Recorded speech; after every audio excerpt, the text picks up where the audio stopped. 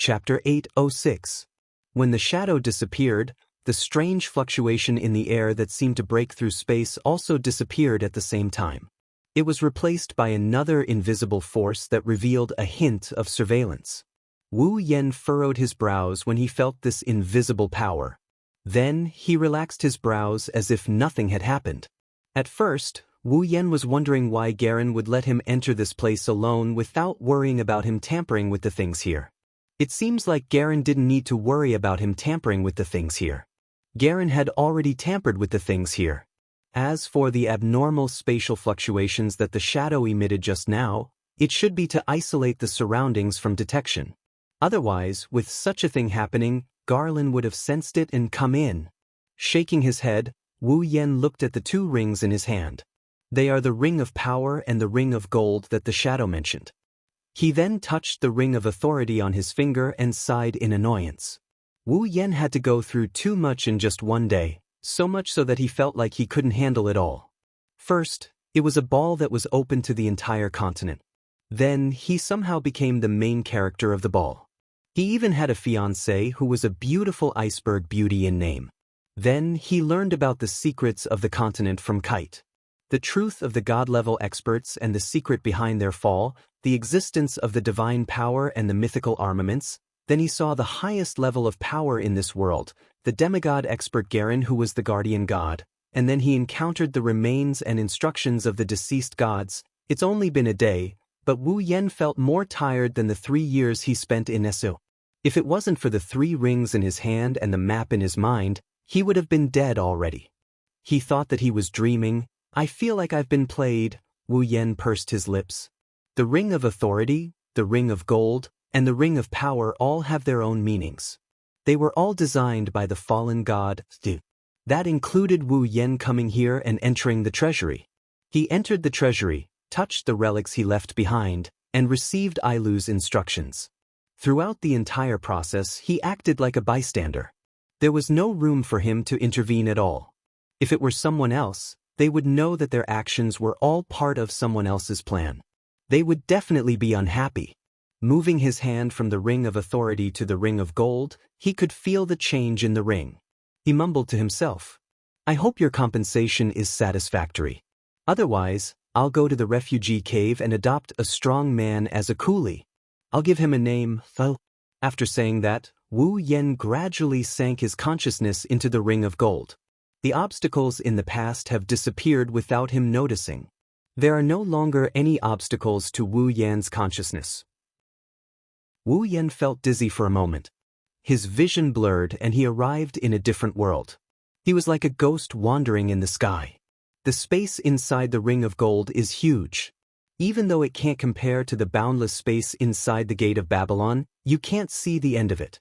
One look and you can tell that this ring of gold is the highest level spatial item in the world of Silveria. Looking around, it's pitch black. There's nothing but some murky air flowing in the space. It's like the bottom of an abyss. There's nothing there. This is natural. Space items have gravity. Items stored inside can't float. Wu Yan cast his gaze to the bottom of the space. When he saw the scene in front of him, Wu Yan's wine-red eyes fluctuated violently, then he became sluggish. Gold glitter. It's really gold glitter. There's an uncountable amount of gold glitter. Those are all gold coins. But it's not just gold coins. Amidst the glittering gold, there was an empty space in the center. Things that were completely different from gold coins were scattered all over the place. Among them, there were heavenly treasures and various materials from magical beasts, just like the treasury outside. There was also a large area of magical crystals. There are low-tier magic crystals, the lowest tier 1 magic crystals. There are also high-tier magic crystals, tier 8 and tier 9 magic crystals scattered all over the place. What made Wu Yan's heart beat faster is the 5 magic crystals in the middle of the pile. They are about the size of a palm. Demigod magic crystals. There are many other things, but all of them are priceless treasures. In here, there are no medicines, battle skills, magic, or armaments that can enhance a person's strength. However, treasures with great value and incomparably precious covered the entire ground. The ring of gold. No wonder it's named after the word Gold. Heavens! Wu Yan was dumbfounded. At this time, the gold coins are still shining brightly. His eyes had been dyed gold by the glittering gold coins on the ground. Although the treasures in the center of the pile are not as important as the gold coins, they are still worth more than the gold coins on the ground. The box containing the ring of gold once said that it contains wealth comparable to the whole world. Wu Yan didn't believe it at first, but now he has no choice but to believe it. The illusory consciousness floating in the air kept swaying. Wu Yan stretched out his hand and pinched his thigh, but there's no pain. Hee. Wu Yan looked like he's been played to death. It doesn't hurt. Am I really dreaming? This action, how to put it, is very stupid. How can a body of consciousness feel pain from a pinch? Wu Yan laughed like a machine for a long time. When his consciousness returned to his mind, he didn't know how much time had passed. One can imagine how much shock the endless gold coins and the treasures in the small area gave him. Without a doubt, the value of the items here is no less than the treasuries outside. Maybe even more. It's worth it. After a long time, Wu Yan spat out these two words. It's really worth it. Magic crystals could be exchanged for ability points, heavenly treasures and demonic beast torso materials could be exchanged for item points.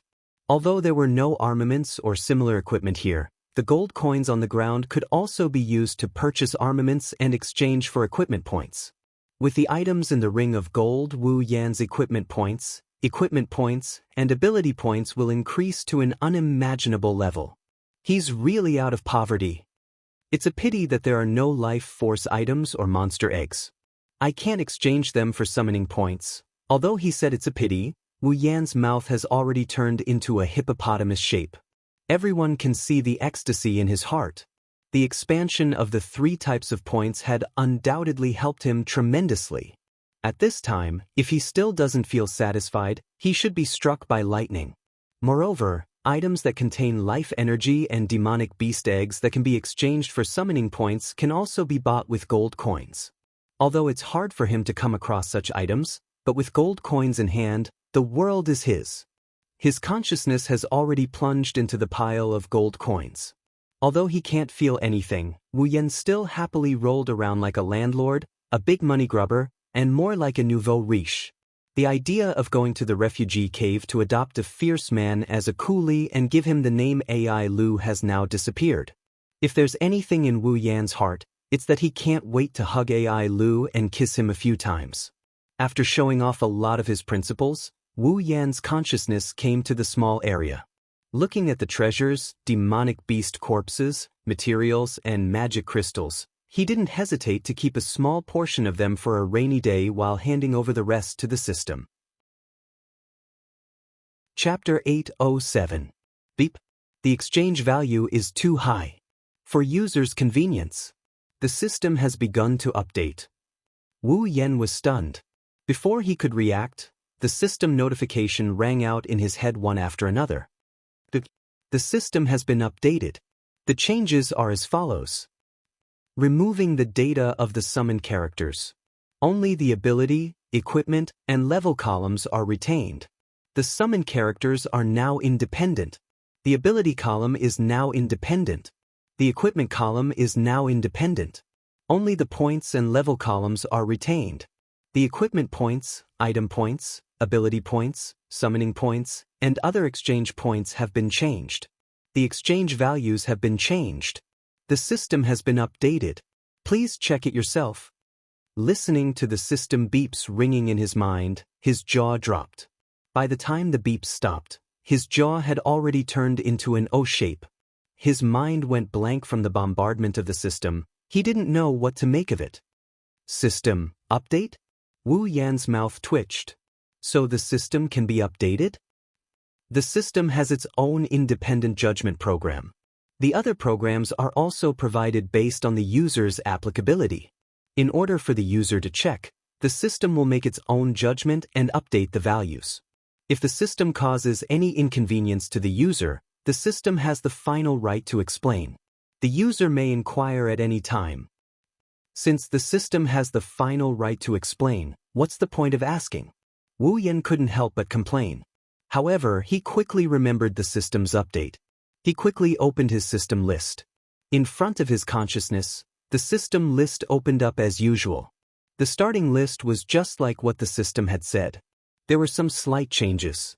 Originally, there were 6 boxes from top to bottom: status, equipment, ability, item, summon, and instance dungeon. Now, there were only 3 boxes left: status, exchange, and instance dungeon. Clicking into the status column, the data that appeared in front of Wu Yen was no longer the same as before. Instead, the names of Wu Yen and a row of girls were displayed. Seeing this, Wu Yen clicked into the option for his name. Character: Wu Yen. Equipment points: 170. Item points: 1270000. Ability points: 17,000. Summoning points: 2300. Level: 79. F***CK. Wu Yen exclaimed and cursed. Why are my points so low? Let's not talk about the points he had obtained from the things he had just handed over to the system. The points that he already had. But it's still more than that. Could it have been swallowed by the system? Just as this thought popped up in his head, the system's voice rang out. The values held by the user have been changed, and the values on the exchange list have also been changed. Please confirm. Hearing this, Wu Yen breathed a sigh of relief. As long as it's not gone, it's fine. He looked at his personal status in front of him. Only his name, 4 types of points, and level were displayed. His previous abilities, equipment, and summoned character statuses were all gone. No, she couldn't say that she didn't see him. Instead, he had become independent. In the upper right corner of his character status, there were 3 additional options: ability, equipment, and summon character. Clicking on the ability option, a list immediately appeared. Abilities: True Ancestor Bloodline, Endless Martial Training, Knight Has Never Died by Bare Hands, Electromancer, LV5. Clicking on the equipment option, the stats of his equipment appeared as well. Equipment: Gate of Wealth, B rank. The summon character option was the same as well. Summons: Misaka Mikoto, Katsura Hinajiku, Ikaros, Astria, Flandra, Scarlet, Shokuho Misaki, Itsuka Kotori, Yatsuka Toka, Toshizaki Kurumi, Shibano, Kinuda Sai, Frenda, Takitsubo Riku, Yakumo, Misaka Sister, 20,000. The 3 options were now independent. If he wanted to check them out, he would have to select them himself. It wasn't like before where they were all stacked together in a small list. There wasn't much to it, but the summoned characters gave him a headache. As for the personal statuses of the girls, the 4 stats of strength, endurance, agility, and spirit were removed, leaving only ability, equipment, and level. It was a lot simplified, but it didn't affect them too much. After exiting this status tab, Wu Yen clicked on the exchange option. The equipment, ability, item, and summoned options appeared in front of him. It was the same as before, but they were grouped into one category, so it didn't affect him too much. Of course, that's not what he's concerned about. What he's really concerned about is how much the values on the exchange list have changed. Thus, he couldn't wait to check out the items on the exchange list. As time passed, Wu Yen slowly understood the changes in the system. Simply put, the exchange values had changed. There weren't as many zeros as before. For example, the lowest grade common armament, rank D, only required 1 equipment point. Some of the better common armament were more expensive by 1 or 2 equipment points. The cheapest rare armament, rank C, was now 100 equipment points. The value had decreased by a lot. It was the same for items, abilities, and summons. Their values had decreased by quite a bit. His exchange points had shrunk, and the exchange points for these items had also shrunk. As a result, the prices of some items had become more expensive or cheaper. For example, Resplendent Breath used to cost 100,000 item points. Now that it had been reduced by 10 times, it only cost 10,000 item points. However, the price had increased by quite a bit. On the other hand, the Town Return Scroll, which used to cost 10,000 item points, had become 1 item point. Although the price seemed cheaper, it was still the same as before. It was the same for abilities and summoning. Some things had become more precious, while some things had also become cheaper. Compared to the past, where the value system focused on power, the current exchange system also took into account practicality and comprehensiveness. The value system had changed considerably. In short, some items had become cheaper, while others had become more expensive. For example, the resplendent breath that had helped Wu Yan a lot. In other words, this system update had both advantages and disadvantages for Wu Yan. However, based on the current situation, the disadvantages outweighed the advantages. Looking at the drastic changes in the exchange list, Wu Yan's eyebrows twitched. His face was flushed red. Thousands of words exploded into a single sentence. System, you tricked me. Unexpectedly, the system replied calmly. User, you're slandering me. Wu Yan's lips trembled. In the end, his shoulders drooped dispiritedly. Even if he protested, what could he do? He also knew that the system's update this time was for his convenience and to make up for some mistakes. For example, a heaven-defying item like Resplendent Breath that could make him invincible for 3 hours would definitely cost more than the previous 100,000 item points. However, it was still disadvantageous to him, wasn't it? He could only say that the system had become more reasonable, but the victim was himself. It's not all bad. At least the return scroll only costs 1 item point. It's too cheap. Wu Yan forced a smile to comfort himself.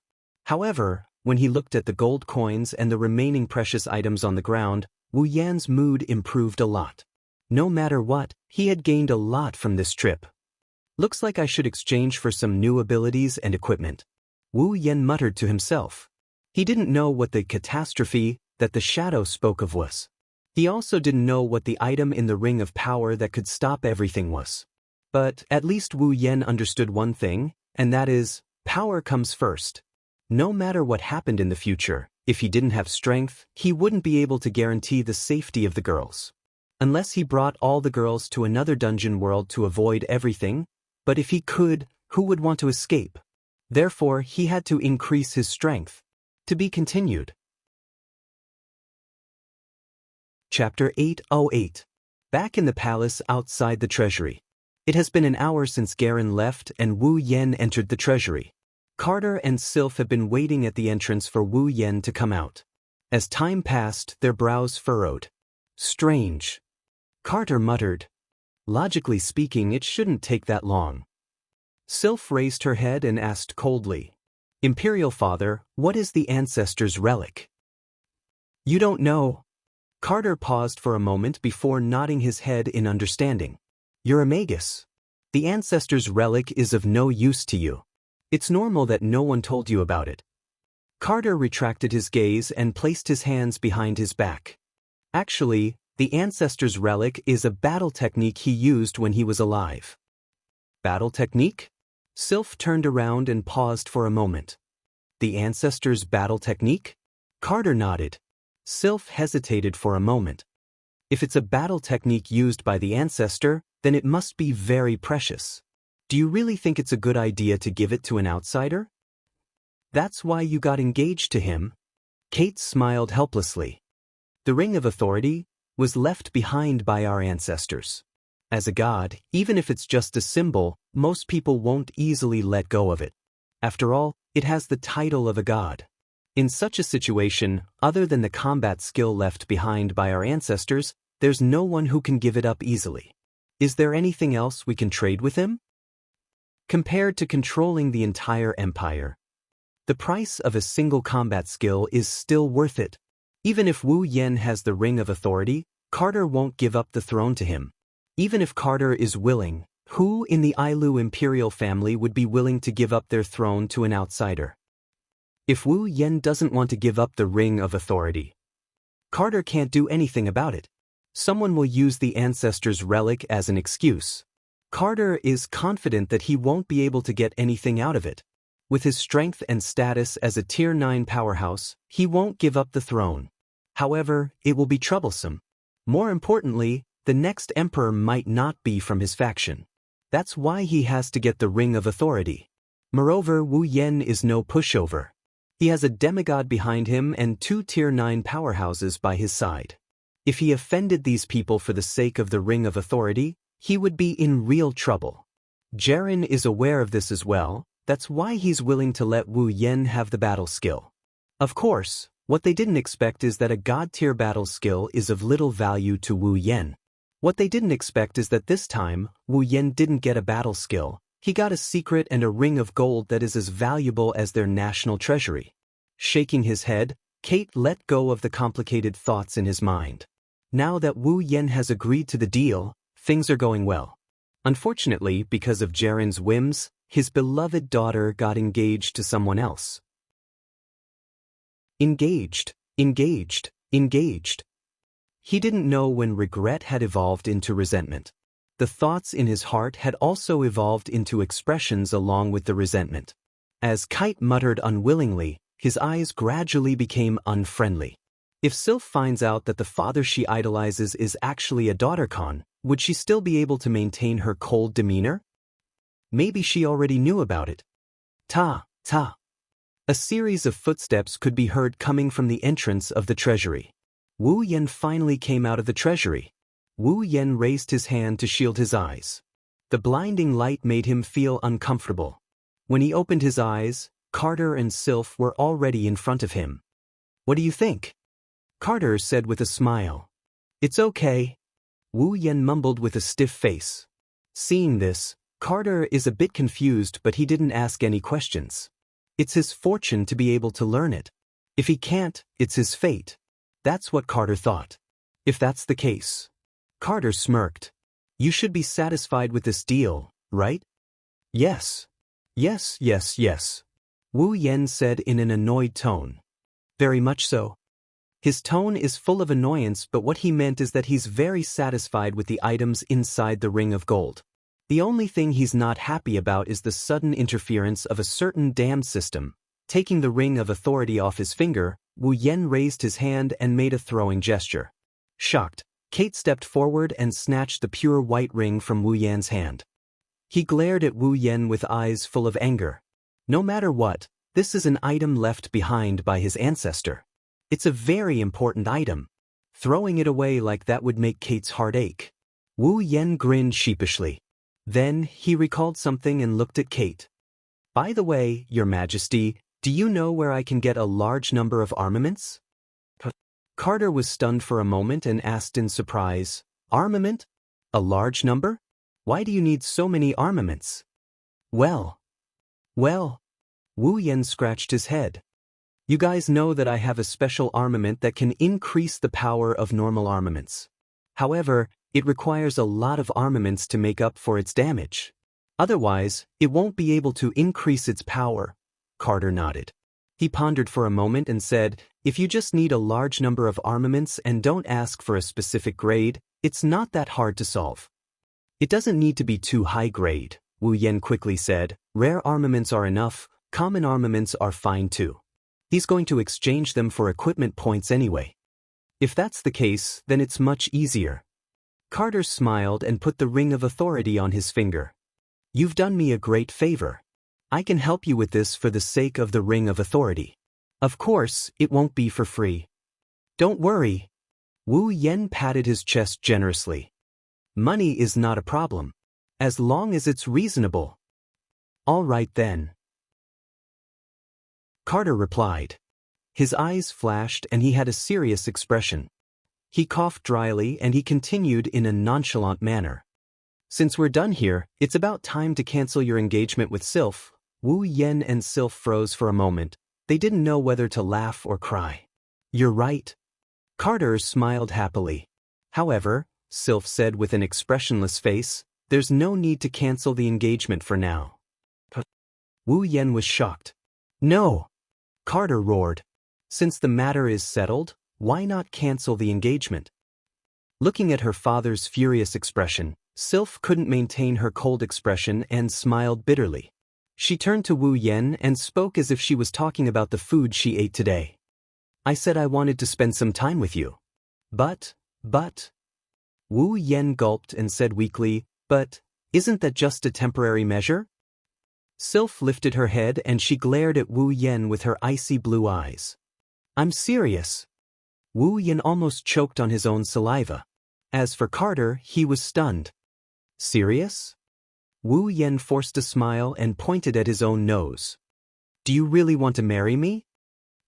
Sylph glanced at Wu Yen.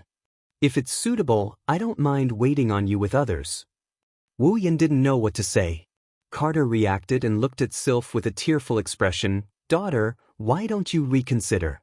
Sylph didn't say anything, she just shook her head. Kate laughed, but soon began to cry again. Chapter 809. Spalier World Academy, Villa District. Well, that's how it is. Wu Yen told Hinajiku, Kotori, and Kurumi what he saw in the treasury. The three girls fell silent. They are still digesting what Wu Yen told them. Although it's best to keep what he encountered in the national treasury to himself, otherwise it would only cause more trouble. However, he has absolute trust in the girls around him. If he tells them, they can help him come up with a plan. Besides, Hinajiku and the other two are girls who can see the big picture. They wouldn't just blabber about such an important matter. Of course, Astria and the other girls might not be the same. It's not that Wu Yen doesn't trust Astria and the girls. It's just that with their personalities, even if it's something important, it's very likely that they'll use it as a joke after dinner.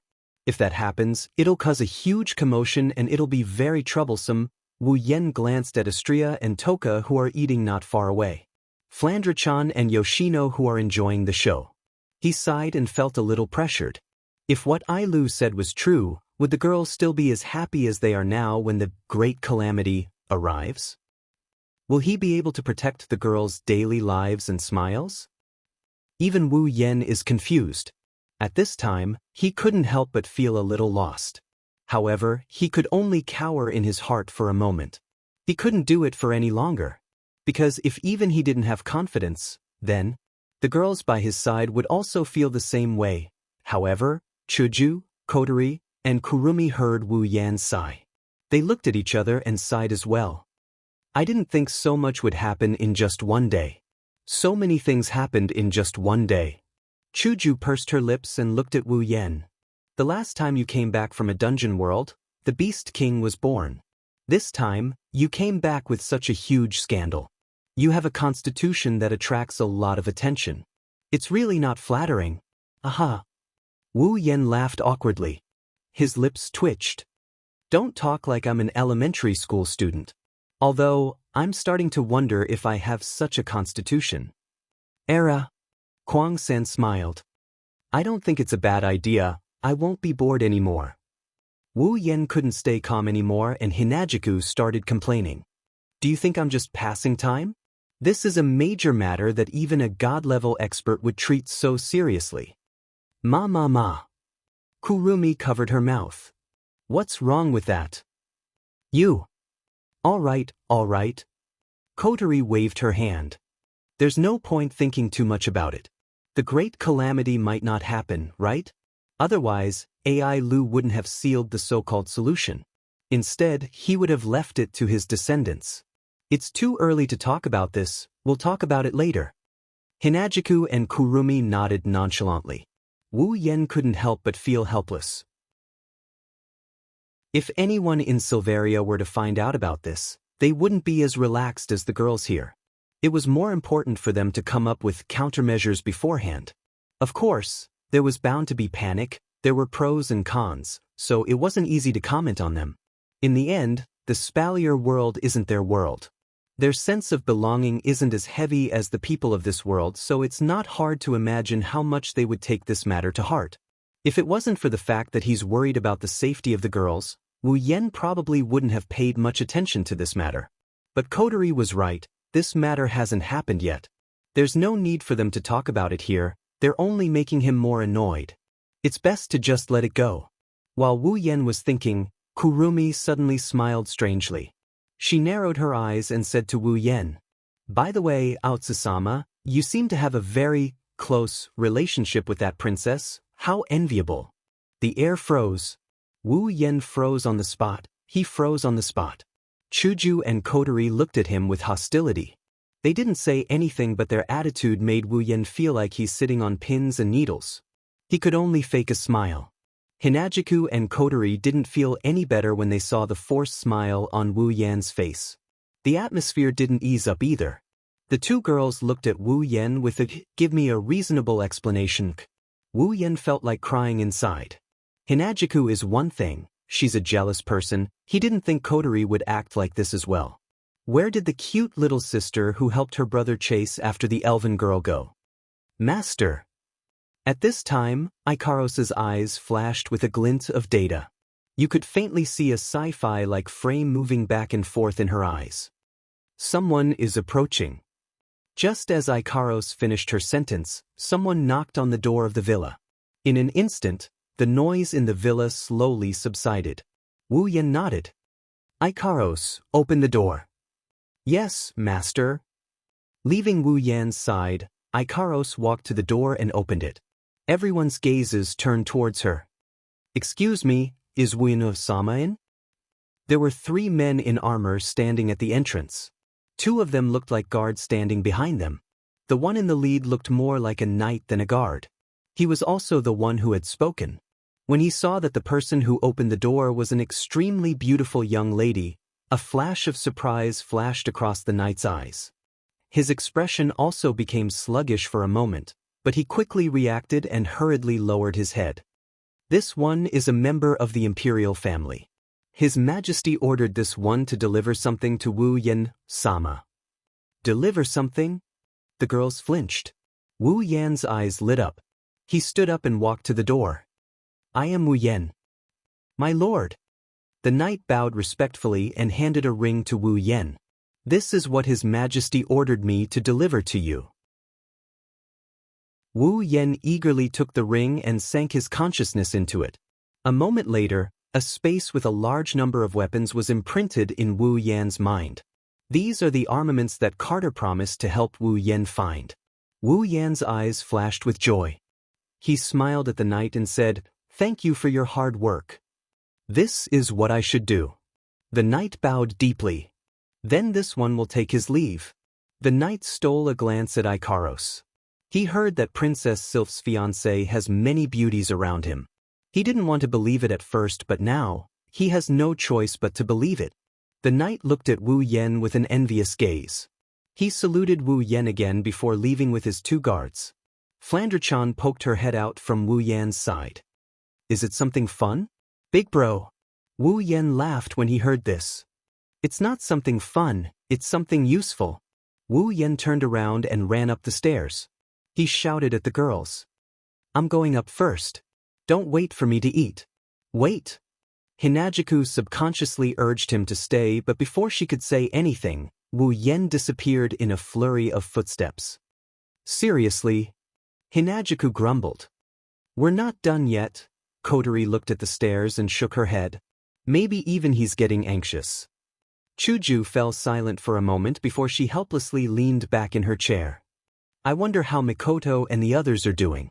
Are they doing well in the behemoth forest?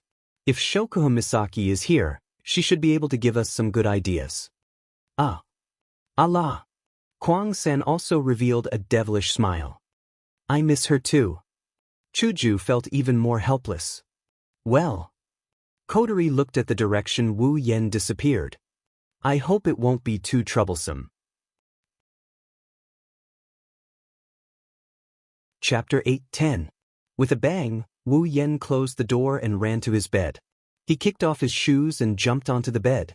He picked up the armaments that Carter sent over and began to inspect them. The amount of armaments in the space ring was very impressive, but the quality was a bit lacking. Almost 80% of them were common armaments and the rest were rare armaments. Even though he already knew this, Wu Yan still felt a bit helpless. Well, it didn't cost much anyway. A certain person who recently became rich said. Even though Carter sent over a lot of armaments, the cost wasn't even 1/10,000th of the gold coins in the ring of gold. If it wasn't for the fact that 20% of them were rare armaments, it probably wouldn't even be 1/10,000th of the gold coins. From this, it could be seen how much gold coins there were in the ring of gold. With a flip of his hand, Wu Yen handed over all the armaments in the space ring, including the ring itself, to the system. Ding. Obtained 12,000 equipment points. 12,000 equipment points? Wu Yen scratched his head. The system update made him unable to react to the amount of equipment points he received. According to the current exchange value, the cheapest D-grade common armament was 1 equipment point, the cheapest C-grade rare armament was 100 equipment points, and the cheapest B-grade gold armament was 1,000 equipment points. In other words, 12,000 equipment points could be exchanged for 12 of the cheapest gold armaments. Of course, the cheapest, it should be a lot, right? Wu Yen sighed. Even though the system update made it easier for him to check, Wu Yen still couldn't get used to it. After all, his thought process was still stuck at the time when a rare armament cost more than 100,000 equipment points. Character, Wu Yen equipment points, 12170 item points, 1270000 ability points, 17,000 summoning points, 2300 level, 79. After checking his current points, other than summoning points which were still the same as before, the other 3 points had increased by quite a bit. Compared to the previous value, it had increased a lot. It was enough for Wu Yen to squander. At that moment, Wu Yen first clicked on the ability option in the exchange. Then he hesitated for a moment when he saw the skills, talent, and lineage options that appeared. He clicked on the skills category. The advantage of a skill-type ability was that it could be learned. It's your own. It would completely imprint the method of usage into the user's mind, becoming the user's memory. With this memory, even if Wu Yen did not have the system, he would still be able to use it. If he were to return to his previous life as an otaku, he would still be able to use this ability. Therefore, when choosing an ability, Wu Yen would first look for the skills category, then the talent category. As for the lineage category, for him who already had the true ancestor's bloodline, it became the ability option with the lowest requirement. After the system update, the values of the skill-type abilities had changed a lot. For example, the complete memory ability that used to require 10,000 ability points now only required 100 ability points. As for the infinite armory that used to require 150,000 ability points, it had depreciated to 1,500 ability points. The various values had decreased by about 100 times. In other words, the total of 17,000 ability points on Wu Yen was roughly equivalent to 1.7 million ability points from before. Realizing this, Wu Yan's spirit was also lifted. This level of ability points was enough for him to squander.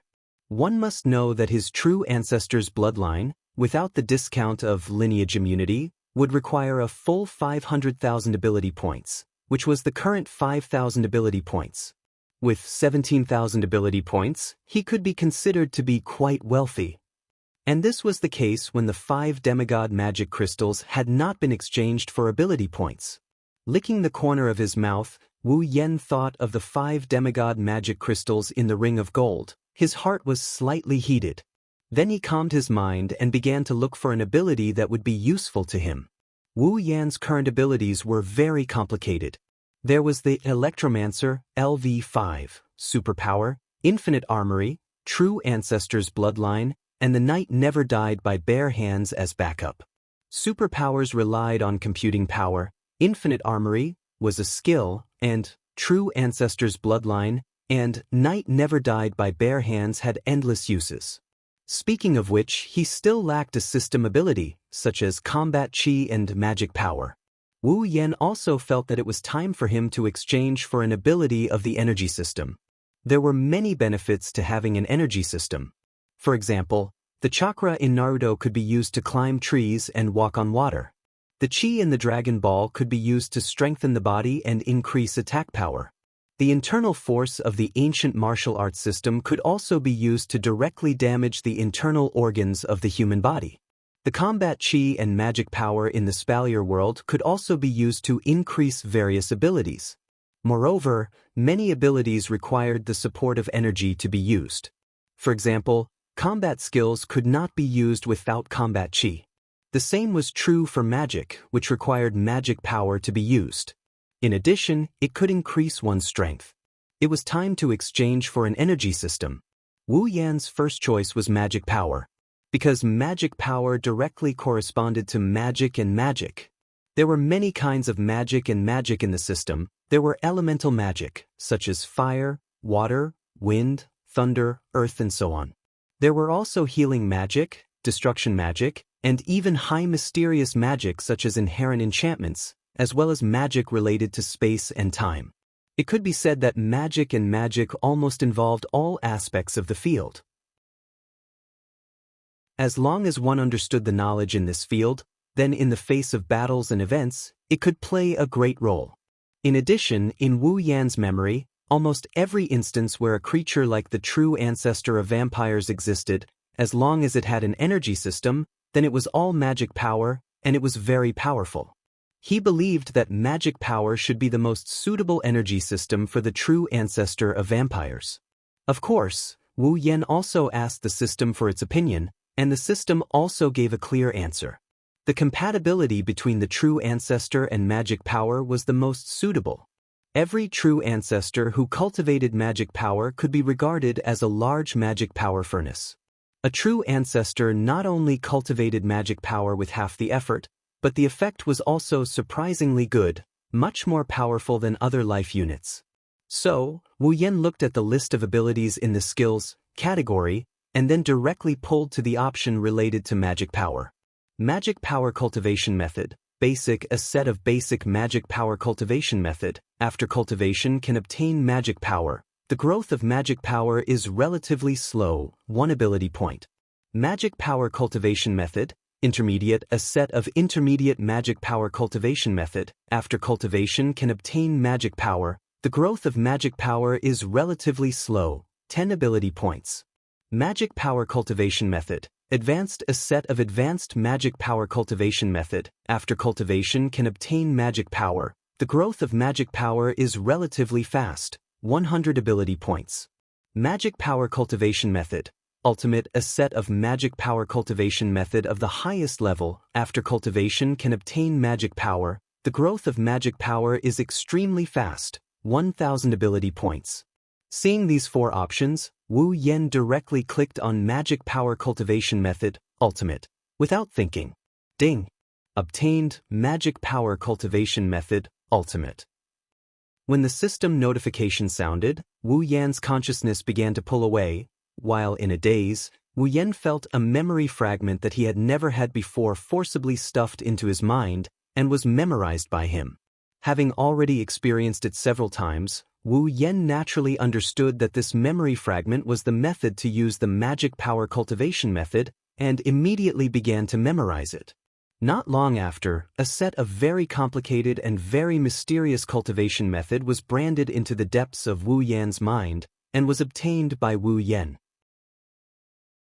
His consciousness swept over this set of magic power cultivation method. Wu Yan held his breath and gently closed his eyes. According to the cultivation method in his memory, began to extract magic power. Similarly, not long after, a faint and somewhat mysterious fluctuation appeared on Wu Yan's body, visible to the naked eye. A surge of air reverberated on the surface of his body, and with a rapid trend, it gradually grew, and did not stop for a long time.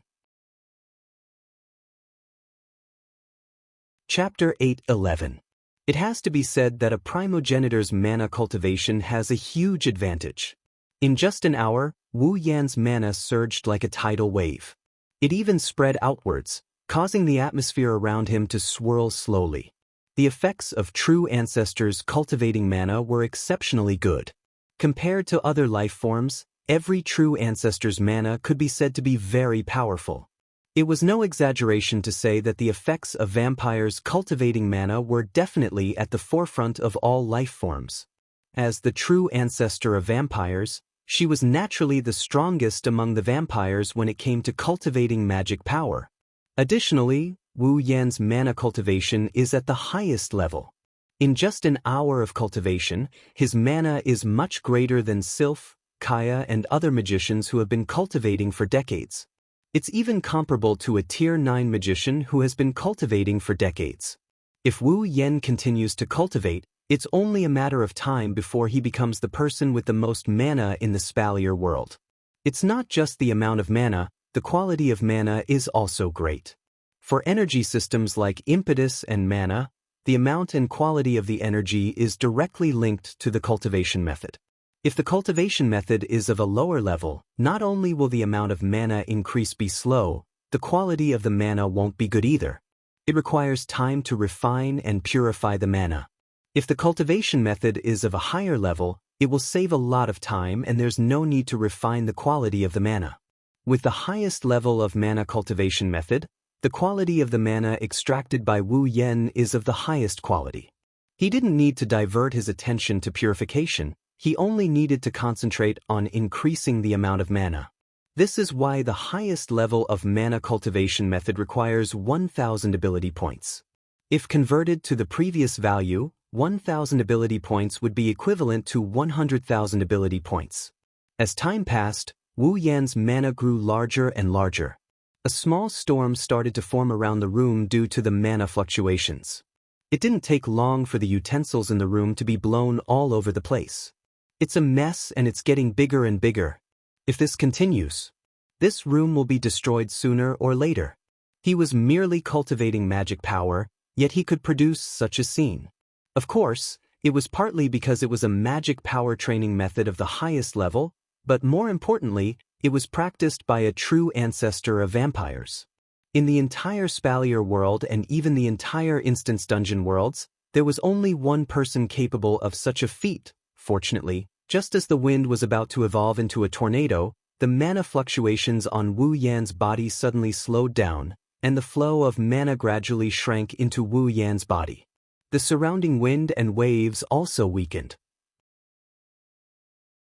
By the time Wu Yan's mana was completely withdrawn into his body, the surroundings had completely calmed down, leaving behind a room as messy as a garbage dump. Utensils were scattered all over the floor, creating a very messy scene. On the bed, Wu Yan gently opened his eyes. In an instant, the pair of wine-red pupils seemed to be suffused with a golden light, accompanied by an indescribable flash of light. The flash was like an illusion. However, the luster in his eyes became even deeper, like a ferocious beast hiding in the abyss. Wu Yan stretched lazily and exhaled in satisfaction as he sensed the tremendous amount of mana flowing through his body. As expected of the energy system most compatible with a true ancestor of vampires.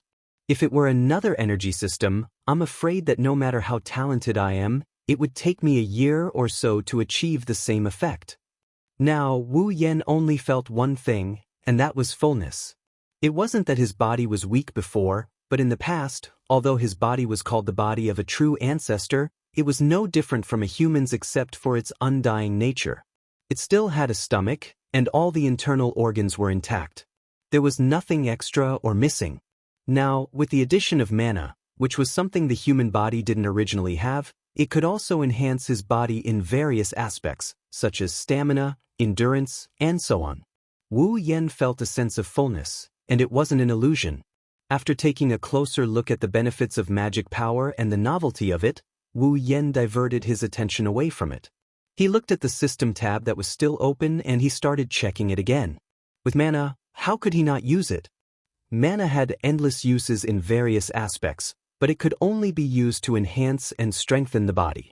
To truly show the value of mana, one needed to know how to use it. For example, magic and magic. The magic in the system was different from the magic in the Spalier world. The so-called magic was to use a mysterious method not known to ordinary people to reproduce the things that could be done through human technology with the power of an individual. For example, magicians only needed to use magic to build a tall building. It could be done in just a few seconds, but human technology would take days or even years. This was the power of magic. Another example would be humans making fire. Magicians could also use magic to make fire. The difference was that humans used fire, while magicians could manipulate fire. Usually, humans could also do this. Magicians used magic to construct power, to use this mysterious method, which was called magic. In the Spalier world, the ice magic used by Sylph and Lulu the wind magic used by Kaya, and other types of magic are all magic in the system. Magic, on the other hand, can create miracles that even magic and human technology can't do. For example, it can interfere with time, or it can bring the dead back to life. These are things that humans can't do no matter how much time and resources they have. But magic can. This is also the main difference between magic and magic in the system. To put it simply, what humans can do with technology can be done with mana. This is magic. Something that humans couldn't achieve with their own technology, but with the use of magic, they could achieve a miracle. That was magic. Of course, there are many ways to use mana. It can't only be used for magic or magic. However, these two are the most obvious ways to use mana. That's why Wu Yan chose to use these two mysterious powers. There are so many magic tricks in the system that it's a headache. Wu Yan can't exchange them all at once. The best way is to exchange them all at once. Coincidentally, there's a very subtle ability in this skills category that can do this. 103,000 grimoires, originally from the Magic Manual. It is a medium of knowledge that contains all sorts of magic tricks, spells, and mystical techniques from all over the world. It can be used as a pure form of knowledge. The user can directly access all the relevant knowledge. However, the source of the knowledge has the side effect of corrupting the user's mind. If used as an ability, the user will be immune to this side effect and gain access to all the information recorded in the 103,000 grimoires. Cost: 15,000 ability points. When Wu Yan saw this ability, he had two feelings. One is that it's strange, and the other is that it's expensive. Strange, of course. 103,000 grimoires. Since it's a grimoire, it should be a physical object. It should be more suitable to be categorized as a tool or equipment. As for how expensive it was, he had reduced his remaining 16,000 ability points to 1,000 ability points. How could that not be expensive? Of course, it's expensive, but he won't have to worry about not having any magic tricks to use. 103,000 grimoires contain all the techniques recorded in the Magic Manual. It's not that Wu Yan can use it, it's just that he can't use it. The introduction also says that 103,000 grimoires are pure knowledge. It's understandable that they can be converted into memories and be used by the user. It's that 15,000 ability points that makes Wu Yan's heart throb. If it hurts, then so be it. It's worth it to be able to get the knowledge inside. Pursing his lips, Wu Yan made up his mind and clicked on the exchange. In the next moment, his mind was suddenly filled with fragments of memories. Chapter 8:12. Phew! After an unknown amount of time, Wu Yan finally opened his eyes. While digesting the memories he received, his eyes were filled with unconcealable exhaustion. It wasn't a pleasant feeling to have an imaginary memory forcibly stuffed into one's head, not to mention that it was 103,000 grimoires. Even if the side effect of polluting one's mind was eliminated because it was a skill ability, the amount of knowledge in it was enough to wrap the entire earth into a rice dumpling if one were to put every single word together. With so many memories in his head, it's already good that he didn't go insane, but exhaustion is inevitable. While he's tired, Wu Yan is also excited. His head is filled with all kinds of magic techniques, his body has magical power, and with the support of the infinite martial arts, Wu Yan doesn't even need to practice, he can just use the magic techniques recorded in the 103,000 grimoires. Other people can't learn such a huge amount of magic in their lifetime. Wu Yan can learn it all just by clicking on the system list a few times. This is the advantage of the system. Now, Wu Yan can rely on everything he learned. He doesn't need any superpowers, he doesn't need any other mystical abilities. The current him, even without the system, still has the capital to become strong. 16,000 ability points, it's worth it. Rubbing his forehead, his face. Tired and excited at the same time, Wu Yan's expression is very contradictory, but it's the best way to express his mood. After calming down, Wu Yan forced himself to focus. He reached out and clicked on the system list in front of him. Next is equipment. Wu Yan has a lot of equipment. Gate of Babylon, Meteor Shower, Fraxinus, iron sand, iron sand, iron sand, gold armaments, iron sand, and gold armaments. In terms of equipment, he doesn't lack any. He wanted to be able to directly increase his strength like an ability. There was no point in simply increasing the number of equipment he had unless he exchanged them for A-grade equipment, which was a legendary armament. However, Wu Yan had already checked. The cheapest legendary armament cost 100,000 equipment points. With just his 12,000 equipment points, it was not enough. Wu Yan needed equipment with special effects. Out of boredom, Wu Yan flipped through the entire exchange list. He removed the equipment that was worth more than the equipment he had and began to read the descriptions one by one. He didn't have much hope, but when he saw an equipment, Wu Yan's hand paused.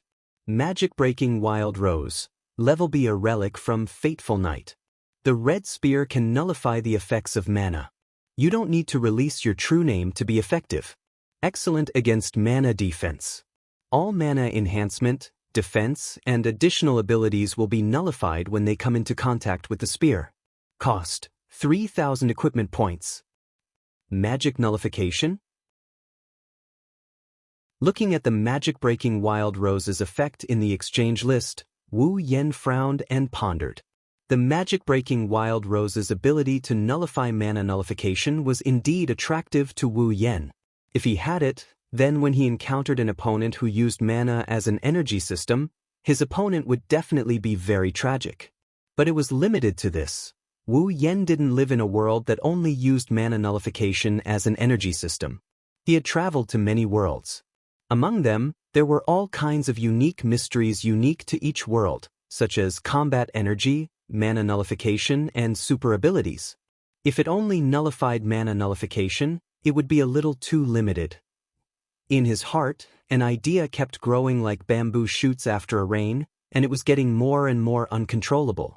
After repeatedly verifying this sudden idea, Wu Yan raised his head and spoke. System, is there a way to make the magic-breaking wild rose's target transition from mana nullification to all super abilities? His voice echoed in the messy room and even reached Wu Yan's ears. Hearing this sentence, even Wu Yan was a little surprised. Did he really come up with such an idea? It seemed that even the system didn't expect Wu Yan to suddenly ask such a question. For a moment, it didn't answer Wu Yan's question. Only when the echo-like voice faded away, the system's voice sounded in Wu Yan's mind. According to the system's judgment, the user's proposal is feasible. Wu Yan was stunned, but when he came back to his senses, he couldn't help but be ecstatic. Really? Tell me what to do. The system slowly said in a cold voice, if you want to change the special effect of the equipment, you will also need to modify the equipment itself. The system can help the user modify the equipment, and according to the requirements, a certain amount of points will be charged. Modify? Wu Yan lowered his head, hesitated for a moment, and then directly said, then modify it. Change the anti-magic effect of magic-breaking wild rose to an ability that can break all abilities. Beep. Modify magic-breaking wild rose. According to the user's requirements, user will need to pay an additional 7,000 equipment points and 10,000 item points. Do you want to modify it? 7,000 equipment points, 10,000 item points. Wu Yan nodded. Modify it. Modifying in progress. After the notification, a flashing red spear suddenly appeared in front of Wu Yan, floating in the air. A strange light enveloped the entire spear, as if a large hand was squeezing something, constantly wriggling. As the strange light gradually wriggled, strands of golden lines crawled up from the end of the red spear, like a vine wrapping around the entire spear, until finally the tip of the spear was contained within, then suddenly trembled and disappeared into the spear under Wu Yan's gaze. Ding! Modification complete. Wu Yan's lips curled into an excited grin as he stared at the dark red spear floating in front of him.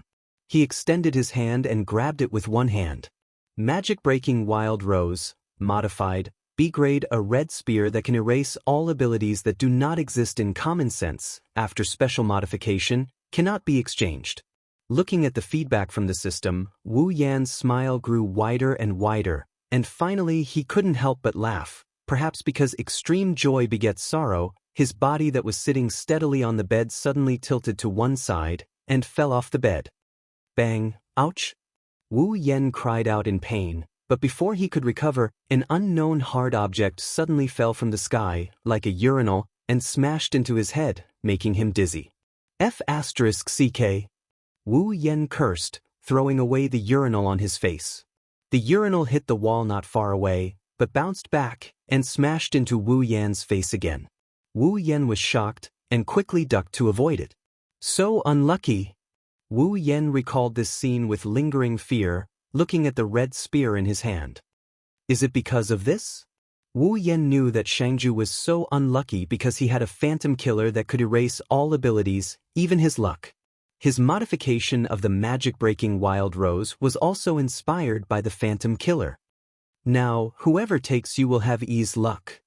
Wu Yan didn't know whether to laugh or cry. Fortunately, he didn't need to throw the spear in the gate of Babylon, or else he would be in big trouble. Since you have the exact same effect, then you should be called the Phantom Killer. Character, Wu Yan. Equipment points, 2170. Item points, 1260000. Ability points, 1000. Summoning points, 2300. Level, 79. Chapter 8:13. In the villa, several young girls were laughing and playing in the living room. Their pleasant laughter spread everywhere, and it sounded very happy. Even Kurumi, who usually only likes to quietly drink black tea, was playing with Flandre-chan and Yoshino for a while. The joyful atmosphere was obvious. From time to time, the girls would cast their gem-like eyes towards the upper floors of the villa. They would stare at the door of a certain room as if they were anticipating something. They seemed to be enjoying it. It had only been less than half an hour since the girls woke up. However, in this half an hour, each of them had cast their gazes towards the door of that room no less than 10 times. However, they pretended that they didn't care. Wu Yan has been in the room for an entire day. However, Wu Yan showed no signs of coming out of his room. Xianxia and the others are worried. They suggested calling him out several times, but they were stopped by Chuju and Kotori. Even though they are worried, they sensed a dense wave of mana fluctuating in the room ever since Wu Yan entered the room. It's getting stronger and stronger. Hinajiku, Kotori, and Kurumi sensed Wu Yan's aura from the mana fluctuation. It's probably Wu Yan's handiwork. Based on Wu Yan's actions yesterday, they deduced that Wu Yan must have exchanged for a new ability and he's currently cultivating it. When he comes out of his room, he'll probably be dead. He will definitely improve by leaps and bounds when he comes out of the room. It's not the right time to wake him up. Kotori would have dragged Wu Yan out of the room otherwise. Since the first day she met Wu Yan, the task of waking him up has always been her younger sister's daily routine. Looks like there's no result for now. After waiting in the hall for a while, Kotori let out a sigh of relief when she saw that there were no other movements apart from the fluctuating mana waves in the upper level of the mansion. She stopped paying attention to the door and started enjoying her dessert. Of course, it's the jewel. Just as Kotori gave up on her observation, the fluctuating mana in the room suddenly expanded.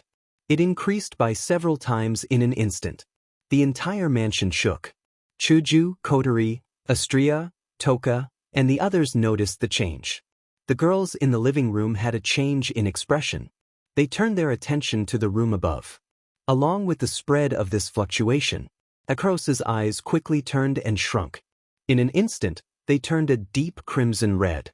Behind her, a pair of pink wings flapped and she flew towards the direction of the room. The other girls came to their senses and rushed towards Wu Yan's room. Under Ikaros's lead, they barged into the room and looked at the direction of Wu Yan's bed. Wu Yan's eyes were closed. Instead of reacting to the invasion of the girls, a surge of magical energy slowly surged in his body and continued to rise. In a very short period of time, it surpassed the previous peak level and continued to rise. They felt Wu Yan's rapidly increasing mana fluctuation. The girls are nervous because they can't tell if this is a good thing or a bad thing. They didn't dare to act rashly. They huddled together as they stared at Wu Yan's figure on the bed. Their bodies tensed up as they stared at Wu Yan's figure. If anything happens, they will rush to Wu Yan's side at the first sign of trouble. The stalemate continued. Wu Yan's mana surged for about 10 minutes. Towards the end, the rate of increase slowed down until it reached a certain peak. Another minute later, the mana stopped expanding and it shrunk back into Wu Yan's body as if it had reached its limit. The mana flow slowly receded back into his body as if it was being sucked in by a ventilator. As the mana flow receded back into his body, Wu Yan's face became redder and redder.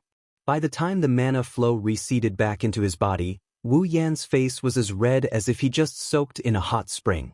Then his face returned to normal. His closed eyes trembled.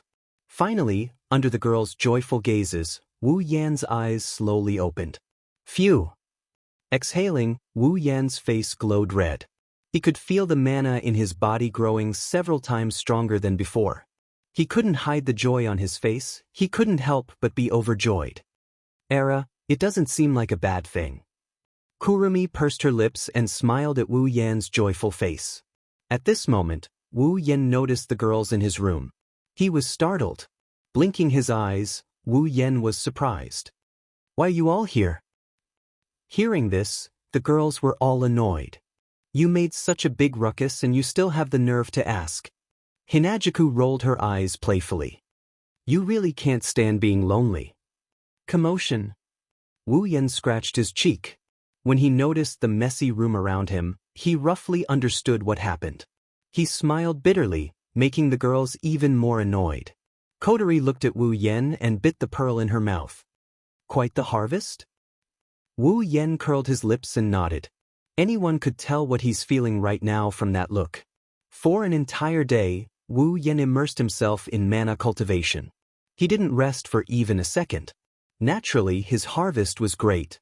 If at the beginning Wu Yan's mana was a stream, then now, the mana that filled his entire body could be described as an ocean. Under the effects of the highest level of mana cultivation and the body of a true ancestor, Wu Yan's talent was fully displayed.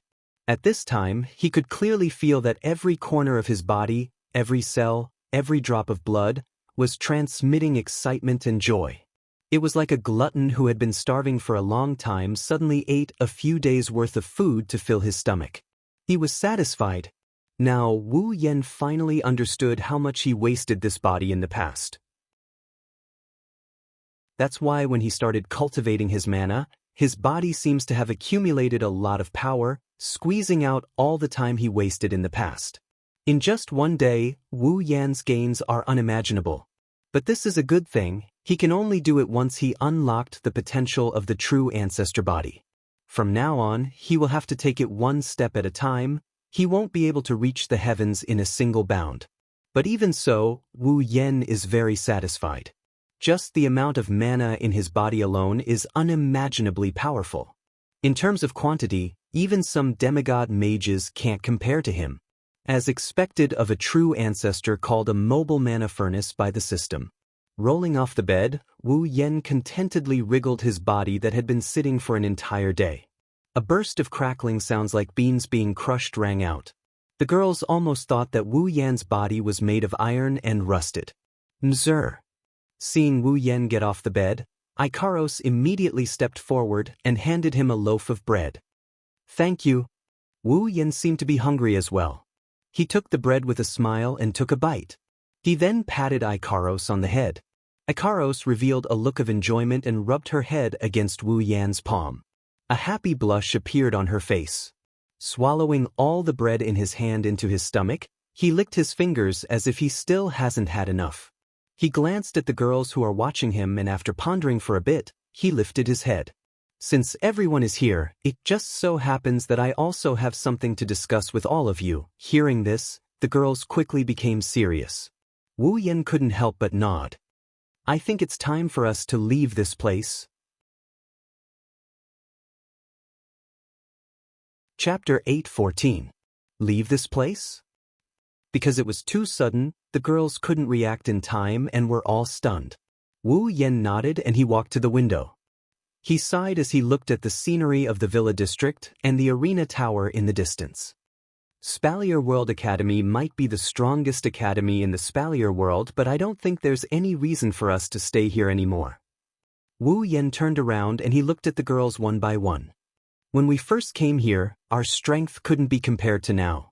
At that time, Kotori, Kurumi, Toka, and Yoshino hadn't come to our side. This was the most famous gathering place of the continent's geniuses. Lulu and the others were also here. We came here with the intention of seeing them and improving our strength. But now, Spalier World Academy can't keep up with our progress, they can't meet our requirements. Wu Yen said helplessly, "There's no point in staying here any longer, and leveling up is a big problem. So, I think it's time for us to leave." "Leave, huh?" The girls looked at each other in silence. It's unknown if they were reluctant to leave this place or if they were lost. Well, not all of them are like that. Ikaros quietly walked to Wu Yan's side and tugged at his sleeve. "Ikaros will go wherever our goes." Ikaros's simple and gentle words woke up the girls around her. They looked at each other and smiled. "Ikaros-senpai is right." Astria jumped to Wu Yan's side. Opposing Ikaros, she also tugged at Wu Yan's other sleeve. "Wherever our goes, Astria goes too. Flan too. Flan too." Flandra-chan jumped into Wu Yan's embrace, not wanting to be left out. "Oniai-chan, you can't leave Flan behind." "Why you still have me?" Yoshino came over timidly. "You guys." Wu Yan shook his head, but he couldn't help but smile. "Stop surrounding Shido." Ikaros and the others leaned on Wu Yan intimately. Toka got jealous. She stomped her feet and yelled, "I won't leave Shido either. Don't leave me behind," she yelled. Toka pounced on Wu Yan. She overloaded Wu Yan's body. Bam! Both of them fell to the ground. Hinajiku, Kotori, and Kurumi couldn't help but bitterly chuckle. "He said he's leaving." Hinajiku stepped forward and helped Flandra-chan and the four sisters up. She turned to Wu Yan. "Where are we going? Do you have a destination?" Wu Yan grinned and waved his hand. "Let's go to the Behemoth Forest first. Mikoto and the others are still there." "What about that Feifei-senpai?" Kotori tapped her finger. "Aren't you close with them? It's not good to leave just like that, right?" "Well." Wu Yan shrugged. "Of course we have to tell them before we leave so they can't find us. Feifei-senpai is fine, but Lulu is a different story. It won't be a joke if things get out of hand." Thinking about Lulu's personality, Hinajiku felt a headache coming. "Do you need us to go with you?" "No need." Wu Yan shook his head. "See if there's anything you guys need to pack. Go prepare some food as well. Get everything ready." The girls nodded in agreement. Wu Yan looked at the girls and nodded with a smile. Mana surged out of his body and enveloped Wu Yan. Under the girls' shocked gazes, a purple magic formation rippled beneath Wu Yan's feet. Then, Wu Yan disappeared from the spot. It disappeared. Astria and the others gasped. "A new ability?" Chuju turned to Kotori. Kotori stared at the spot where Wu Yan disappeared. When Wu Yan disappeared, she felt a ripple similar to a spatial quake. However, it was much milder and less violent. A spatial ability? Kurumi licked her lips and smiled wickedly. "Interesting." Spalier World Academy, Fatal Forest Headquarters. In a room on the top floor, Feifei is sitting on a chair. She's wiping Night Elf with a clean white cloth. She's taking care of her beloved sword. Lulu is lying on the sofa beside her. She's kicking her legs lazily. At a certain moment, Feifei, who was wiping her sword, suddenly stopped. Her pupils shrunk and she stood up abruptly, giving Lulu a big fright. She pointed the night elf in her hand forward and said coldly, "What are you doing?" "Who is it?" Feifei said. Space rippled and a figure appeared. Wu Yan appeared in front of the two girls. "Yo." Wu Yan waved his hand at the two girls who are still in a daze. "Feifei, you have sharp senses." "Yan." Feifei put away Night Elf and stared at Wu Yan's face. She said hesitantly, "You just, that." "Oh, that." Wu Yan curled his lips. "That's spatial manipulation magic. I just learned it recently. Spatial manipulation magic? Yes, it's magic. Wu Yan walked over to Lulu and sat down beside her. Lulu finally reacted to the situation and she exclaimed, "Why you here? Why did you come all of a sudden?" Wu Yan frowned and grabbed Lulu's face. "Sorry, that's how I suddenly came here. Space control, magic?" Fei Fei frowned. She shook her head as if she couldn't get over it. She looked at Wu Yan. "Do you need something from me?" Wu Yan stopped his hand from Lulu and nodded. "I'm leaving." "Leaving?" Fei Fei and Lulu exclaimed at the same time. "Why are you leaving?" Fei Fei's expression turned serious. She stared at Wu Yan. "Did something happen? Did someone bully you?" Lulu was anxious. "If someone bullies you, tell me. I'll teach them a lesson for you." "Haha." Wu Yan laughed dryly. "Thank you so much. Unfortunately, it's not." "Then why did you leave?" Lulu grabbed Wu Yan's arm and hugged him with all the strength she could muster. "Isn't it good to be here? Did I make you angry? Let me apologize." Seeing Lulu's anxious expression, Wu Yan felt pity for her and rubbed her head. "It's not like that. It's just that we can't improve much in the Spalier World Academy. That's why we want to go out and explore." Lulu's eyes were filled with tears. "Then I'll go with you." "This." "All right, Lulu." Fei Fei, who had been silent all this while, raised her head and took Lulu's hand. "You're not strong enough yet. If you go with them, you'll only be a burden." "Fei Fei." Lulu looked at Fei Fei and finally couldn't hold back her tears. She threw herself into Fei Fei's arms and sobbed. "Lulu, don't cry." Wu Yan smiled bitterly and comforted her. "It's just leaving the academy. It's not like we'll never see each other again." But. Lulu sobbed and said, "I'll miss you guys so much." Wu Yan was speechless when he heard Lulu's words. Wu Yan sighed and rubbed Lulu's head. "I'll keep in touch with you at all times. If you miss us, come and find us when you've become stronger." "Really?" Lulu lifted her tear-stained face from Fei Fei's arms and looked at Wu Yan. "You can't lie to me." "Don't worry." Wu Yan smiled gently. "I won't lie to you." Wu Yan looked at Fei Fei. Fei Fei nodded at Wu Yan. There was no reluctance in her eyes, only understanding. "Be careful." But Wu Yan clenched his fist. "Don't worry." Chapter 8:15. A piece of news slowly spread through the Spalier World Academy. The content of the message was very simple. Although it was simple, it made every student who heard it feel extremely shocked. The strongest student right now, Wu Yan, along with a group of girls beside him, applied for graduation. Graduation, this word wasn't unfamiliar. In the Spalier World Academy, there were students who graduated every year. There was a rule in the academy: students above the age of 25 were not allowed to stay in the academy. Students above the age of 25 were required to take the graduation test. If they passed, they would graduate. If they failed, they would be expelled. Regardless of whether it was the students who participated in the graduation test before reaching the age of 25, or those who were still unable to pass the graduation test at the age of 25, these two types of people were born every year in the academy. However, there was no one who took the initiative to apply for graduation and participate in the graduation test before reaching the age of 25. This was to be expected. Silveria World Institute was the only institute in the world. It was a joint venture between the 3 empires and the 9 great houses. Here, resources from all over the world could be found. There was nothing you couldn't think of, but nothing you couldn't find.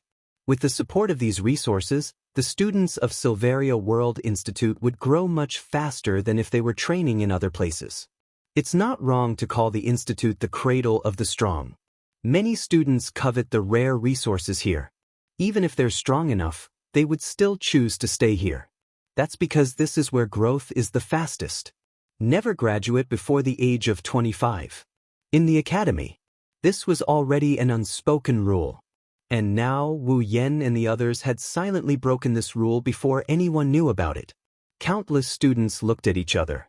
They couldn't help but speculate in their hearts. This group of people. He's really doing something that surprises people all the time, huh? As for the final result of the graduation test, there was no need to look at it. In the academy, according to the level of the students, the difficulty of the graduation test also varied, but the difficulty was relatively fixed. Ordinary students, as long as they had the strength of the 6th rank, passing the graduation test wasn't a problem. Elite students, as long as they had the strength of the 7th rank, passing the graduation test wasn't a problem either. The graduation test for special students was of the highest difficulty. However, one only needed to have the strength of the upper 7th step. In that case, passing the graduation test was just a matter of time. In Wu Yan's group, everyone's strength was at least at the 8th level, and the two of them would usually only run around the academy. He hadn't seen how they cultivated, but the strength of these beautiful little girls had once shocked all the students. With that level of strength, it shouldn't be a problem for them to participate in the graduation test. Of course, the leaders of the factions who already knew Flandrachan's true strength were an exception. They could only grumble in their hearts. I hope the examiners who helped Flandrachan don't get scared out of their wits. The final result was just as everyone had expected. Wu Yan's group of 9 had all passed the graduation test. For the past few months, Silveria World Institute has been in chaos. Today, the student who broke the rules officially announced his graduation. Countless students heaved a sigh of relief, but at the same time, they also felt an indescribable sense of emptiness. This was because they knew that without this group of people, the excitement in the academy would be reduced by a lot. They would also return to a few months ago, their normal daily life in the academy. Everyone has passed the graduation test. Jaffer, who hadn't seen in a while, looked at the report placed in front of him. He clenched his bear-like paws and stared straight at it. A trace of unwillingness flashed through his eyes. His battle with Wu Yan during the tournament ended in a draw, but anyone with a discerning eye could tell that he was the one who lost. After losing to Wu Yan, Jaffer had been cultivating like crazy, all for the sake of one day defeating Wu Yan with his own hands and taking back everything he'd lost. But now, the man he'd set as his goal was about to leave this place. The gap between him and Wu Yan didn't decrease in the slightest. In fact, it was getting bigger and bigger. Even the head of the Lori family, Lar, admitted that he wasn't confident he could beat Wu Yan if he went up against him. Jaffer couldn't accept this, he couldn't accept it. Although he'd improved recently, it was nothing compared to Wu Yan. Plus, he had a feeling he and Wu Yan were no longer in the same dimension. Bam! Jaffer smashed the table in front of him into pieces. His eyes were bloodshot and he was panting heavily. He screamed in his heart. I haven't seen his true strength with my own eyes. I won't admit it. Jaffer lifted his head, turned around and walked out the door.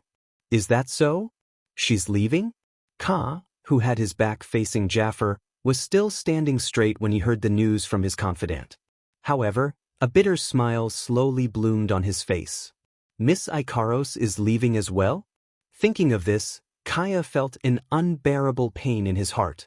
Along with the pain, there was also a strange sense of jealousy. Jealousy. He knew that no matter what that man said, this angel who made his heart throb for the first time would do it without hesitation. This wasn't the first time Kaya had seen this with his own eyes. As smart as he was, he naturally knew that in Ikaros' heart, there was only one man. But even though he knew this, he couldn't stop himself from loving that angelic girl. He'd been lying to himself until now, trying to avoid this reality. Even now, Ka still couldn't forget the beautiful scene of Ikaros spreading her wings and soaring into the sky, bathing in her feathers and radiance. Now, she's leaving with that man. Will I ever have the chance to see her again? Thinking of this, Kaya clenched his fists tightly and gnashed his teeth so hard that cracking sounds could be heard. At a certain point, Ka lifted his head. Let's go. To the villa area. Inside a luxurious room, an icy blue figure sat on an office chair. There were all sorts of documents in front of her, but she didn't even glance at them. Instead, her eyes were closed. Mana flowed around her body. It's obvious she's cultivating. After an unknown amount of time, the fluctuating magical energy flow began to shrink back into her body. The icy blue magical energy rendered her originally cold face even closer to the freezing point. However, that incomparably exquisite and beautiful face caused others to involuntarily cast their gazes on her body, their faces filled with amazement and enchantment. Even though Snow Song, one of the 3 royal organizations under Sylph's command, only accepts female members, the members here are all female. However, all of them are deeply in love with their leader, just like the female members of Starlight Queen. In their eyes, other than their idol, they don't care about anyone else. Only the members of Snow Song and Starlight Queen have this kind of obsession. In the entire Spalier world, only the members of Snow Song and Starlight Queen have this kind of obsession. From this, one can see how skillful Sylph and Shokuhu Misaki are. Under the admiring gazes of her subordinates, Sylph opened her eyes and sensed the magical energy in her body. She nodded in satisfaction. Then, she seemed to have thought of something and her icy blue eyes dimmed a little. She opened her mouth and asked, "What's the matter? Has he left?" The people around her looked at each other. They knew who Sylph was referring to. Their eyes flashed with anger, but they still stepped forward. "If it's Lord Wu Yen, he's probably preparing to leave." Sylph's eyes flashed and she fell silent. Nobody knows what she's thinking about. After a while, she stood up and walked outside. The other members of Snow Song quickly followed after her. At the same time, the various major powers within the academy also moved towards the Villa district due to their own thoughts. Chapter 8:16. Wu Yen and a group of girls stood in front of a mansion. Fei Fei and Lulu were standing opposite them. They were here to send them off. "You." Lulu wiped her snot and tears off her face. Big drops of tears flowed down her face like they were worthless. She has been in this state for half an hour. Lulu cried for half an hour, but she was still energetically wiping her tears away. The others around her felt powerless. It was as if they were the ones who used up all the energy in Lulu's crying. Everyone's face was as pale as a tomato. Just how sad must this girl be to cry like this? Kotori didn't even have the strength to bite the pearl. Her lips twitched as she looked at Lulu. Although she had heard about Lulu's deeds before, she didn't expect it to be like this when she actually faced it with her own eyes. She finally understood why when people mentioned Lulu, their faces would be filled with a mixture of love and hate. I don't hate this type." Kurumi touched her chin with her finger and added another sentence. "But isn't she crying a little too long?" "Yeah. She's right. Lulu kept crying, so they had to stay here and comfort her. If they couldn't comfort her, they wouldn't be able to leave. That's not the most important thing. The most important thing is you. Wa, Astria and Toka hugged Lulu and cried their hearts out.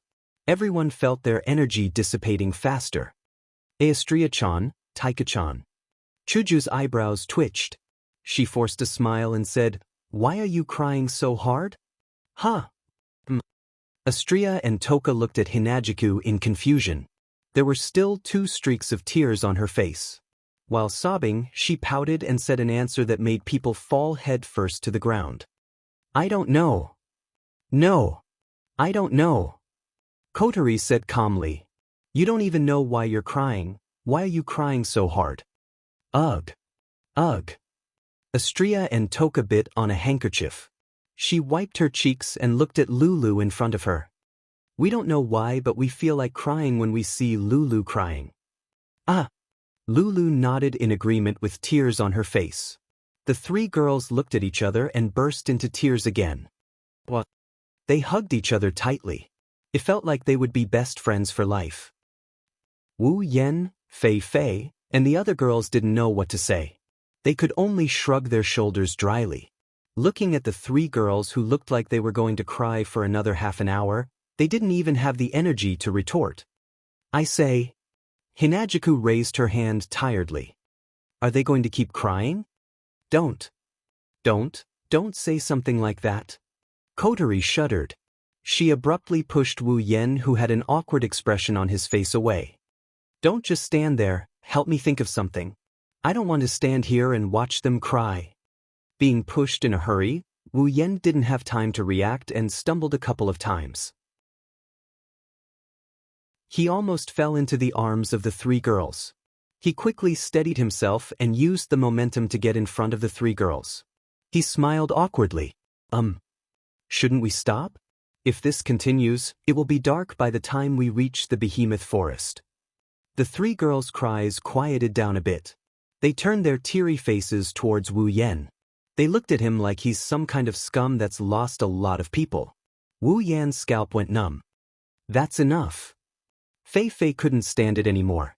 She walked up and pulled Lulu away from Xianxia and Toka. They're just going out for an adventure, they're not going to die. Don't you think it's bad luck if you cry like that? Fei Fei's words were obviously effective. Lulu shut her mouth. Her shoulders were still twitching, but she didn't dare to cry anymore. She was afraid that something bad might happen if she cries. Xianxia and Toka also pouted. She didn't dare to cry, but she couldn't stop her tears from flowing down her cheeks. She looked like a typical crying cow, and everyone couldn't help but laugh when they saw her crying. It's about time. Wu Yen looked up at the sky. He looked at Fei Fei and Lulu with a gentle smile. Well, I'm sure we'll meet again. You have to work hard, don't let us shake you off. Of course not. Lulu pouted her lips in dissatisfaction. Fei Fei's lips also curled into a smile. I know you guys are improving at an alarming rate. I don't dare to say I can surpass you, but it won't be that easy to shake me off. Hearing this, everyone smiled. That's the real Fei Fei. Wu Yen praised. He scratched his cheek and walked up to Lulu. He hugged her. Lulu's eyes widened, and a strong masculine scent wafted from the tip of her nose, making her little face blush instantly. You're not young anymore. Don't give Fei Fei trouble. Wu Yen patted Lulu's head and smiled. Of course not. Lulu said the same thing, but this time, her tone was very soft. Wu Yen shook his head and laughed. He let go of Lulu and looked at Fei Fei. He opened his arms and smiled. Fei Fei, don't you want to give me a goodbye hug too? Fei Fei blushed. She pursed her lips and said helplessly. Despite her helpless words, Fei Fei hesitated for a bit before she walked up to Wu Yen with a blushing face. She hugged him lightly, Wu Yen giggled, and the girls behind him curled their lips in annoyance. Then, Wu Yen let go of Fei Fei and stepped in front of the girls. See you next time. But Fei Fei and Lulu nodded. Just as Wu Yen was about to summon Fraxinus, a voice rang out and stopped him. Wait! Outside the villa area, a group of students in various uniforms surrounded a group of leaders with an extraordinary aura. In an instant, the entire villa was surrounded. What's going on? Fei Fei and Lulu were shocked. Wu Yen and the rest frowned. Behind him, some students are still rushing over, filling up the encirclement with people. The students surrounding the villa parted ways, and a few leaders came out to stand in front of Wu Yen. They are the leaders of the 12 factions. Sylph, Kaya, and Jaffer stood at the front. What are you guys doing? Fei Fei could not help but pull a long face. Wu Yen narrowed his eyes and shrugged. Such a big fuss, could it be that they're here to send us off? Wu Yen. Jaffer was the first to step out. He stared at Wu Yen with a pair of bare eyes and spoke with a thunderous voice. I know you're planning to graduate and leave. I'm afraid it'll be difficult for us to meet again. That's why I want to challenge you. Jaffer yelled with a terrifying aura. I won't let you leave until you defeat me for real. What? Fei Fei and Lulu cried out in shock. The students around them also started a commotion. They didn't expect something like this to happen. Count me in as well. Ka walked up to Jaffer and he bitterly smiled at Wu Yen. He glanced at Ikaros, who is standing behind him. Based on the outcome of today's battle, I will have to make some decisions. Kaya said as he stared at Wu Yen. Can you make me give up? Wu Yen got the gist of what these two are thinking. He looked at the two princes standing side by side and he closed his eyes. The surroundings were silent. What a bunch of stubborn fellows. Wu Yan sighed and looked up. I accept.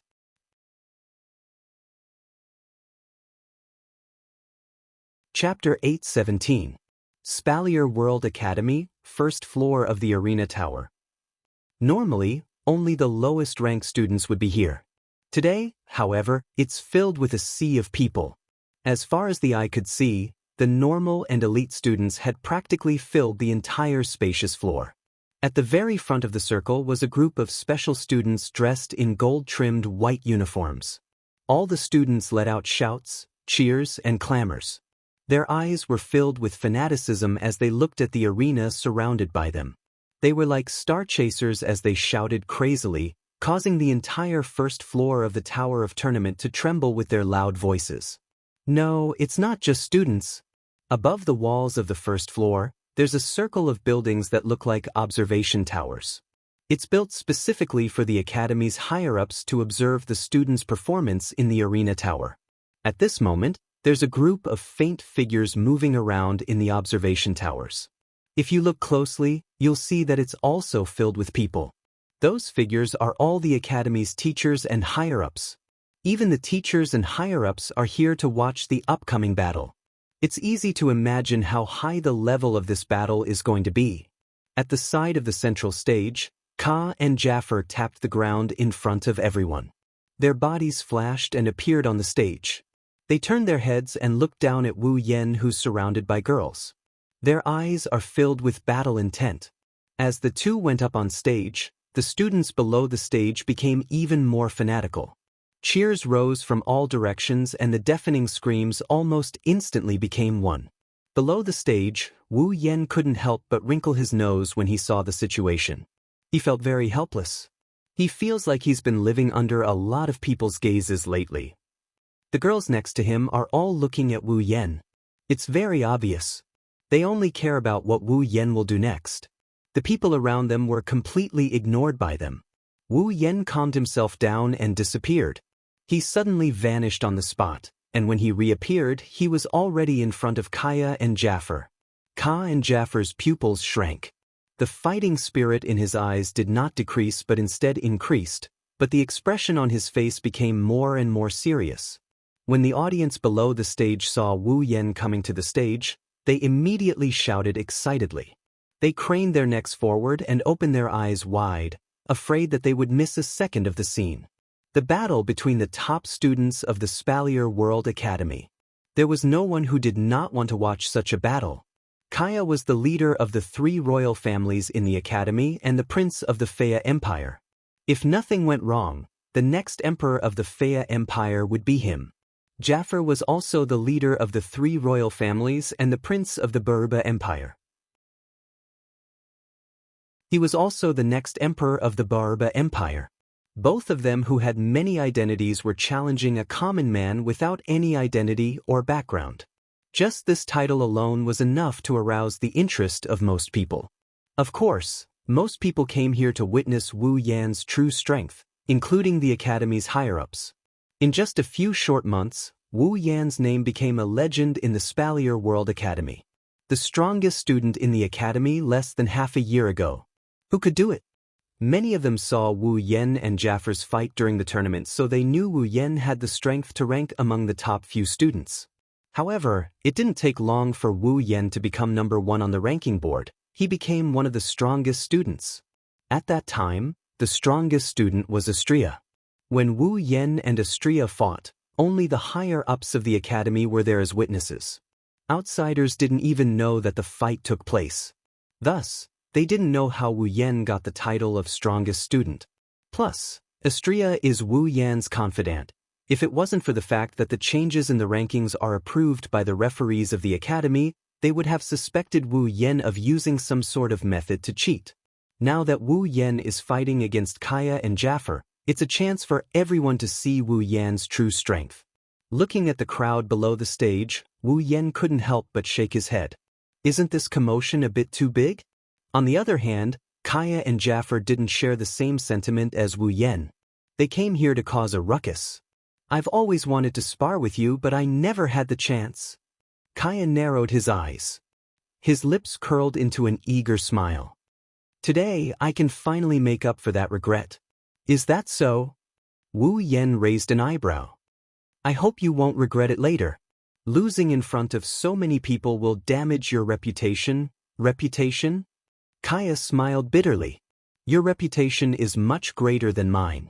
It'll damage your reputation if you lose. After saying that, Kaya turned to Jafar. I'll go first? No. Jafar puffed out his chest. I'll go first. Let me go first. It was rare for Kaya to show his aggressive side, contrary to his usual modesty. I have a personal grudge with him that needs to be resolved. Jafar looked straight at Ka and said in a deep voice, I have a personal grudge with him. I want to fight him in his best condition, so I have to go first. So I'm here to take advantage of him? It won't matter anyway. You should go first. You're the one who should go first. It's you. You've already fought him once. That's two different things. Don't talk about it like that. Are you going to go first or not? No way. The crowd's voices gradually died down. The crowd was speechless. Kaya and Jafar were bickering like children on the stage. Everyone's jaws dropped to the floor. They're fighting over the right to go first. Are they still the humble and polite Prince Kaya and the domineering Prince Jafar? Ha! Hinajuku couldn't help but laugh. These two people are surprisingly cute. The girls nodded in unison. Even Fei Fei and Lulu had the same look in their eyes. Wuyan couldn't stay calm either. It looks like the two of them are going to start a fight before fighting him. He rubbed his forehead and reached out his hand. Stop fighting. Let's fight together. The air froze. Kaya and Jafar narrowed their eyes. Their gazes toward Wu Yan turned hostile. Wu Yan shrugged helplessly. Don't look at me like that. I'm not looking down on you. Wu Yan crossed his arms and sighed. I'm sure you know better than anyone else that you don't stand much of a chance against me in a one-on-one fight. I don't think you want to lose too soon, right? In order to achieve the fundamental purpose of this battle in your hearts, don't you think that joining hands is the best way? Kaya and Jafar were stunned by Wu Yan's words. They fell silent. No matter how unwilling they are, they have to admit that it's the best way to go. The two looked at each other and saw the strange look in each other's eyes. They turned to look at Wu Yan and said something in a low voice. Don't regret it? Regret? Wu Yan grinned. He grinned so hard his eyes squinted. He lifted his leg and stomped on the ground. Ding! A clear and melodious bell rang. A red magic formation spun out from under Wu Yan's feet. In the blink of an eye, it enveloped Wu Yan's body. At the same time, a thick flame rose from the void. It slowly rose like a wall of fire. It covered the entire space behind Wu Yan. It floated there, emitting a terrifying heat and pressure. Under everyone's shocked gazes, Wu Yan's eyes flashed with a bright light. I hope you don't regret it.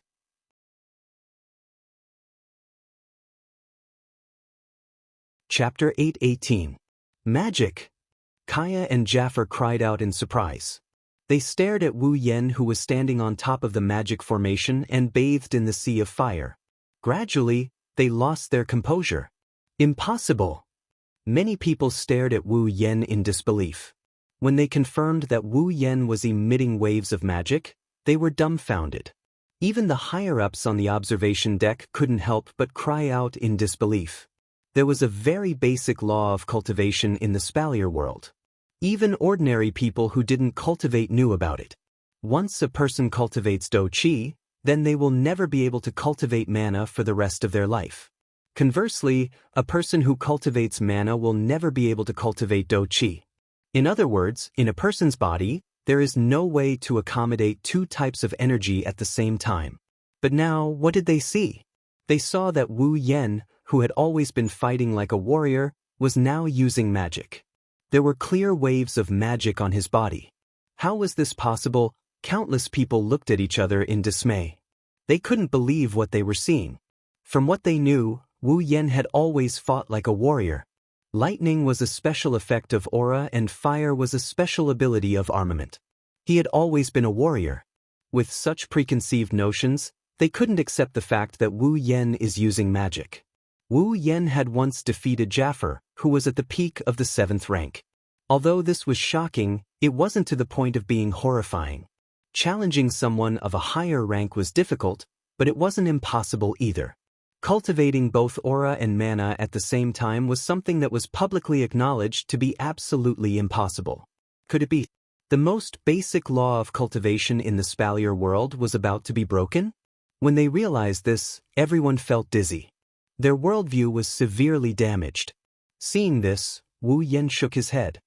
He pursed his lips at the two dumbfounded people in front of him. His voice traveled to the silent crowd. Don't be so surprised. He just used some dirty tricks. Wu Yen could only explain. Otherwise, he would have a headache later. Dirty tricks? Everyone reacted one after another. They tilted their heads in confusion as if they were trying to figure out what the so-called shameful means was. That's why it was so effective. Kaya and Jaffer took a deep breath and they accepted it. Wu Yan's methods are strange to begin with. It wouldn't be a surprise if he had one or two more. As long as he doesn't break the law of Duki and mana, it's fine as long as he doesn't break the law. Now, the most important thing. How should they deal with this battle? Kaya glanced at Jaffer. Jaffer seemed to have sensed something and nodded. Kaya tapped his feet and leaped back to stand not far behind Jaffer. As if their minds were connected, the two ignited their aura and mana at the same time.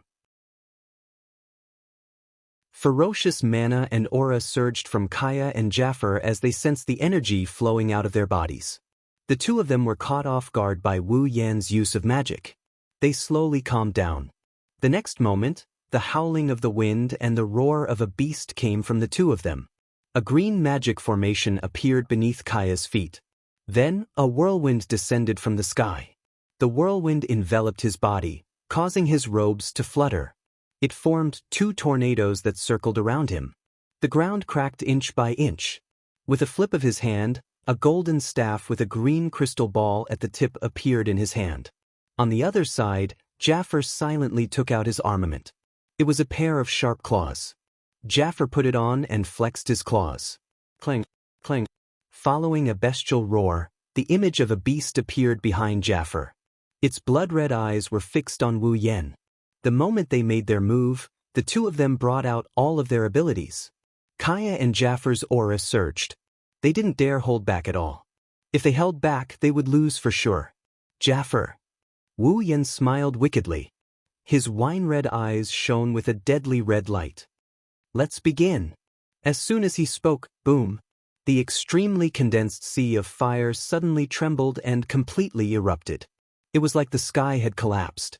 The huge sea of fire was like a huge palm. It fiercely fell down and slapped towards the two figures on the opposite side. The sea of flames that descended from the sky almost covered the entire arena. Looking at this scene, Kaya and Jaffer's expressions became extremely grave. In the back, Kaya stared at the curtain of fire and took a deep breath. Then, with a sudden roar, cyan mana surged out, wrapping around his body and flowing towards the staff in his hand. The armament in Kaya's hand was a rare armament, but with the support of a large amount of mana, its power was infinitely close to a gold armament. It suddenly flashed and its entire body shook. The crystal ball at the top actually emitted a woo-woo sound, as if it was calling for something. Then, a small tornado flew out from the staff's body. Boom! With a loud explosion, the small tornado suddenly expanded. Like a whirlpool, it quickly engulfed Ka and Jaffer's figures. The sea of fire smashed towards the two motionless people and collided with the tornado that enveloped them. Just as the sea of fire collided with the tornado rotated and a powerful storm erupted, blasting towards the sea of fire that was releasing a blazing temperature. Suddenly, the entire sea of fire was blown away in an instant, scattering into sparks that filled the sky. On the other side, Wu Yen was startled. It's here. Below the stage, Feifei's eyes narrowed. Prince Kaya's signature spell, Wind of Disintegration. It can dissolve all energy attacks. Only the direct descendants of the Feiya imperial family can learn this legacy spell. Kaya smiled at the surprised Wu Yen. Don't be surprised. Jaffer has a beast battle technique. If I don't have a trump card, how can I surpass him in the rankings? With a wave of his magic staff, the violent winds that filled the sky twisted strangely and intertwined with each other, forming a cyan energy. Then, with another spin, it condensed into a cyan spear that shone with a cold light and was wrapped in a whirlwind. And it can be used like this. Kaya's smile disappeared and he shook his staff. A green wind spear shot out like a bolt of lightning, tearing through the air with a sharp gust of wind. The sparks in its path dissipated like they didn't exist in the first place.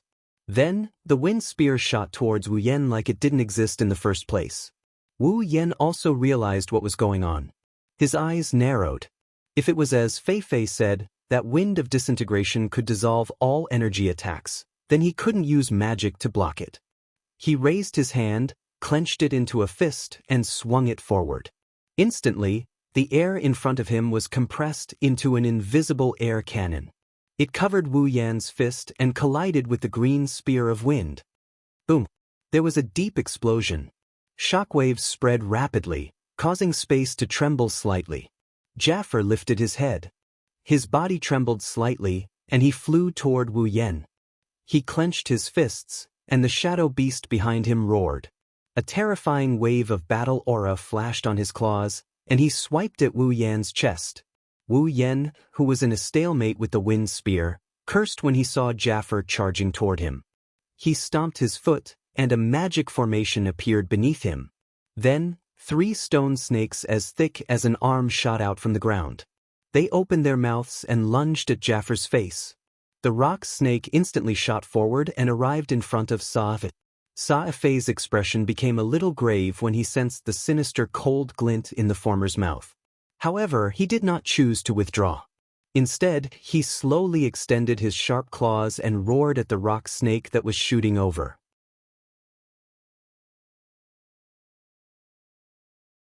Chapter 8:19. Bang! Jaffer clenched his claws and an invisible fluctuation of chi spread out. The beast shadow behind Jaffer roared and extended its claws, clenching down with a loud bang. In the space where the beast shadow clenched its claw shadow, an exceedingly terrifying force acted on the atmosphere, causing the surrounding airflow to be compressed into a ball. Several rock snakes that just happened to pass by were crushed by the compression of the atmosphere, dispersing into powder all over the ground.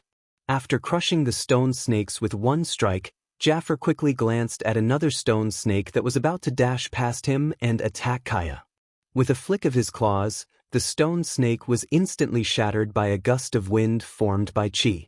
Jaffer tapped the ground and his thick body nimbly appeared in front of Wu Yan like a ghost. His sharp claws drew a crescent arc in the air and viciously clawed at Wu Yan's chest. Chi wrapped around Jaffer's sharp claws.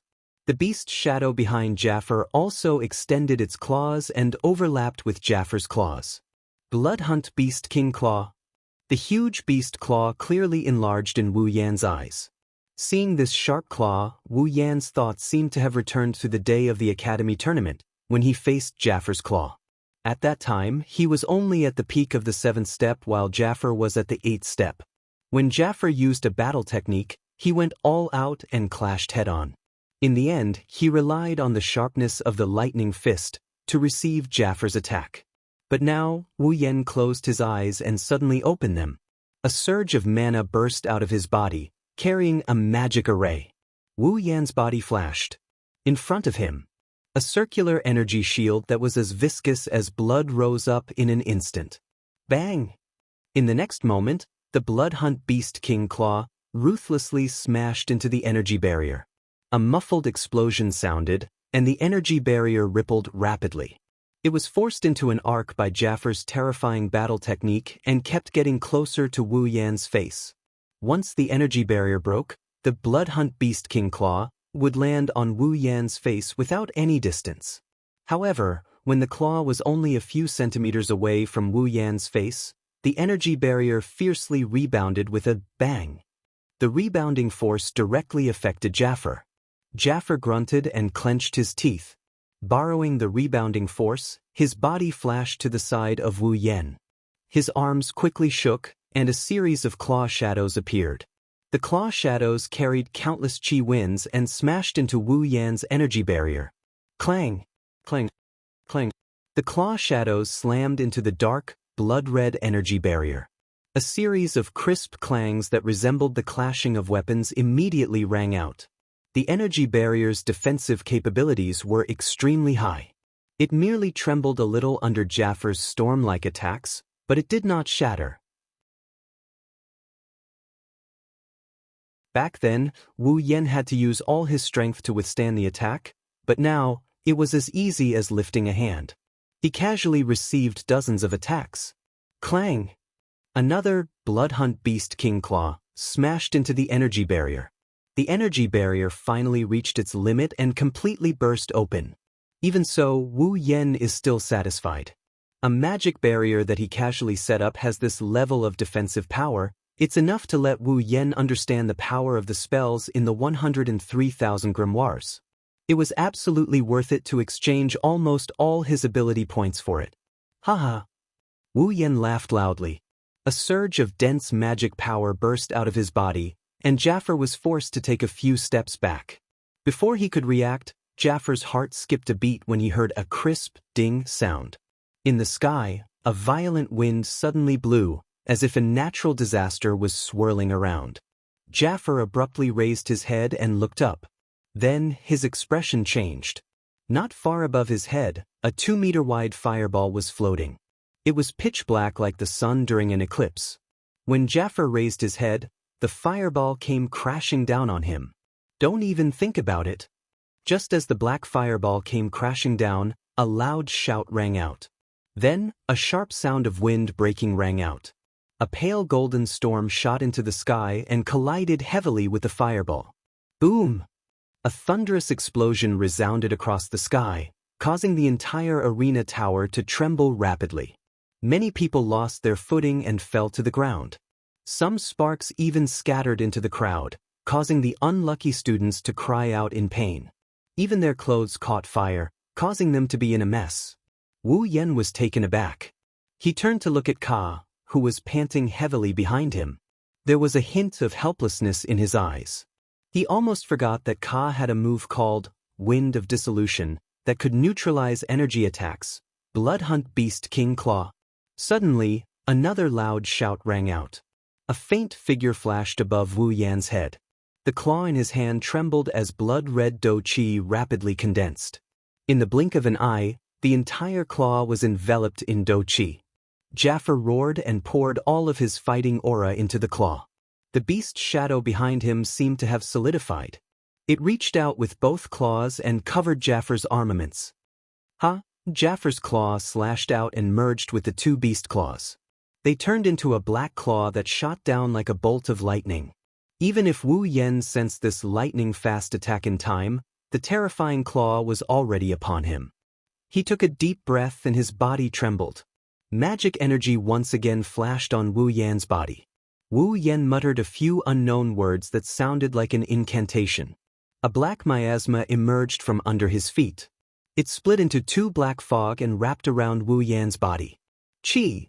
The blood-colored claw shadow appeared to have torn something apart as it instantly penetrated the black fog. The frightening do qi ripple contained within it caused the black fog to fluctuate intensely.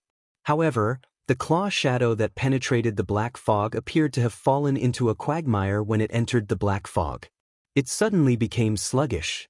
Jaffar's expression changed. Whoosh! As Jaffar's expression changed, the sound of wind breaking came from the black fog. Before Jaffar could react, a corner of the black fog wriggled and turned into a black stream of light. It suddenly shot out and slammed into Jaffar. Poochie! The black mist hit Jaffar's body like a heavy hammer. Jaffar spat out a mouthful of blood, and his body fell down in an instant. Jaffar! Kaya's expression changed. Cyan mana surged as he raised his staff. Countless arrows condensed from wind appeared behind him, and with a wave of Kaya's hand, they rapidly pierced forward. The fierce wind arrows pierced through the black fog, turning it into a beehive. However, there was nothing within the black fog. All the pores on Kaya's body tightened. His pupils shrunk to the size of a needle tip. He stomped on the ground.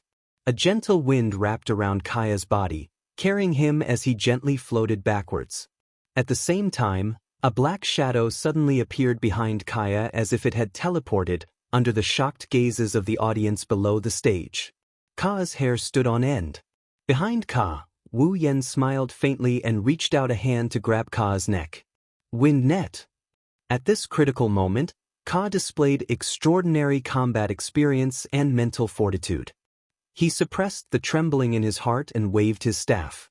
The magic energy around him rapidly fluctuated and formed wind blades.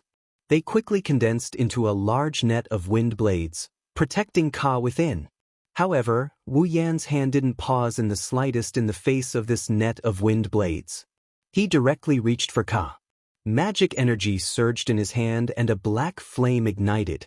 The sharp wind blades hit the burning arm but didn't cause any damage.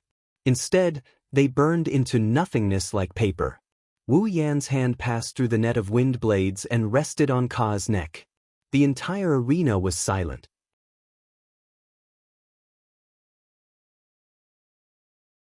Chapter 8:20. Under the speechless gazes of the audience, the black flames on Wu Yan's arms slowly dissipated, leaving only a small hand on Kaya's neck. But no one dared to underestimate this hand. Everyone here knows that other than magic, Wu Yan is also good at close combat. Feeling the warmth and coldness of the hand on his neck, Kaya's expression rapidly changed. He tightened his grip on the magic staff in his hand. In the end, he lowered his hand. Kaya smiled. His smile was rather bleak and dispirited. Jaffer, who was struggling to get up, stared blankly at this scene. A bitter smile appeared on his face.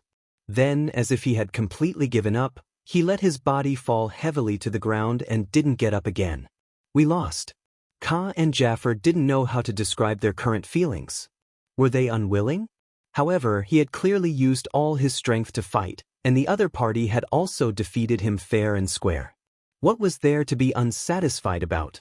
Were they sincerely convinced? But where did this unbearable pain in his heart come from? Where did it come from?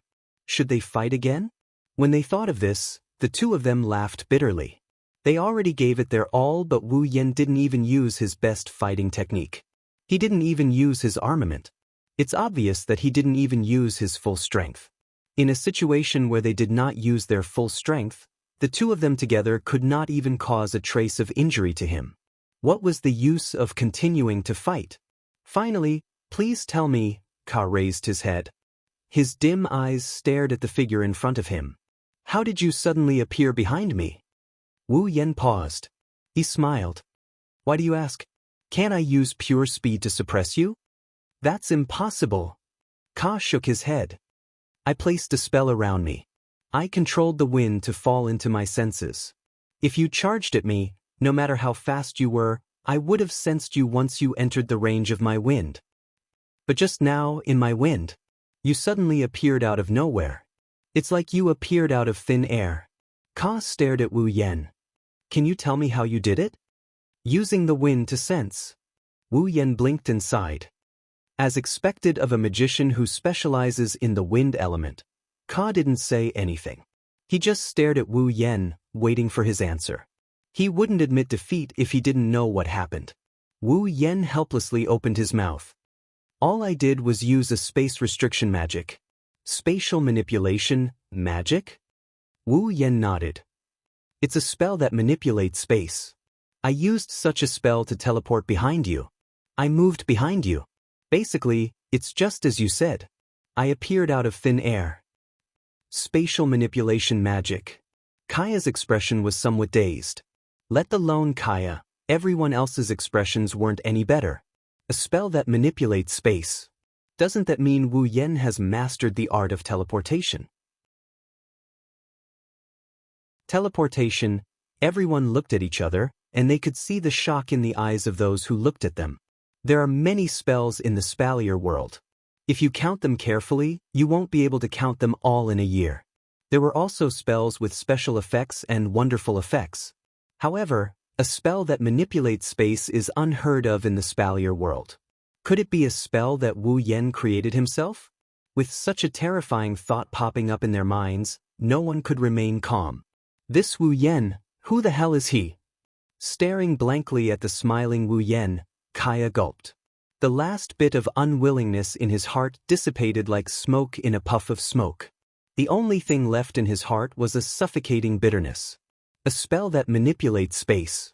To lose to such a mystical spell, it's no wonder. Ka smiled sadly. I've lost, Wu Yan grinned. He let go of Ka's neck and he turned towards Jaffer. Jaffer snorted. He turned his head away, but he still opened his mouth to say something. I've lost. Wu Yan laughed and shook his head when he saw Jaffer's reluctant look. He didn't seem to be in a good mood. With that, Kaya and Jaffer finally admitted defeat. The students around them reacted and shouted in unison. Wu Yan, Wu Yan, Wu Yan, Wu Yan. Era. Below the stage, Kurumi covered her mouth with her hand and smiled seductively. How Sama's popularity has increased again, that guy. Hinajuku smiled, but her eyes were gentle. He's still as low-key as ever, well? Kotori nibbled on the pearl in her hand and grinned. As the end of the curtains, it can be considered a good ending. But. Astria, Toka, Flandra-chan, and Lulu cheered along with the crowd. Even the most cowardly Yoshino raised her hands with an excited smile. Fei scanned the first floor of the arena tower. She looked at the excited crowd around her before she turned to Wu Yan. Her eyes rippled with emotions. In the end, you left behind a legend. Ka helped Jaffer up and slowly walked down the stage. When he passed by Wu Yan, he glanced at Ikaros, who didn't look away from Wu Yan. He clenched his teeth and felt pain in his heart. I hope you can give her happiness. Wu Yan flinched for a second before he smiled. You don't have to worry about that. Me, her, and the rest of them can't leave one another. Ka looked at Wu Yan with a serious expression. He closed his eyes and walked down the stage. When he was about to leave the arena, Wu Yan's voice rang in his ears. Let's fight again if there's a chance. I will be waiting for you at the front. Ka stopped abruptly. Jaffer also raised his head. The two looked at each other and smiled. They walked out of the arena under the protection of the two royals. Both of them raised their hands to signal something to Wu Yan. Wu Yan stretched his back and grinned contentedly. Perfect endings and whatnot really make people feel good. Wu Yan walked down the stage, but he quickly stopped in his tracks. When are you coming back? A cold voice rang out. Wu Yan could easily guess the owner's current expression from the voice. He couldn't help but smile and turned around. What's wrong? Could it be that your highness misses me? Sylph was silent for a moment. She nodded to Wu Yan's surprise. You are my fiancé. It's just one sentence, but it's surprisingly powerful. Wu Yan bitterly laughed. I don't think there's a chance for me to come back. However, it shouldn't be hard for you to track my whereabouts. If you miss me, come find me.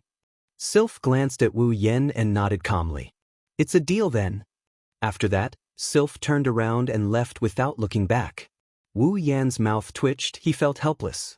He really didn't know which part of this ice princess's words was true and which part was false. It felt more like she was joking with him. Are you ready? Outside the Spalier World Academy, Wu Yan looked at the girls. When they nodded, he waved his hand and summoned Fraxinus. Take care. Fei shouted as she looked at the huge airship. You must miss me. Lulu waved her hands. She didn't cry this time. Her expression was firm. She seemed to have matured a lot after this parting. They stood in the command center of Fraxinus and looked at the Spalier World Academy on the screen. They memorized its appearance. The airship slowly flew into the distance.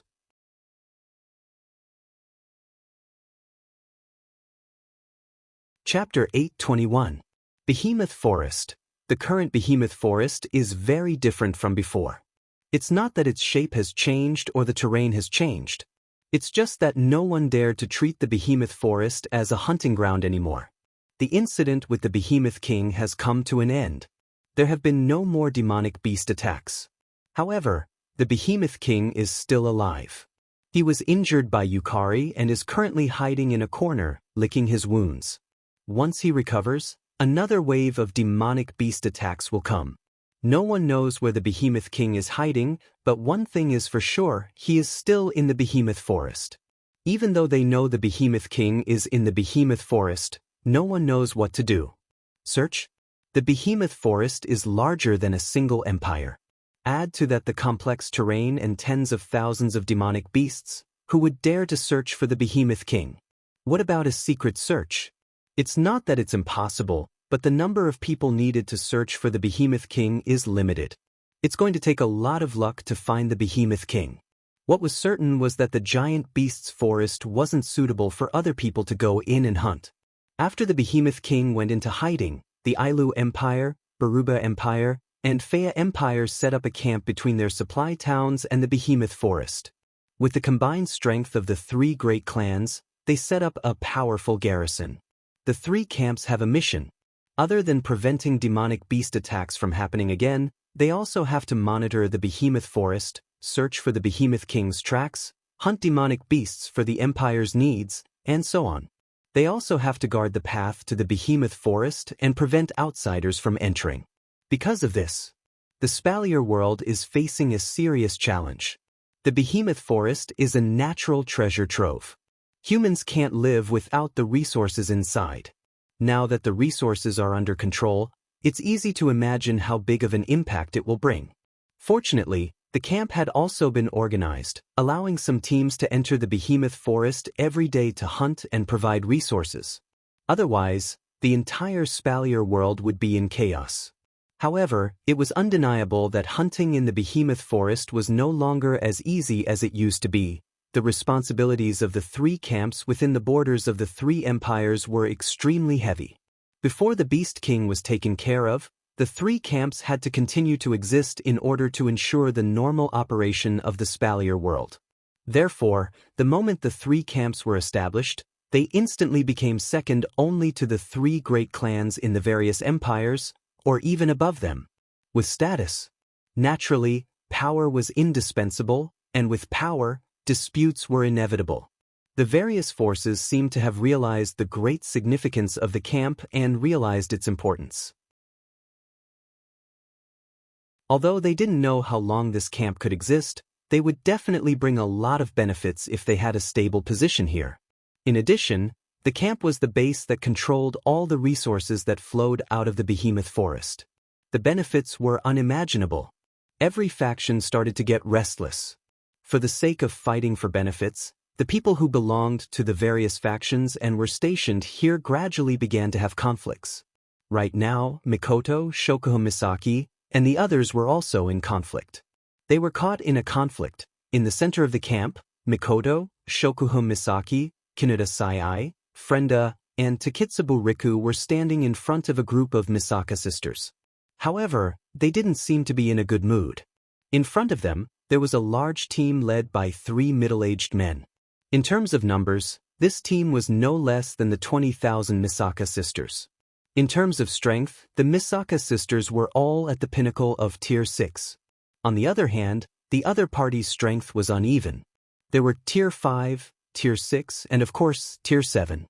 The three middle-aged men in the lead were even Tier 8. There were many other people surrounding the two opposing teams. They were all sent by other factions to guard the camp. Mikoto's team should have come out by now. They were from the three great families of Ailu Empire, the Lori family, the Saito family, and the Ladine family. Perhaps Shokuho Misaki was annoyed by this, so she ran her fingers through her long hair. Her elegant posture made many young men widen their eyes, and they couldn't help but feel a sense of possessiveness. "What do you want?" Shokuho Misaki glanced at the three middle-aged men. Blocking people in the middle of the road, is this how the three great families treat outsiders? You know very well what we want, there's no need to show off. Towards Shokuho Misaki's graceful posture, the three middle-aged men were stunned for a moment, but they weren't as bad as the young men. One of them stepped forward and sneered coldly at Shokuho Misaki. "There are some things that we should be clear about so that we can get along in the future." "Get along?" Shokuho Misaki couldn't help but laugh mockingly. "Are you all standing in front of us in such a manner because you want to get along with us? Shokuho-sen, you should know that we have no other choice." The one who spoke was another middle-aged man. He looked the most weathered out of the three. He sighed and said helplessly to Shokuho Misaki, "Your Misaka Legion is one of the strongest in the entire camp, But you guys refuse to listen to our orders. This is making things difficult for us. Why do we have to obey your orders? Mikoto clenched her fists. Her brown eyes were filled with hostility. We are not from the Empire, nor do we belong to any family. We have no obligation to listen to your orders. Mikoto said loudly. Since you are here, you have to listen to our orders. The man with the gloomy face shouted back. Our camp is responsible for maintaining the operations of the entire world. Our responsibilities are heavy. Everyone here is working for the Empire's benefit. You are the only ones who act alone. Not only do you not listen to our orders, you don't even hand over the resources you hunt. You are blaspheming this sacred camp. That's right. This is the beginning of the conflict. Due to the importance of this camp, many families have extended their hands into this territory in an attempt to gain some benefits. Among them, the most important ones are the members of the three great families. The resources obtained from the Behemoth Forest are used to maintain the Empire's operations, but there are still some left over. Who wouldn't want to gain more? With this thought in mind, the hunting teams that entered the giant beast's forest would exceed their quota every day. Moreover, they would swallow the extra resources and transport them back to their families. In addition, there would also be some leftover resources that would be handed over to the giant beast's forest. These leftover resources would become a delicious cake that countless people would want to take a bite out of. The three great clans were the strongest in Ailu Empire.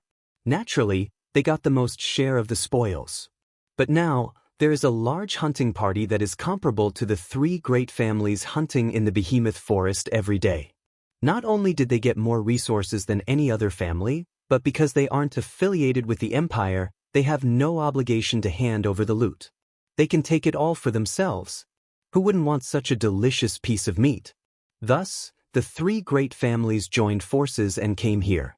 They wanted to use the Empire as pawns to force Mikoto and Shokuhun Misaki to submit.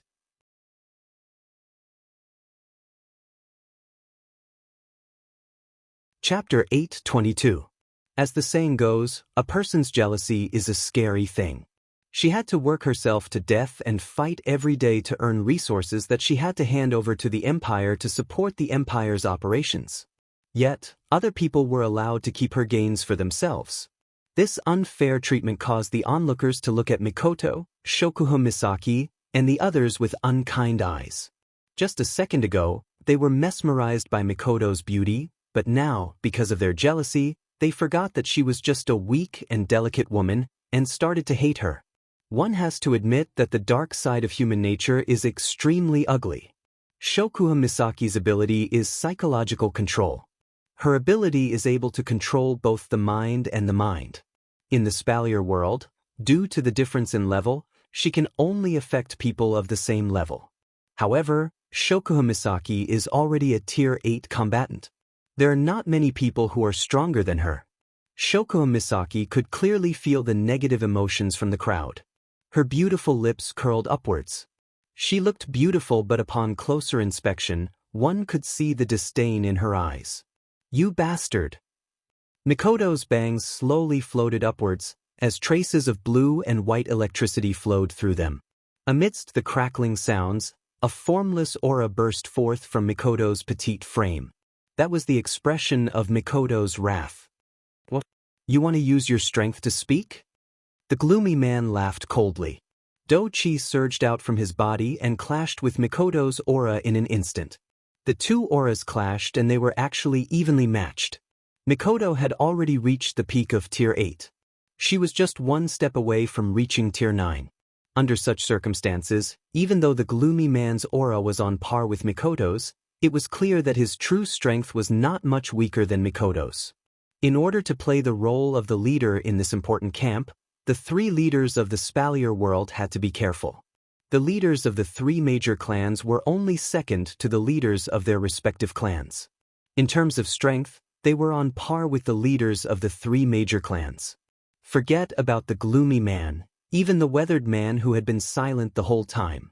The blonde man with the same color hair as Shokuhun Misaki was also a peak Tier 8 fighter. On Mikoto's side, she was the only one who was at the peak of Type 8. Shokuhun Misaki, Kinuhata Sai, Frenda, and Takitsubu Riku were still quite a distance away from that. Even with the support of 20,000 Misaka sisters, they were still slightly weaker. Of course, this was only in terms of strength. Shokuo Misaki had never needed to resort to violence. Era, Misaka-san, don't get angry. Shokuo Misaki. I've been waiting for you to get angry. Marcus, retract your do-chi as well. The blond man, who had been silent all this time, raised his head and coldly glanced at the gloomy man he called Marcus. I didn't come here to watch you fight. Marcus snorted coldly and glanced at the blond man with a mocking look. Pelosi, I know your Lori family has a good relationship with them, but let me warn you first. You don't want to be the bad guy. Stand aside obediently. No one will blame you for not interfering, but if you want to protect them, you'll have to ask the brothers around you if they're willing. Pelosi said. Pelosi's eyes flashed with anger. This Marcus is using a chicken feather as a token of authority and he's getting addicted to it? Oh, you're saying our Lori family wants to protect them because we have a good relationship with them? Aren't you trying to make things difficult for them because your Saito family has a bad relationship with them? Pelosi laughed. I know that your Saito family's patriarch, who is your elder brother, ordered us to suppress this group of bastards who humiliated his 2 sons and your nephews. Oh no, I almost forgot. Pelosi seemed to have recalled something as he said with a mocking expression in a sudden realization. That second young master Bing Mion, it seems like he almost died under his own ice do-chi. Pelosi, Marcus roared in anger. The Saito family's ice combat chi erupted from his body. It was even stronger than when he confronted Mikoto. Pelosi didn't say anything about it. He just looked at him coldly as if he was looking at a clown. Stop! The weathered man hurriedly stepped forward, only to be glared at by Marcus, who was burning with rage. What? Andrew, is your Ladine family going to side with him? Hearing Marcus's angry shout, Andrew frowned. He seemed to be dissatisfied with Marcus's actions. Internal strife? Aren't you afraid of being laughed at? Don't forget what we're here for. Pelosi and Marcus were both startled. They then looked at each other, narrowed their eyes, and turned their heads away. However, Marcus still restrained his chi. It seemed that he had taken Andrew's words to heart. Pelosi looked at Mikoto and the others. He hesitated for a moment but decided to stand up. Miss Shokuho, as you know, with the current situation of the camp, a lot of people are dissatisfied with you. There are also a lot of people who want to use this as a pretext to make a fuss. Pelosi intentionally or unintentionally glanced at the angry crowd and smiled bitterly. Everyone is unhappy with the fact that you don't hand over your resources. So, don't you think it's a good idea to fulfill your obligations once in a while? Shokuho Misaki tilted her head and shook her head. Mr. Pelosi, may I ask what the obligations of the camp are? Pelosi paused. Shokuho Misaki looked around and continued. This camp was built to prevent the demonic beasts from coming out of the behemoth forest and to search for the demonic beast king. This is the real obligation. Hunting demonic beasts and obtaining resources is just a side benefit. Shokuho Misaki's lips curled into a smile. She slowly walked in front of Marcus. Marcus looked at her coldly. Indeed, everyone in this camp hunts demonic beasts in the behemoth forest every day.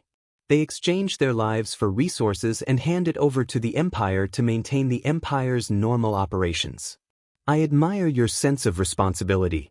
Shokuho Misaki looked at Marcus with a half-smile. But since Mr. Marcus says we have blasphemed this sacred encampment, then Mr. Marcus, can you say that everything you've done is for the sake of the Ailu Empire? Marcus' pupils constricted and he sneered. Of course I. Mr. Marcus, please don't speak too quickly. Shokuho Misaki interrupted Marcus with a smile, but her eyes flashed with a cold glint. I will do as you say. Don't forget, my ability is to control people's minds. Shokuho Misaki rested her chin on her hand and said with a smile. Although I can't control the few of you, I believe that the people around you who work for you shouldn't be able to resist my ability. I think, in that kind of situation, they would be very willing to publicize your usual actions to everyone. When the time comes, it will be time for the world to evaluate your obligations. The expressions of Pelosi, Marcus, and Andrew changed on the spot. Shokuha Misaki glanced at them, turned around and walked to Mikoto's side. Gentlemen, we all have our own goals. We are not in charge of you, so it's best if you don't stick your nose in our business. Otherwise, the ones who will suffer. Shokuha Misaki smiled. Definitely not us.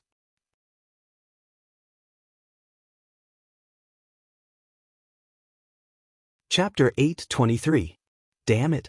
I'm so pissed off. Kinuhata-sai kicked a rock aside and glared at Shokuha Misaki. I say, why don't you just let me take care of that guy? But don't you dare do anything stupid. Frenda was shocked. That guy is a tier 8 pinnacle, you won't be able to win if you fight him. Who says I can't kill him just because my level is lower than his? Kinuhata-sai retorted. It's not like I haven't killed someone stronger than me when I was in the Black Ops. If I can't kill him in a direct confrontation, I'll just super assassinate him. Frenda couldn't stay calm anymore. She clutched her beret nervously. You're not really planning to do that, right? All right. Mikoto sighed. That guy is annoying, but it's not to the point where I have to kill him, huh? Kinuhata-sai looked at Mikoto in disbelief and sighed as well. You're still as kind as ever. This has nothing to do with being kind or not, right? That's not it. Most people would only want to kill that guy if they saw him. Would a normal person directly kill the person they hate? Of course, I'm super good at it. Yeah. Seeing Mikoto and Kinuhata-sai quarreling for no reason, Frenda felt like she was looking at two kids who never grew up. She completely forgot that she was the one with the smallest stature in the room. She then turned to Shokuha Misaki. Luckily Shokuha was here, otherwise we would have to fight them. I made the right decision when I asked you to stay. Well, in a base like this, it's only a matter of time before something like this happens. Shokuha Misaki tucked her hair behind her ear. She narrowed her eyes. I just didn't expect it to happen so soon. Mikoto and Kinuhata-sai seemed to be tired of arguing. They glared at each other and turned their heads away. Mikoto happened to be on Shokuha Misaki's side. Hearing this, she put one hand on her waist. We should have completely fallen out with them now, right? I don't think so. Kinuhata-sai extended her hand. He clenched his fist, and on top of it, there was a mass of air that was invisible to the naked eye that was constantly compressing and rotating. At least with Shokuha here, those guys won't be able to do anything to us, although I'm not afraid, they won't give up. Shokuha Misaki said calmly, as long as we are here, they will not give up. After all, the Misaka sisters are very efficient at hunting. They won't let go of the chance to get their hands on these 20,000 men. Shokuha Misaki was smart enough to know that Marcus's real target wasn't the loot in their hands, but the entire Misaka sisters squad. Even though they had accumulated quite a lot of resources during this period of hunting, it was only a small amount. What Marcus and the rest really wanted was a Misaka army that did not have to carry out their so-called obligations and could hunt efficiently. Otherwise, Marcus's first sentence after blocking them in the open space wouldn't be to ask them to submit their resources. From this point of view, Pelosi from the Lori family gave them a good way out. He didn't let them follow his orders. Instead, he let them carry out their duties. It seems like he cared about the relationship between them and the Lori family. Then what should we do next? Mikoto said irritatedly, the longer we don't submit our resources, the more dissatisfied the people in the base will be with us. I'm afraid we'll get into a lot of unnecessary trouble. Of course there will be trouble. Shokuha Misaki pursed her lips and said bitterly, it's because we've been hunting monsters for that bastard. Those resources should be able to give him a lot of points. Mikoto, Kinuhata-sai, and Frenda stopped in their tracks. Even Takitsubo Riku, who looked like she was about to fall asleep, lifted her head. Obviously, the bastard that Shokuha Misaki mentioned just now was the one she was talking about. Their mental state was shaken. The footsteps of the five girls were no longer as normal as before. Instead, they were somewhat slow. Although the expression on their faces was still as thoughtful as before, This time, they were no longer thinking about the matters in the camp. Instead, they were thinking about the detestable fellow. They spoke of, "Hey, that bastard seems to have returned." Mikoto pretended to be nonchalant and asked casually. Shoko Misaki couldn't help but snicker. "Misaka-san, you should know better than I do, right? Every time I talk to Chuju and the others, they always ask about you." "But I was just doing it in passing. Mikoto's voice got softer and softer as her face got redder and redder, attracting the giggling gazes of Kinuhata-sai and Frenda. "Just like that bastard said, Misaka-san is a tsundere. And now he's tsundere. He's tsundere. Don't talk about tsundere all the time." Mikoto yelled in exasperation. "I'm not tsundere." Takitsubo Riku glanced at the three girls and gave up on asking. She walked up to Shokuha Misaki and asked in a soft voice, "Is he in the academy now?" Shokuha Misaki shook her head helplessly and looked up at the sky. 2 days ago, when I contacted Hinajiku, I heard that he seemed to have obtained a new ability and is currently cultivating it. He should be almost done with it by now. The next time I contact him, I should be able to see his face through the crystal ball." Mikoto and the other girls' eyes lit up and they couldn't help but smile. Shokuha Misaki calmly ran her fingers through her hair. This is a good opportunity to hear from him about the princess fiancé incident. The air instantly froze, and the temperature suddenly dropped. The expressions of the girls also turned cold. The Misaka girl who was closest to the girls raised her head and said, "According to Misaka's observation, Oni-sama seems to have cheated on her again." Misaka 10032 came to the conclusion. Oni-sama is a heartless man. Misaka 10031 came to the conclusion as well.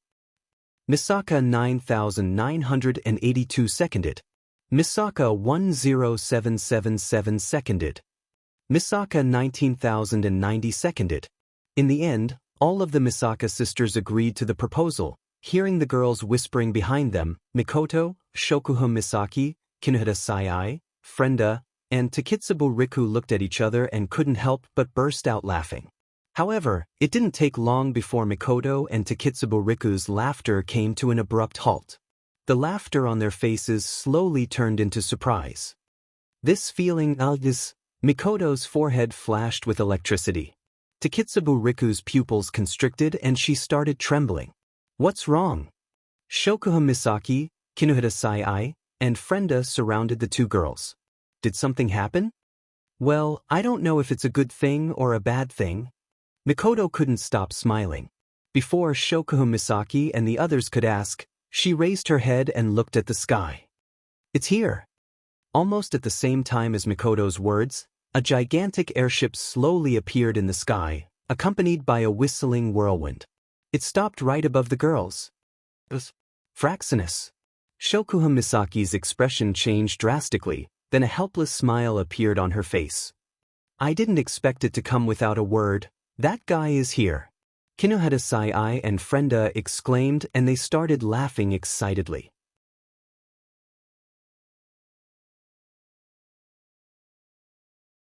Chapter 824. Looking at the figures appearing in the teleportation light, Mikoto and the rest could not help but feel excited. Even Shokuha Misaki had a look of joy in her eyes. From the time Wu Yen brought Chuju and the others out of the behemoth forest to when Yukari returned to Gensokyo, to when Wu Yen completed the compulsory mission, it was about 2 weeks in the Spalier world. That's about 10 days. Although they hadn't seen each other for more than 10 days, Mikoto and the others felt as if a long time had passed. Even though they kept in touch with each other every day, they were still excited to see each other in person. Especially the figure standing at the head of the table, it attracted the gazes of the 5 of them. They couldn't move their eyes away. If Mikoto and the others were like that, then why wouldn't Chuju and the others be like that as well? Frenda Nason. Flandre-chan was the first one to cheer. She threw herself at the petite figure whose name is only 1 character away from hers. She almost pushed Frenda to the ground. "What? Don't jump into my arms." Frenda said that, but she still reached out and hugged Flandre-chan. Her blue eyes were filled with love and helplessness. She believed that no one would hate Flandre-chan, except for those who are afraid of her strength. Mikoto, Chuju, Shokuhane-san, everyone. The girls hugged each other and enjoyed the joy of reunion even though they were just summoned. Kotori, Toka, and Yoshino, who didn't know each other for long, also did the same. The small space was filled with laughter. It seems that while Wu Yen wasn't around, they were separated from each other, but their relationship seemed to be developing well. Of course, there are exceptions. Toka-san, long time no see. Shokuha Misaki covered her mouth and smiled at Kurumi. Seeing that you're doing well, Shokuho is relieved. I was worried that you wouldn't be comfortable in the academy. Era, I'm the one who's fine. Kurumi tilted her head cutely. Her eyes turned into crescents. It's great that Shokuho-san is so energetic. Just from their conversation alone, the two of them were like aristocratic relatives who had not seen each other for a long time. They were elegantly greeting each other, but the air around the two of them emitted a chill that was enough to penetrate one's heart, causing the delicate bodies of the young girls to tremble. With a leap, he distanced himself from them. Just like when they met for the first time, these two young ladies who thought of each other as strong rivals immediately became hostile towards each other. Wu Yen, who was watching from the side, felt extremely conflicted. You bastard, you finally showed up. It was unknown when Mikoto and Chuju had arrived beside Wu Yen, hand in hand. Her pair of tea-colored eyes were filled with serious dissatisfaction, not counting the time when he was carrying out compulsory missions. However, it had been a few days since Wu Yen returned to the Spalier world from the Instance Dungeon. In the end, he hadn't contacted them even once. Of course, Mikoto would be dissatisfied. However, the prideful Mikoto wouldn't say it out loud. Sorry. Wu Yen tactfully admitted his mistake. He clasped his hands and made an apologetic gesture. It's because too many things have happened in the past 2 days, I can't sort them all out. Shokuha Misaki, who was in the middle of a confrontation with Kurumi, turned around and walked to Wu Yan's side. She also heard from Chuju about their encounter in the Imperial Palace, but she only got the gist of it. Using a crystal ball to communicate, even though it's not like Academy City or the modern world, it's still possible to be monitored. That's why Chuju couldn't tell them the secret Wu Yen obtained in the Imperial Palace. She only gave them a vague explanation to let Shokuha Misaki and the others know the severity of the situation. What's wrong? Is it hard to solve? Wu Yen sighed when he heard this. It's not a problem, it's a problem of how to deal with it. Wu Yen shook his head when he saw Shokuha Misaki's puzzled expression. Let's talk about the details later. Shokuha Misaki nodded, and her serious face changed into a half-smile. Since it's not convenient to talk about it here, Yen-chan, don't you think you should explain your private matters to us? For example, your engagement with a certain princess, or you're such a playboy. Which pretty bee did you piss off in this dungeon? When Shokuha Misaki said that, Wu Yen knew he was in trouble. As expected, as soon as she said that, several cold gazes and 20,000 disdainful gazes landed on him. Wu Yan's back was drenched in sweat. Feeling the pressure, Wu Yen stiffened and looked at Shokuha Misaki, who was still smiling. He tried to speak weakly. Jusama, I don't think it's appropriate to talk about private matters here. Era, is that so? Shokuha Misaki smiled seductively. She reached out and stroked Wu Yan's chest. She then moved her lips closer to Wu Yan's ear. Then, let's talk about it in private. Dear, love, gulp. Hearing Shokuha Misaki's seductive voice, Wu Yen felt a chill down his spine. He gulped and the girls around him snickered at him. Wu Yen could only sigh and sigh in despair. It seems like he'll have a lot of work to do in the coming days if he wants to appease these jealous girls. How nice would it be if pushing her down could comfort the girl? Behemoth Forest Camp, inside a large tent, what's? You guys graduated? Mikoto exclaimed. Yeah. Chuju smiled at Mikoto. Apparently, staying at Spalier World Academy no longer has much meaning for us, so we applied to graduate. Then why didn't you guys tell us? Kinueda Sai, who was sitting on the other side of Mikoto, was dissatisfied. Don't tell me you don't plan to care about us anymore. Haha, it's just that we didn't have time to inform you. Chuju smiled bitterly. After all, we almost couldn't get out, isn't that a pity? Shokuho Misaki looked at Kurumi with raised eyebrows.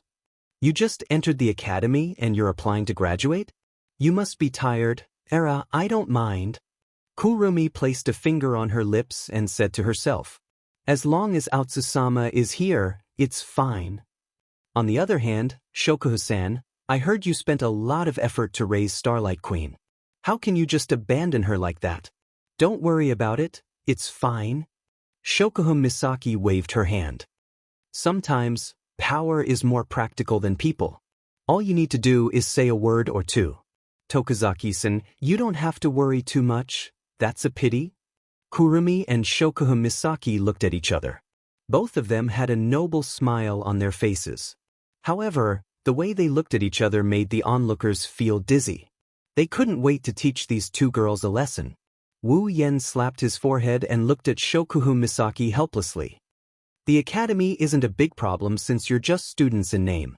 Whenever you get in touch with Grandpa Lei, he'll just let you graduate. Wu Yen turned serious after he said that. Masaki-san, what do you think I should do with the information I got from the Ailu Empire's treasury?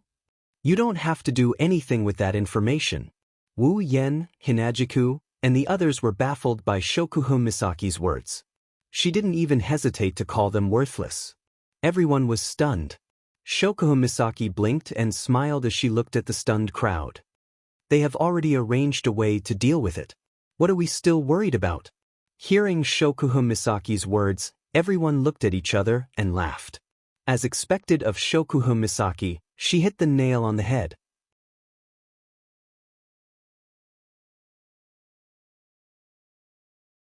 Chapter 825. The giant beast forest camp was a camp filled with tents. The people stationed here would be assigned different sizes of tents according to their status. Among them, there were 3 tents that were the largest in the entire camp. When Wu Yen and Ko arrived at the campsite, they saw Marcus and Andrew in the largest tent at the center of the campsite. The only one missing is Pelosi. You said Wu Yen also came to the camp? Marcus furrowed his brows tightly when he heard the news brought by Andrew. Is this news accurate? It's 100% true. Andrew nodded and gritted his teeth. His airship is special and it can conceal itself. It's impossible for anyone to mistake it for someone else. I didn't expect this. He actually came at this juncture? Marcus' face was gloomy, his fists were clenched tightly. Andrew couldn't help but say when he saw Marcus' expression. Will there be any problems? Andrew asked worriedly. Wu Yan's sudden appearance, will he discover our secret? Andrew asked. Marcus' complexion changed, and his face became ferocious. Damn it, why did he have to come at this time? Andrew's face was also filled with uncertainty. He hesitated on the spot for a long time before he suddenly raised his head. His originally handsome face was now filled with murderous intent. Let's do it. Let's just. Although he didn't finish his sentence, the meaning he wanted to express was very clear. But Marcus shook his head without even thinking about it. That Wu Yan may be young, but he's someone that even Lei Wang, that old geezer, thinks highly of. He's not that simple, you know that. He's now Princess Sylph's fiancé. If we do that and drag the royal family into this, we'll be dead. But with him here, we can't carry out the plan at all. Andrew's face was filled with fear as he said this. You know, if we can't complete the mission. The consequences. Upon hearing Andrew's words, Marcus' ferocious face became fearful as if he had seen something terrifying. He shook his head in panic. We have to carry out the plan. Otherwise, we'll suffer a fate worse than death. Then what should we do? Andrew was starting to get irritated. We can't kill him and we can't leave either. Are we going to waste our time like this? Didn't I tell you? Stick to the plan. Marcus growled. That Wu Yan may be strong, but he's just a small fry. Misaka Mikoto isn't any weaker than him, and yet she failed to discover our plan. That cunning Shokuho Misaki was also kept in the dark. I don't believe he can discover anything. That's true. Andrew's expression seemed to have improved a little. A glimmer of hope appeared in his eyes. That's right, he's just a small fry. No matter how strong he is, we should be fine as long as we're careful. Let's hope nothing bad happens. Marcus sighed. I hope so. Marcus replied in a low voice. Glancing at Marcus, he hesitantly called out, Marcus, Looking at his accomplice beside him, the malevolent look on Marcus' face slowly receded. Instead of the previous malevolence, he smiled bitterly. Andrew, if you have something to say, just say it. Although I'm from the Saito family and you're from the Ladine family, we're in the same boat now. If we don't live together, we'll die together. Is there anything that you can't say? Andrew took a deep breath and bit his lips. Marcus, what we're doing right now is equivalent to betraying the Ailu Empire. We're betraying all of humanity. If we're discovered, there won't be a place for us in Silveria. Is it really worth it? What's the point of saying this now? Marcus's face was filled with dejection. His eyes dimmed. Now, it's either someone else's death or ours. Do you want to die? You. Andrew was silent. A trace of sadness appeared in his eyes. Seeing this, Marcus laughed at himself, then his face turned fierce and he stood up abruptly. There is no turning back. I don't want to die. If I can't die, then I can only make others die. I believe that the spirits of those ants in the heavens know that using their lowly lives in exchange for the survival of 2 peak stage 8th order powerhouses is enough for them to feel honored. Too bad we couldn't drag Pelosi down with us. Otherwise, with the 3 of us in the camp, we wouldn't have to cower around like cowards. Marcus grumbled. And that Shokuha Misaki, she's as cunning as a fox. If it wasn't for her bringing a bunch of wild brats around the camp, that's why we forced Pelosi to come with us. We wanted to control them, right? Andrew said helplessly. If Shokuha Misaki heard this, she would be shocked.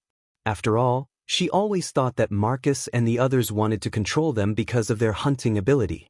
All right, you don't have to worry too much. Marcus waved his hand and looked at the ceiling of the tent.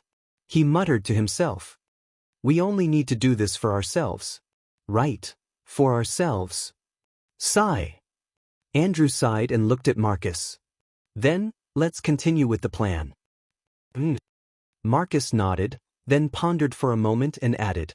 Just in case, let's keep a low profile. Keep an eye on Wu Yen and Shokuha Misaki. We can't let them notice anything. I know that even if you don't tell me. Andrew smiled bitterly. He continued worriedly. I just hope they haven't noticed what's happening in the camp. Otherwise, things will get troublesome. Don't worry about it. Marcus smiled coldly. It hasn't been long since this incident happened. At present, only some low-level garrison personnel are panicking. Even if they report this matter, we will be the ones to deal with it in the end. At most, we will report it to Pelosi. But he himself doesn't know the inside story, so he can't pose any threat. This is the only advantage they have over Mikoto's group. They have exclusive access to information. That way, the chances of them being exposed are much lower. Andrew nodded with a heavy expression.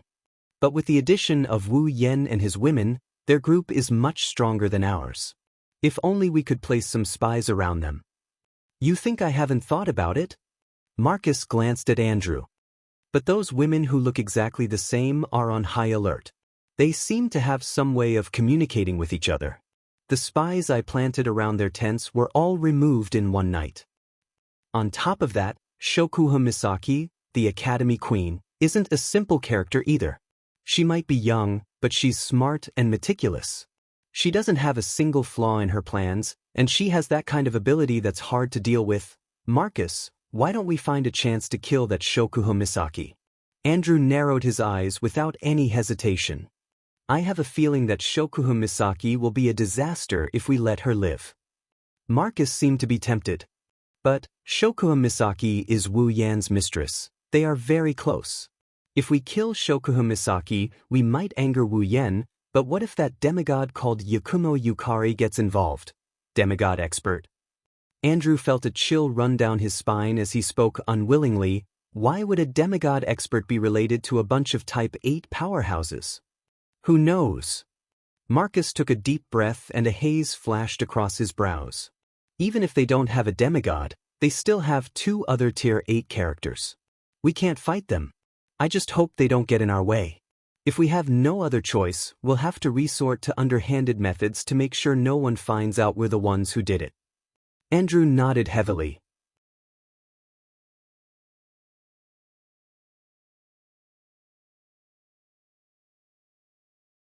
Chapter 8:26. While Marcus and Andrew were vexed, Wu Yen was also vexed. He wanted to bring Mikoto, Shokuhun Misaki, Kinuda Sai, Frenda, and Takitsubo Riku with him when he arrived at the Behemoth Forest Camp. However, when he arrived at the Behemoth Forest Camp, Wu Yen discovered a serious problem. What about the sisters? The Beast King is still hiding in the Behemoth Forest and the mutated monsters haven't been completely eradicated. The entire Behemoth Forest is like a ticking time bomb that could explode at any moment. If he brings all the girls with him and leaves this place, the sisters' safety could be threatened at any moment. Under such circumstances, Wu Yen can't bring all the girls with him. Conservatively speaking, he'll have to leave them behind for a while unless all the sisters reach tier 7 or 8. Otherwise, they won't be able to leave this place without worry. Forget about Wu Yen. Mikoto won't leave her 20,000 sisters behind. Maintain the status quo? However, Wu Yan's group has already left the Spalier World Academy. They'll have to travel across the entire Spalier world. If they maintain the status quo, he'll have to be separated from the girls and won't be able to see them for a while. Wu Yen spent more than 3 years in the Sword and Blade MT world. That's quite a long time to be away from the girls. However, that's only if the time here is shorter. Wu Yen can endure being away from the girls for 3 years, but that doesn't mean the girls can do the same. They'll stay by his side without any complaints. They'll go through thick and thin with him, their lives are intertwined with his. It's fine when he entered this world since the time here is shorter compared to the Spalier world. He can't bear to let the girls experience the pain of being separated from him. Maybe he can bring 20,000 sisters with him? But that's 20,000 people, it's not a war. How can he bring an army like that around the Spalier world? Could it be that he would place his sisters in the biological containment device like before? This was also a good idea. Only if it was possible. Wu Yen really didn't want to do that. His sisters were finally able to live a normal life in the Spalier world. If he placed them in the biocontainment device, how would he be any different from Alistair? Of course, using his brain had always been Wu Yan's weakness. It's not that he's an idiot, it's just that by the time he comes up with a solution, Shokuhun Misaki would already be sitting on the sofa drinking tea. Therefore, Wu Yen could only entrust this troublesome problem to Her Majesty the Queen. This caused Her Majesty the Queen to be in a bad mood for a while, and she said, "Give me some time." After that, Her Majesty the Queen walked out of Wu Yan's tent and went somewhere unknown. Wu Yen couldn't leave the Behemoth Forest camp for the time being, so he didn't dwell on it. He spent his days either fooling around with the girls or running the Behemoth Forest instance dungeon, hunting, with his sisters. Whenever he had free time, he would cultivate his mana. His days were quite comfortable. Wu Yen originally thought that a lazy person like him wouldn't be interested in cultivation, but he was actually a little addicted to it. Although cultivating mana can be boring, Wu Yen could feel himself getting stronger every day. His mana was also increasing, giving him an indescribable sense of fullness. With these two factors added together, even though it's not to the extent where he's so focused on training that he forgets to eat and sleep, it's still enough for him to spend his free time on training his mana. He's not that hardworking, but he's definitely not lazy. Such a result also gave others the impression that Wu Yen, a super genius who graduated from the Spalier World Academy, was a hard-working person. This caused many people to change their view of Wu Yen. Some of them even faintly began to look forward to him. This caused Wu Yen to blush with shame and caused the girls to despise him. Only the girls knew that Wu Yen usually cultivated during the day, and only when he had free time would he cultivate. As for the time at night, it was naturally his happiest time of the day. Because at this time, Wu Yen can just grab 1 or 2 of the girls who are about to go to sleep. Then, amidst their screams, he can drag them into his tent and toss them onto his bed like a hoodlum boss. Then, he can live a shameless life under the night sky, say that Wu Yen is hardworking? He's probably the happiest person in the entire behemoth forest camp. Just like that, a month passed in the blink of an eye. Shokuha Misaki was sitting inside a tent, drinking black tea while tidying up her beautiful blonde hair. Beside her, Kinada Sai, Frenda, and Takitsubu Riku were counting the spoils of war that their sisters hunted in the behemoth forest. After spending quite a bit of time together, the three girls who came from Academy City's Umbu got along quite well with Shokuha Misaki. Normally, if one could see Shokuha Misaki, one would be able to see the three girls behind her, and their relationship seemed to be quite good. He didn't know how Shokuha Misaki did it, but Kinada Sai and the other girls seemed to be treating her like a second Mujino Shizuri. They only followed Shokuha Misaki's orders. Even if Mikoto, Hinajiku, and the others came looking for them, Wu Yen didn't use the word order to get them to do anything. Just like now, Kinada Sai, Frenda, and Takitsubu Riku were not only counting the spoils of war they hunted today, they were also organizing the information that their sisters gathered from the camp. There was one thing that Marcus guessed correctly: the sisters have a way to communicate with each other, the Misaka network. But what he didn't know is that, strictly speaking, the Misaka network isn't a way for the sisters to communicate with each other. That's because the Misaka network exists to connect the sisters' minds and allow them to share information. Marcus thought that their camp's information wouldn't be leaked to the Misaka core, but reality slapped him hard in the face. With the Misaka network, the sisters' strength is to gather information. In the camp, some information that even Marcus didn't know about would be sent to Shokuha Misaki every day. Even though Mikoto wasn't happy that her sisters were helping Shokuha Misaki was very responsible and took care of her sisters well. She even used them for her own benefit, and the one who benefited was Wu Yen. Mikoto couldn't say anything about it and turned a blind eye to it. She had to admit that Shokuha Misaki was a qualified leader. Because of this, Shokuha Misaki got herself into a lot of trouble. "Ha!" Takitsubu Riku, who was reading a piece of information, suddenly exclaimed. She turned around and handed a piece of paper to Shokuha Misaki. "Shoko, take a look at this, Shokuha Misaki looked at Takitsubu Riku suspiciously. She took the paper from Takitsubu Riku and looked at it. She frowned in surprise. Guards went missing without reason? Kinada Sai and Frenda both stopped what they were doing and turned to look at the report in Shokuha Misaki's hand. When they saw what was written, they frowned. Low-level guards went missing? There's a panic outside the camp? The higher-ups didn't send anyone to deal with it? Frenda was surprised. What are those higher-ups doing? Kinada Sai muttered. There's already a panic, but they didn't send anyone to deal with it. Shokuha Misaki narrowed her eyes and placed the paper on the table. This isn't as simple as it seems. Shokuha Misaki's sharp senses picked up on something and she looked at Takitsubu Riku. Takitsubu, have the sisters investigate this. Takitsubu Riku nodded.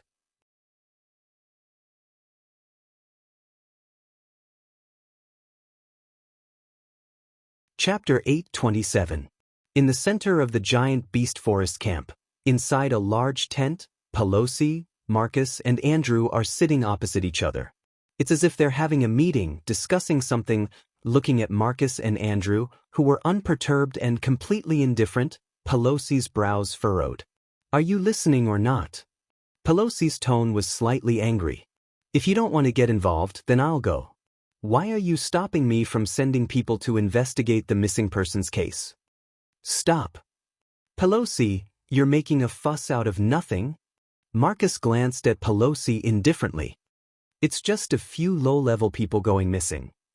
How many? Pelosi laughed out of anger. He slammed a piece of paper on the table. Look at the number of missing people reported by the higher-ups. How many of them are there? How many a day? And in the past month, more than 100 low-level personnel have been declared missing. Hearing this, Marcus narrowed his eyes slightly and exchanged a glance with Andrew. Andrew immediately understood and said to Pelosi, "Is this information accurate? It could also be a smokescreen set up by those who were ready to make a move." Yes. That's right. Marcus nodded, then he sneered and said, "Don't forget, Those guys have been trying to take a bite out of us. They've been eyeing our position all this time. That's why we need to investigate, right? Pelosi's face tensed up and he looked rather unsightly. Right now, the low-level outskirts of the camp have already caused a very serious panic. There are also rumors that it's some kind of plague or the revenge of some unknown magical beast. It's making people uneasy. Even hunting in Behemoth Forest has decreased a lot. Pelosi glanced at Marcus and Andrew with a serious gaze. We can't let this drag on any longer. We need to control the situation when it's still light and find out the cause. When the influence spreads, I'm afraid that the entire operation of the camp will be paralyzed or even abandoned. Marcus. Andrew. Pelosi stood up and looked down at the two people opposite him. He said in a low voice, "If you don't want to interfere, then don't stop me from interfering. Otherwise, if something really happens, the responsibility is not something we can bear." After that, Pelosi turned around and walked towards the exit of the tent. Before he left, he even took the piece of paper with him. It was obvious that he was going to investigate this matter. When Pelosi turned around, Andrew abruptly raised his head, killing intent flashing in his eyes. A faint mana fluctuation started surging from his body as if it had awakened. Marcus put his hand on Andrew's shoulder. With a slight push, he pushed Andrew back into the chair. He stared at Pelosi's back in silence until he walked out of the tent. Watching Pelosi walk out of the tent, Andrew looked at Marcus with some dissatisfaction. "Why didn't you let me do it?" "Do it?" Marcus turned his head. "You're confident you can take him down without anyone noticing?" Andrew choked, then retorted, "That's better than letting him find out the truth." "Finding out the truth?" Marcus chuckled. "Did you leave any traces behind when you attacked him?" Of course not." "Then there you have it." Marcus rested his chin on his hands. His eyes curved into a sinister smile. "With our strength, it won't take us much effort to take down a few low-level personnel. Pelosi won't be able to find out the truth if we didn't leave any clues behind. If you attack him now, you'll only cause more trouble. It's the same as admitting your guilt." Marcus' words were like an alarm bell that rang in Andrew's heart. He was shocked. Cold sweat dripped down his back. I almost ruined everything." Seeing Andrew's expression, Marcus knew that he had calmed down and patted him on the shoulder. "Now, we can't even take a single wrong step. Once we do, we'll be doomed eternally. You're under too much pressure and made a mistake in your judgment. This isn't your fault, but don't make the same mistake again."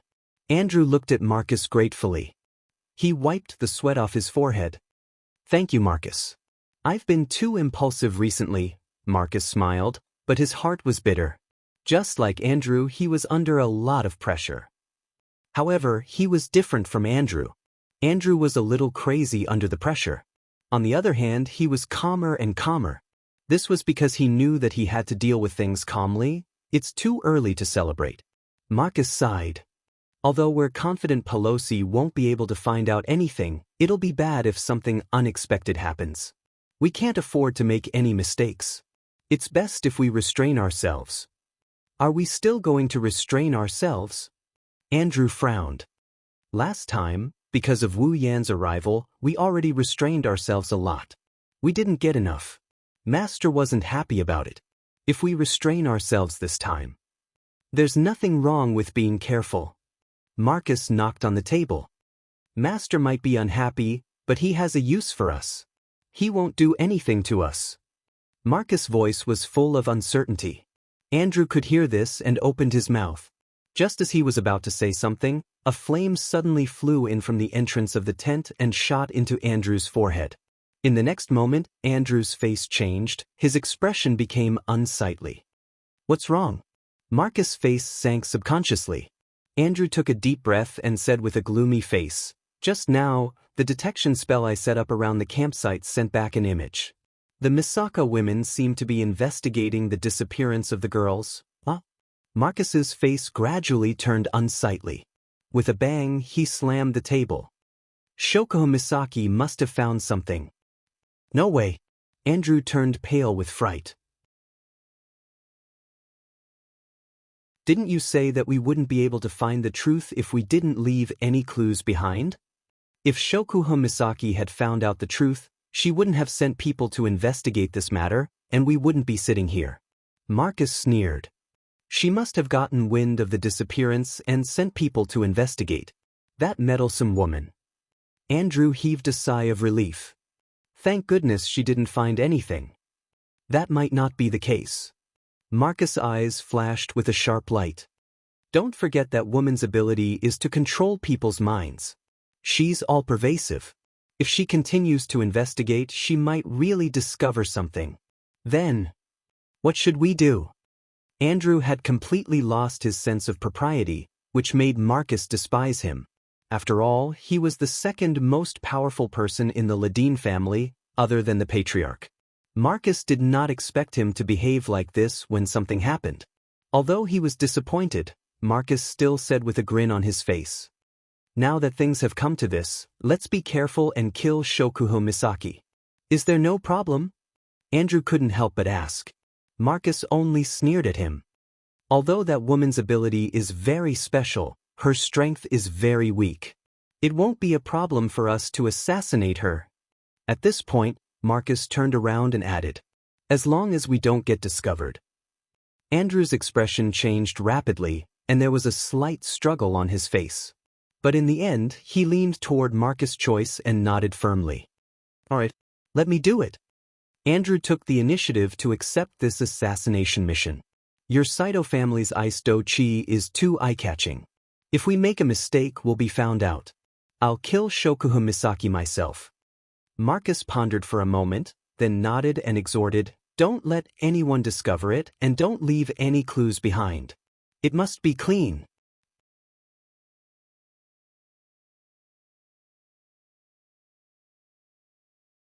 Chapter 828. No one knows when, but the news of the missing guards started to spread out slowly. Originally, for this kind of incident that could easily lead to panic, the higher-ups should think of ways to hide it so that the garrison in the camp would not panic and affect the strategy of the giant beast's forest. However, Pelosi did the opposite. Not only did he not suppress the spread of this matter, he even wantonly publicized it. The consequences of this were, of course, as expected, causing panic. But the panic was only temporary. After the matter was exaggerated and spread, Pelosi immediately said that he would definitely investigate this matter to the bottom.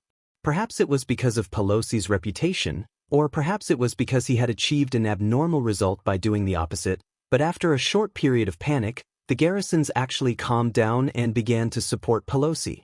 In an instant, Pelosi's reputation in the entire camp reached a commanding height. And all of this seemed to be within Pelosi's expectations. With everyone's support, after announcing the declaration of the investigation, Pelosi immediately gave another strict order. Because the garrison personnel went to bed in the middle of the night and were found missing the next day, Pelosi asked the low-level personnel not to go out at night. Even if they went out, they had to gather with others. The patrol team at night was strengthened in size and vigilance. Once they found something wrong, they can report to him directly if something goes wrong. After such a big movement, the initial signs of uneasiness were suppressed by Pelosi. The garrisons also seemed to feel a sense of security and once again followed the arrangements of the camp in an orderly manner. Only Pelosi knew that this peaceful situation was only temporary. At least, before the real cause of the incident was investigated, or before the next missing person appeared, the situation would be broken. However, the night patrols have increased in numbers. The level of vigilance is also increasing. Around the tents where everyone is staying, the number of people in the tents increased at night, making the camp very lively. Unfortunately, no one could say for sure how useful it was. Including Pelosi, in the night. The tents near the edge of the camp are much quieter than the other tents. One can still hear the faint chirping of insects. In one of the tents, Shokuho Misaki, who has been busy the whole day, wiped her long blonde hair that is wet from her shower. She breathed a sigh of relief.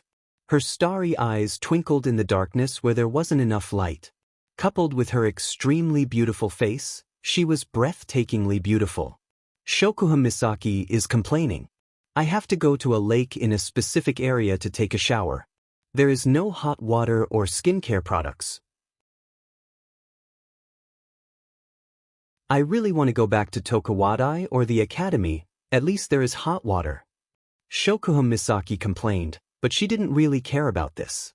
If she did, she could just go to Wu Yen and ask for his help. With the magical items in the system and Wu Yan's equipment points, it would only take a few minutes for Shokuhun Misaki to solve this problem. That's why Shokuhun Misaki only complained a little. After drying her hair, she shook her head and looked at her golden hair flowing in the air. She couldn't help but smile. Shokuhun Misaki is very satisfied with her appearance. She looked at herself in the mirror and smiled seductively. No wonder that bastard likes me so much. I was afraid I wouldn't be able to charm you to death. After saying that, Shokuhun Misaki walked to the magic lamp and turned it off. She yawned and walked towards her bed. Silence reigned in the tent once again. However, before Shokuhun Misaki could even get to her bed, a psychic wave suddenly entered her senses. She couldn't even sense it. Shokuhun Misaki's yawn froze when she felt the psyche wave. Her eyes widened. Shokuhun Misaki's ability can sense psyche waves, but she can't determine the person's identity based on the psyche wave. However, judging from the erratic trajectory of the psyche wave, the possibility of it being someone she knows is close to zero.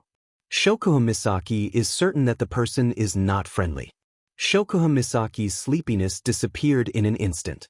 She turned around and looked at the entrance of the tent. She clenched her fist and her face tensed up. It's here! At the same time, a mass of black gas suddenly drilled into the tent from the outside and instantly gathered into a black cloud. Shokuhun Misaki took a step back without hesitation. Whoosh! As soon as Shokuhun Misaki retreated, the dark cloud swirled and a gust of cold wind swept towards Shokuhun Misaki like a shadow, wrapping around her. Bang! Shokuhun Misaki's body suddenly glowed and turned into a ripple. When the black cloud hit the ripple, it was bounced back. Ha! Within the dark clouds, a surprised voice rang out, as if surprised by the changes in Shokuhun Misaki's body, followed by a series of angry growls. Shokuhun Misaki heaved a sigh of relief. A transparent dragon-shaped armor appeared around her, protecting her. That was the real identity of Marie, mental dragon armor. Since it was useless against Wu Yen, who has the body of a true ancestor, the armor he placed on Shokuhun Misaki saved her life. Of course, it's still too early to feel relieved. The dark cloud circled around the entrance of the tent and turned into the shape of a wolf. It had a long tail and fangs in its mouth. It looked like a black wolf wrapped in clouds. Shokuhun Misaki sucked in a cold breath. Woo! With a low growl, the black wolf opened its mouth, and a black beam shot out from within. It let out a shrill whistle and pierced towards the dragon armor protecting Shokuhun Misaki. Clang! The dragon armor shuddered and its color faded. It almost collapsed. Shokuhun Misaki was shocked. She didn't care that the controller was not with her. She used all her strength to launch a mental attack and pierced into the dark clouds. Chi! Woo! A tearing sound was heard. The dark cloud around the black wolf shrunk and it howled in pain. The eyes of the wolf started glowing red. Shokuhun Misaki cursed in her heart. Her ability seemed to be effective against the black wolf, but it didn't have much of an effect. It's obvious that the black cloud, or rather the one controlling it, is much stronger than her. Much stronger than her. Is this the culprit behind the disappearance? Am I her next target? Shokuhun Misaki bit her lips and looked at the entrance that was blocked by the black wolf. She couldn't help but feel anxious. Escape? But the black wolf is blocking the exit. Scream? He was afraid that before he could even cry out, the black wolf's attack would have arrived. And from the way the Psyche Dragon armor trembled after blocking that attack, this C-grade rare armament dragon-shaped armor definitely wouldn't be able to block the next attack. Her weak body would also not be able to withstand a single blow, and she would perish as well. Thinking of this, Shokuhun Misaki became even more anxious. Woo! While Shokuhun Misaki was panicking, the black wolf opened its mouth again, and a faint black light flashed in its mouth. Shokuhun Misaki instinctively closed her eyes. You're courting death. Just as the black light was about to shoot out again, A furious roar exploded like a clap of thunder. It soared into the sky and reverberated over the entire camp, waking everyone who was still in their sweet dreams. It also startled the patrolling personnel and Pelosi and Marcus who were in their respective tents. What's going on? Pelosi ran out of the tent in bewilderment. Marcus, who was still in the tent, had an ominous premonition in his heart. He hurriedly ran out of the tent, looked at Pelos, and ran in the direction of the sound, accompanied by a group of patrol personnel. To be continued.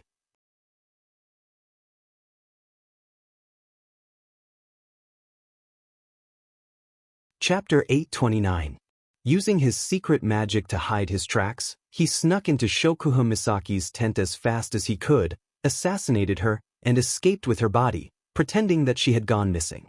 This was the entirety of Andrew's plan, a simple and clear one.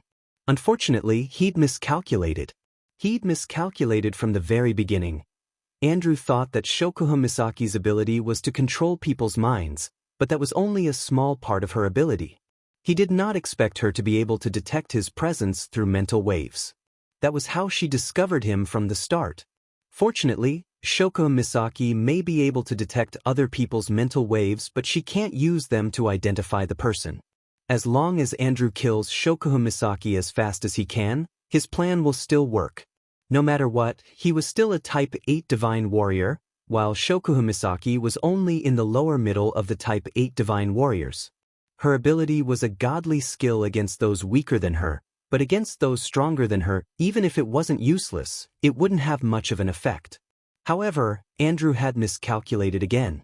The existence of the dragon armor bought Shokuha Misaki a little bit of time, and that little bit of time was enough to push Andrew to the brink of death. Bang! The black wolf formed by the dark clouds was sent flying as if it had been hit by a heavy hammer. It smashed into the top of the tent, which had been reinforced by magic and was harder than the walls. Soon after, it fell down and heavily smashed into the ground. A suppressed howl of pain was emitted from the black wolf's body, proving just how heavy the blow was. What is going on? Andrew, who was hiding in the black wolf, was hit so hard that his brain short-circuited. He couldn't react in time. By the time he reacted and controlled the black wolf to spring up from the ground, he finally realized it. Originally, there was only him and Shokuha Misaki in the tent, but now, there was an additional figure. Impossible. That was the first thought that came to Andrew's mind when he saw the figure. The exit was clearly blocked behind him, but this person in front of him, how did this person appear beside Shokuha Misaki? Of course, not long after this thought arose, a gaze that was infinitely close to freezing point enveloped him, causing Andrew's heart to tremble violently. A fatal chill emerged from the bottom of his spine, instantly covering his entire back. He looked up. In front of him, the figure was holding Shokuha Misaki in his arms. A pair of wine-red eyes stared at Andrew. Inside those eyes, there was a murderous aura that was like a volcano erupting. Andrew couldn't help but take a step back because of that murderous aura. Little Yen. She felt the familiar embrace. Shokuha Misaki let out a sigh of relief. Her tense nerves finally calmed down. Her face paled as she clutched Wu Yan's shirt tightly. She didn't want to let go of his shirt. Little Chi. Seeing Shokuha Misaki's pale face, Wu Yan was enraged. Even though he gave the dragon armor to Shokuha Misaki, it was still his noble phantasm. If something happened to his noble phantasm, Wu Yan would be able to sense it. What's more, Wu Yan set up a telepathic spell on the girls. If the girls are in danger, Wu Yan would be able to sense it at the first instance. When Wu Yan sensed that Shokuha Misaki was in danger, he used a teleportation spell to get here. The Black Wolf was about to deal the final blow to Shokuha Misaki. If he came half a second later. Wu Yan's pupils started trembling when he thought of this. He couldn't suppress the fear that rose from the bottom of his heart. Along with it came a towering rage that could shake the heavens and earth. Misaki-chan. Wu Yan lowered his head, his demonic voice came from the depths of hell. Wu Yan couldn't see his expression. Take a step back. Shokuha Misaki didn't feel any fear when she heard his demonic voice. Instead, she felt sweet inside. She nodded obediently and retreated to the back. Her starry eyes stared at Wu Yen with a mesmerized look in them. Contrary to Shokuha Misaki, Andrew was so frightened by the terrifying voice that he took a step back. In his heart, he felt a sense of danger, urging him to leave. Sensing that sense of crisis, Andrew could not help but shout out in his heart, "Impossible! That brat is so young, it's already a miracle that he could reach the Type 8 realm at such a young age. How could he, a peak Type 8 warrior, feel threatened?" However, the next moment Wu Yen raised his head. When Andrew saw his face, he sucked in a breath of cold air. In the other party's eyes, the pair of wine-red eyes had turned golden. Carrying an extremely cold gaze, he stared at him closely, like a ferocious beast staring at its prey. "Today." Wu Yan's voice was the coldest it had ever been in his life. "If I let you escape from my eyes, then I, Wu Yan, will never step into the Spalier world again." The moment his words fell, a terrifying aura burst out from Wu Yan's body. The aura contained within had already far surpassed Andrew's peak. Boom! Outside Shokuha Misaki's tent, Pelosi, Marcus, and the rest of the camp's guards had just arrived when the tent in front of them exploded. A powerful shockwave blasted out from the tent and swept across the entire area. "Careful!" Pelosi and Marcus were shocked. They hurriedly raised their hands to block in front of them, resisting the oncoming wind. But even so, they were still blown back a few steps. If even the two peak Tier 8 combatants were in such a state, the rest of the guards were even worse off. Those who were slightly stronger were only pushed back by the shockwave. However, those who weren't strong enough weren't as lucky. They didn't even have time to circulate their do-chi or mana before they were blown away by the shockwave. In an instant, it was as if the entire camp had been swept by a tornado. The sky was filled with broken pieces of rubble from the ground. Some figures were even blown into the sky by the strong wind and then smashed onto the ground. Wails of pain rang out everywhere. Not long after, the entire camp was filled with the wails of the garrison members. What a powerful force! What the hell is going on? Pelosi and Marcus looked in front of them in horror. The shockwave from the explosion of the tent had passed, but the place was covered in smoke and dust. Faint traces of fire could be seen flashing through it. A corner of the smoke suddenly protruded outwards, and a figure shot out from there. Under the gaze of everyone present, the figure landed hard on the ground, bounced a few times, and fell in front of Pelosi and Marcus, who were at the forefront, with smoke and dust all over his body. "Pucci!" A mouthful of dark red blood sprayed out from the other party's mouth, dyeing his clothes and lips red, revealing a pale face filled with fear. Seeing this face, Pelosi's and Marcus' complexion changed rapidly. "Andrew!" Hearing the two people's shouts, Lu Sun quickly turned his head. When he saw Pelosi and Marcus, his eyes suddenly lit up and he shouted, "Pelosi! Marcus! Save me!" As soon as he said that, another voice came from within the cloud of dust. It was like a gust of wind had swept through the area. "Save you?" The sound of footsteps followed the sound and fell into the ears of everyone present. Andrew looked in the direction of the smoke and dust with a horrified expression. He sat on the ground and couldn't help but shuffle backward. The others also looked in front of them in horror. Just who was it that could scare the peak stage 8 Andrew to this extent? Wu Yen slowly walked out of the smoke with Shokuha Misaki behind him. Wu Yen looked at Andrew with an expressionless face. His voice echoed in the air. "You are right. No one can save you."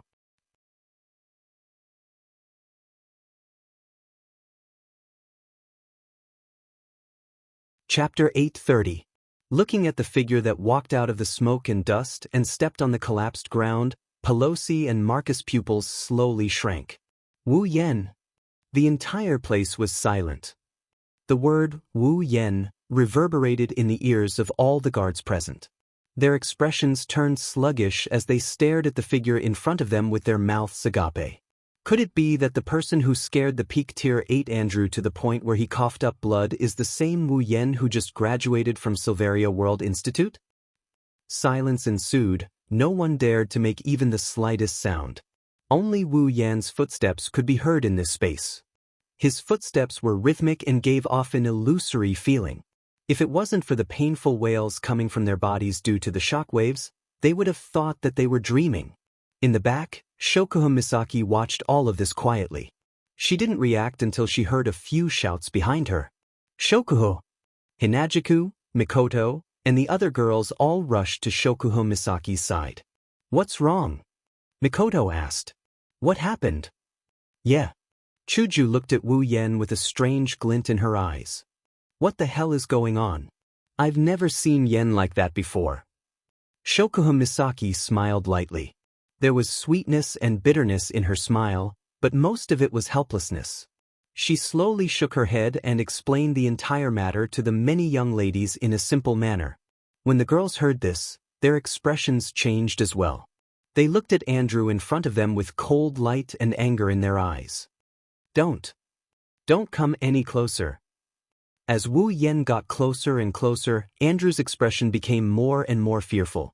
His collapsed body kept shuffling backwards. It was as if something terrifying was approaching.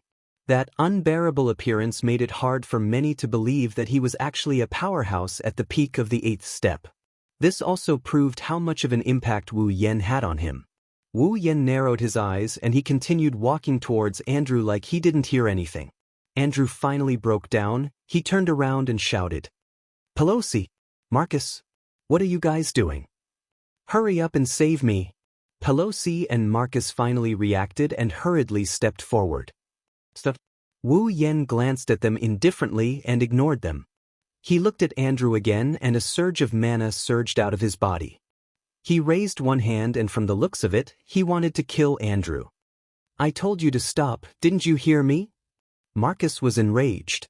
Ice blue Dochi also surged out from his body, but almost at the same time, a flame and a gunshot impatiently resounded. Then, behind Marcus, a huge flaming battle axe and an ancient long rifle were pressed against his head. I can't allow you to move around like that.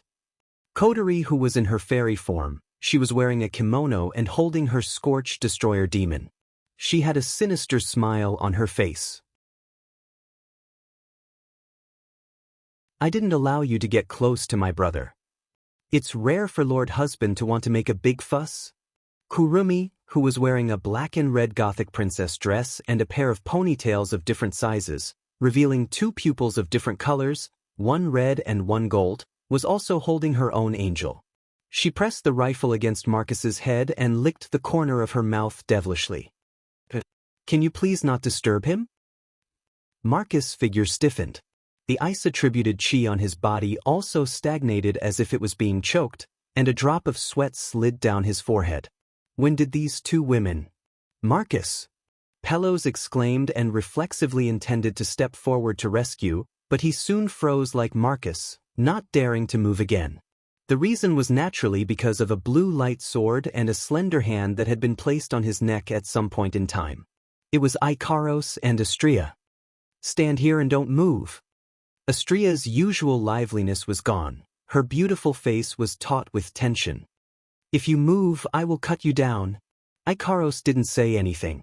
She just stared straight at Pelosi's face with her crimson pupils. Looking at this beautiful face in front of him, Pelosi didn't doubt that if he moved, his neck would definitely be broken by her. 2 peak tier 8 combatants fell into the hands of Kotori, Kurumi, Ikaros, and Astria in the blink of an eye. The surrounding guards all took a step back. Seeing that the 3 strongest people in charge of their own camp had fallen into the hands of others, they were at a loss. They didn't know what to do at all, and for a moment, it almost caused chaos. Pelosi-sama. Marcus-sama. Andrew-sama. Quick! Save the 3 lords. Let go of the lords. Calm down all of you. Pelosi raised his hand and shouted. Everyone, do not act rashly. Hearing Pelosi's words, the crowd slowly calmed down. In the end, it didn't cause any real chaos. However, Pelosi and Marcus's expressions were quite unsightly. Perhaps they didn't expect that they would be taken down by a few little girls in a single move. Pelosi! Marcus! Andrew's expression changed drastically when he saw this. It was also at this moment that a foot kicked him in the chest. Andrew howled miserably. His body flew out in a beautiful arc and crashed into the ground not far away.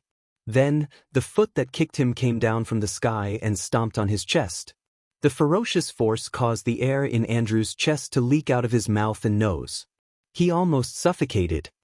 Andrew! Pelosi's face trembled, and Marcus shouted angrily. "Wuyan, do you know what you are doing? You shut the F***ck up?"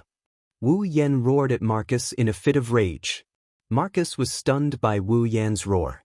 His face turned from green to white. It's an ugly sight to behold. He, Marcus, has never been scolded by anyone before. Not even his elder brother, the patriarch of the Saito family. Marcus's face was ashen. He wanted to flare up, but the cold muzzle of the gun and the scorching hot battle axe behind him forced him to endure. Thus, his ashen face turned red again, and his heart was filled with hatred. "Umph!" Wu Yan coldly snorted. He looked at Andrew, who was still struggling under his feet. He exerted some force on his foot, and Andrew groaned in pain. His struggle weakened as well. "Speak. Why did you kill Xiaoqi?" Suppressing his violent emotions, he continued in a cold tone. "Based on your answer, I can give you a quick death." No. Andrew was terrified by Wu Yan's ferocious look. He shook his head and screamed. "I don't want to die. I don't want to die." "Wu Yan, calm down." Pelosi was shocked by Wu Yan's words. He shouted at him. "There must be some kind of misunderstanding. Please don't do anything rash." Marcus gritted his teeth. He suppressed his anger and growled. "This is the Ailu Empire's camp. Andrew is one of the people in charge here. Are you trying to commit a crime by killing him?" Wu Yan laughed out loud. His voice was unusually cold. "Crime? Then wait until I kill him. Then you can punish me." "What?" Pelosi shouted. "Wu Yan, there must be some kind of misunderstanding. Don't kill the wrong person and cause unnecessary trouble." "Misunderstanding?" Wu Yan looked at Andrew coldly. "Tell me, why did you appear in Xiaoqi's tent and try to kill her?"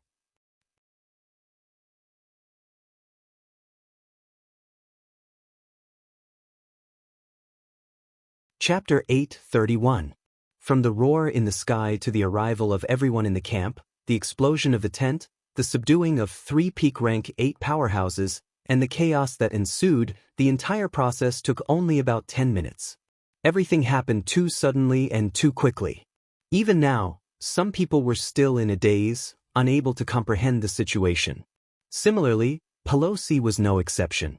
Only Marcus, who was subdued by Kotori and Kurumi, knew what was going on. Only then did he know why things had developed to this point. Either Andrew didn't do his job well, or he was discovered in the middle of the attack. In the end, not only did Shokuhun Misaki not die, but she also ended up like this. Things couldn't be worse than this situation right now. Marcus acted like he didn't know what happened, but inside, he was worried sick. He wasn't afraid that the situation in the camp would become chaotic. What he was truly afraid of was that if something really happened to Andrew, then it was very likely that everything behind this would be exposed. He might even be dragged into this mess. At that time, the situation would truly become serious. Therefore, no matter what, either Andrew died before he could say anything, or he absolutely could not let him die. Of course, the former wasn't so easy to achieve. Even with Marcus' insidious nature, he couldn't find a way in this situation. So, Marcus simply chose the latter. Wu Yan. Marcus glanced at Andrew, who was being stepped on by Wu Yan, and he took the initiative to speak up.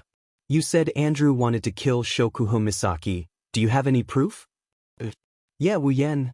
Compared to Marcus, Pelosi, who was kept in the dark, is much more cautious. Andrew is one of the people in charge of the camp. He doesn't have any grudges with Shokuhun-san. They rarely interact with each other. Why would he want to kill her? There must be some misunderstanding. "Ha!" Wu Yan mocked. He didn't try to hide the anger in his heart that hasn't been extinguished. "Are you saying there's something wrong with my eyes? How could I be wrong about what I saw with my own eyes?" Sensing the fury in Wu Yan's tone, Both Pelosi and Marcus sighed inwardly at how troublesome this is. A person in a fit of rage is usually unable to think rationally. It would be much harder for him to talk and negotiate a verdict. Wu Yan's rage is boundless and his rationality is on the verge of collapse. I'm afraid he won't listen to them. They didn't know how important Shokuho Misaki and the girls were to Wu Yan. Wu Yan wasn't just angry at Andrew, he was also angry at himself. He was angry at himself for not being able to make it in time, even if he used his teleportation ability. Fortunately, Shokuho Misaki didn't die.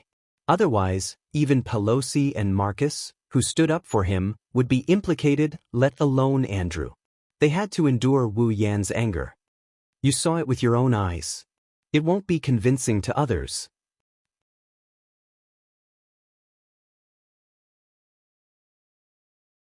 Marcus looked at Wu Yan's face. Unless there's someone who can testify. Wu Yan's expression turned cold. Shokuho Misaki sighed. She stood up. Then, if the victim testifies, it should be more convincing, right? Shokuho Misaki continued. Indeed, it was this person who snuck into my tent and tried to kill me. Kill you? Then how come nothing happened to you? Before Shokuho Misaki could finish, Marcus interrupted her. Andrew is a peak type 8.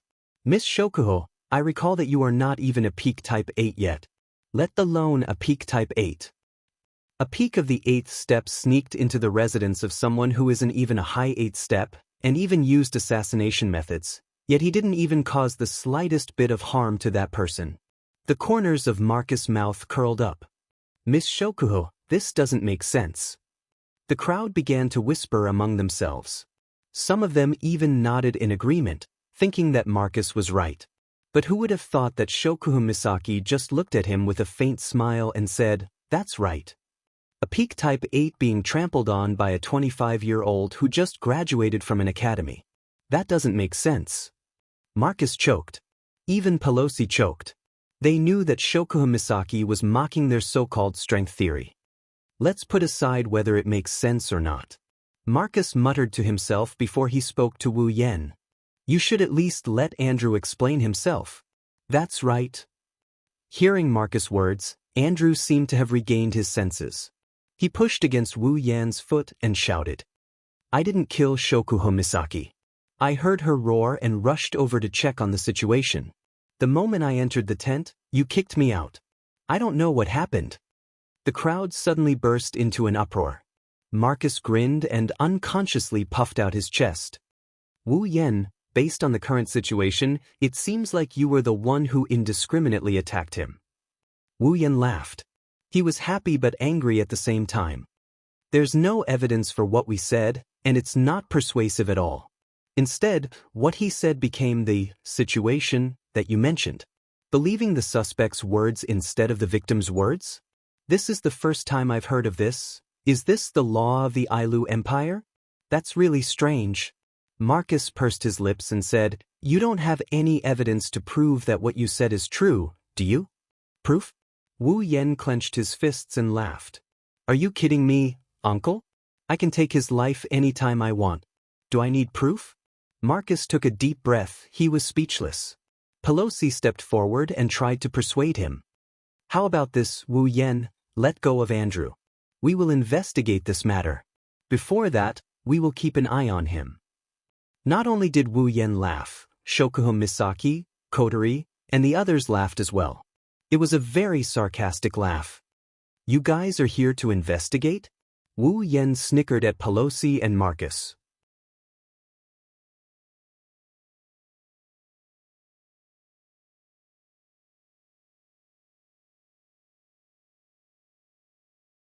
Chapter 8:32.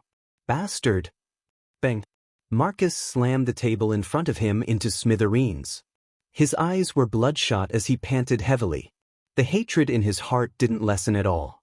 He wanted to destroy everything in his tent. Those who know Marcus know that he has a bad temper, a very bad one. Once his temper flared up, even a mosquito flying in front of him would become the source of his anger. Usually, at this time, the servants in charge of taking care of Marcus' daily life would suffer because they would become Marcus punching bags and might even lose their lives. If it wasn't for the fact that Marcus was the second in command of the Saito family, and if it wasn't for the fact that he was a peak stage 8th Order warrior, he would have offended a lot of people already. But no matter how bad Marcus's temper was, the number of times he lost his temper was second only to the number of times he lost his temper during mealtimes.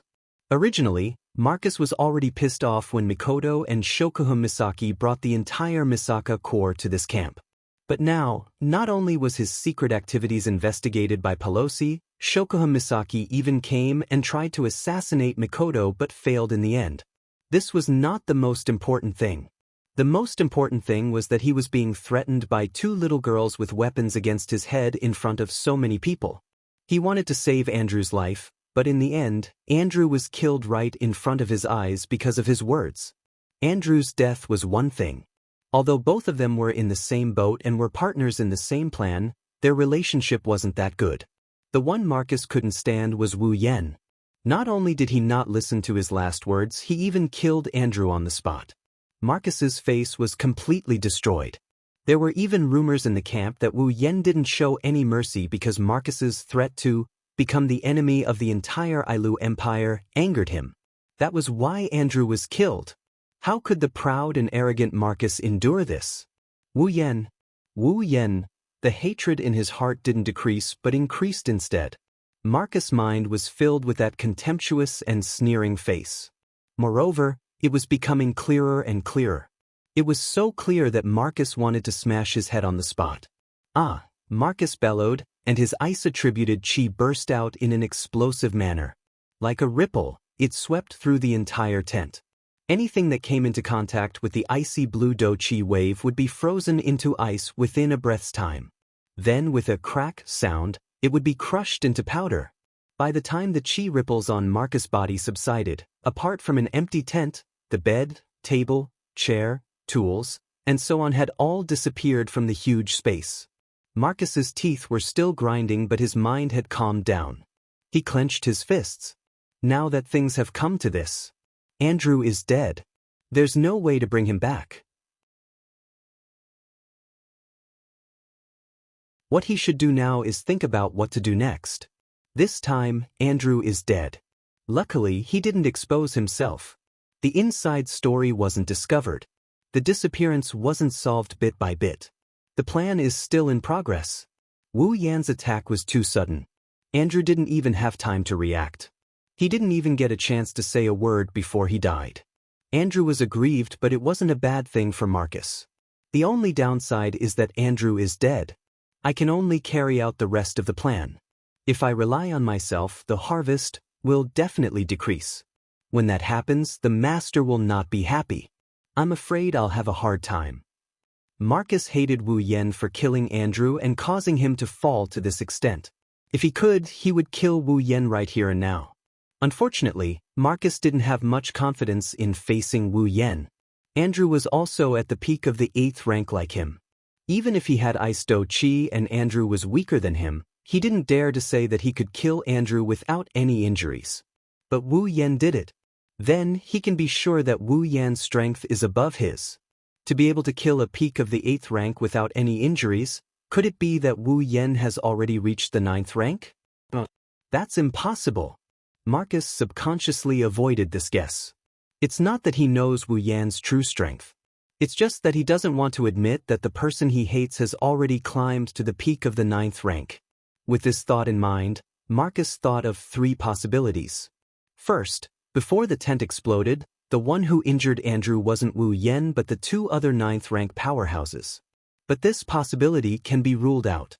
Ignoring the fact that the 2 9th rank powerhouses didn't arrive until later, if it was someone else, then Andrew wouldn't be so afraid of Wu Yen.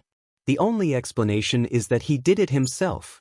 Second, Wu must have teamed up with Shokuhun Misaki to defeat Andrew. But that doesn't make sense either. If he teamed up with Shokuhun Misaki, then even if Andrew was defeated, he wouldn't be afraid, even if his life was in danger. No matter what, he's still a peak of the 8th rank. The last possibility is that Wu Yen did it alone. Only if he did it alone and defeated Andrew without any injuries could he have caused Andrew to be in such a state. But that shouldn't be his true strength. It should be some treasure left behind for him. For example, some medicine that can temporarily increase his strength, or a high-grade armament. This possibility is high. After all, his nephew who participated in the Beast King incident with Wu Yan said that he has a medicine that can temporarily prevent injuries. With that medicine, defeating Andrew shouldn't be difficult. Furthermore, his nephew also said that Wu Yan has a gold armament. That was an armament that even he, and even his elder brother, the Patriarch, did not have. Normally, gold armaments can only be obtained after reaching the 9th rank. For example, his father, the previous head of the Saito clan, had a gold armament. Other Type 9 powerhouses also have one. Other than Type 9 powerhouses, it's almost impossible for a Type 8 to have a gold armament. Come to think of it, in the Spalier World Academy, only Princess Sylph managed to obtain a gold armament during the auction. Others like Kaya and Jaffer, who were the pillars of the royal family, did not manage to obtain a gold armament even though they were also at the 8th rank. One can imagine how valuable a gold armament is. Wu Yan must be a Type 8 powerhouse. To be able to become the strongest student in the Spalier World Academy, he must be stronger than Shokuho Misaki. Shokuho Misaki was a mid-Type 8 while Wu Yan should be a high-Type 8 powerhouse, or even a peak Type 8. A high-rank 8 warrior with a gold armament would be able to defeat a peak rank 8 warrior without a gold armament without a single injury. That would not be impossible. There are 3 possibilities but Marcus didn't consider them. Wu Yan has been using his true strength since the beginning. To defeat a peak Type 8 powerhouse without any injuries, Wu Yan doesn't need to reach the 9th rank. With endless martial arts and the true ancestor's bloodline, he could already challenge those of a higher rank when he was still at the peak of the 7th rank. Now that he has mana and an endless supply of spells, if he still can't defeat someone of the same rank, he'll be dead. Marcus took a deep breath and calmed his heart. Then he turned around and walked out of the tent.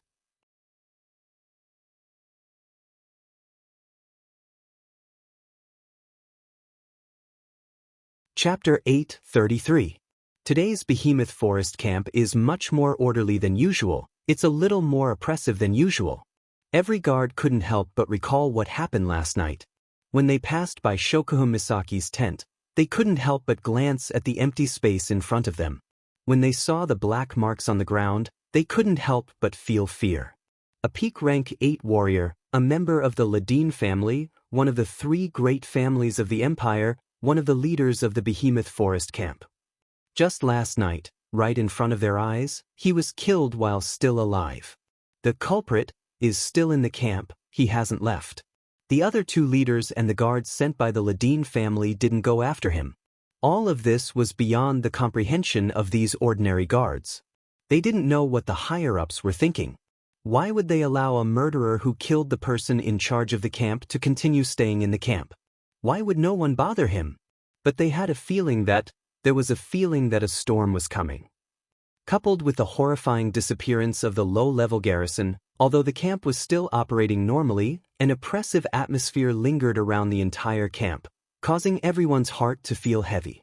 If this continued, it was likely that after a certain period of time, the pressure would accumulate to the point where their nerves could not bear it. In that case, it wouldn't be strange for the guards to go crazy. Noticing the situation in the camp, Pelosi started contacting the Ailu Empire's royal family, leaving aside Marcus' actions for the time being. Regardless of the situation in the camp, the mysterious disappearance, or the death of Andrew from the Ladin family. If it was just 1 or 2 items, it would be fine, but if they were all added up, even Pelosi felt a little overwhelmed. If he didn't ask for permission, he was afraid that he wouldn't be able to hold on. Especially when it comes to Wu Yan. Andrew from the Ladin family was killed. This is a huge matter. Andrew was a peak rank 8 warrior and his position in the Ladin family was second only to the Patriarch. Other than the Patriarch and the rank 9 powerhouse behind the scenes, Andrew was the head of the Ladin family. Pelosi can imagine how angry the Ladin family would be if such a person was killed while he was in charge of the camp. If things go wrong, the relationship between the 2 sides would be irreparable. Pelosi obviously couldn't care less about this level of problem. After all, on the surface, Andrew was still managing the camp for the Ailu Empire, helping the imperial family. The one who killed him was the fiancé of the Ailu Empire's imperial family. Thus, Pelosi had no choice but to ask for the imperial family's permission. The Spalier world uses crystal balls to communicate, as long as the crystal ball's function is strong enough. No matter where they are, they would be able to communicate with people far away. Andrew's death may have only happened yesterday, but it was already known by almost everyone in Ailu Empire. Of course, the Ladine family was one of them. The entire Ladine family was furious. Not long after Pelosi reported the situation, the head of the Ladine family had already reported it to the Ailu Empire's royal family. They had no choice. They wanted to cause trouble for Wu Yan. They wanted nothing more than to kill Wu Yan. However, even though the Ladine family was powerful, if they really went all out against Wu Yan's group, then Wu Yan himself would be a problem. Dakaros and Flandrachon, these two rank 9 warriors, were the first obstacle they had to overcome. The Ladine family, on the other hand, only had one rank 9 warrior. Not to mention, behind Wu Yan's group was a demigod warrior whose whereabouts were unknown, Yakumo Yukari. Go to their doorstep?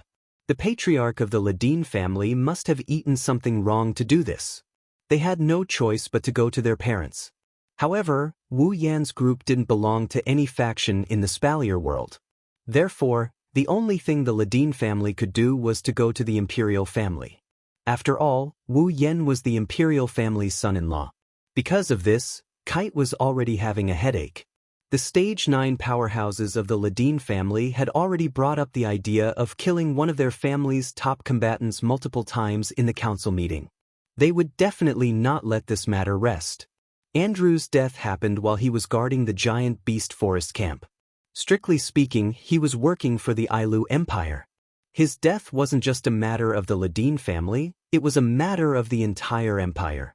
Even the Ailu Empire's royal family and the other two families couldn't stay out of it. Therefore, the Ladine family's rank 9 warrior took the opportunity to propose a collective punishment for Wu Yan. But who would be stupid enough to go along with him? If anything went wrong, Yakumo Yukari would come for revenge.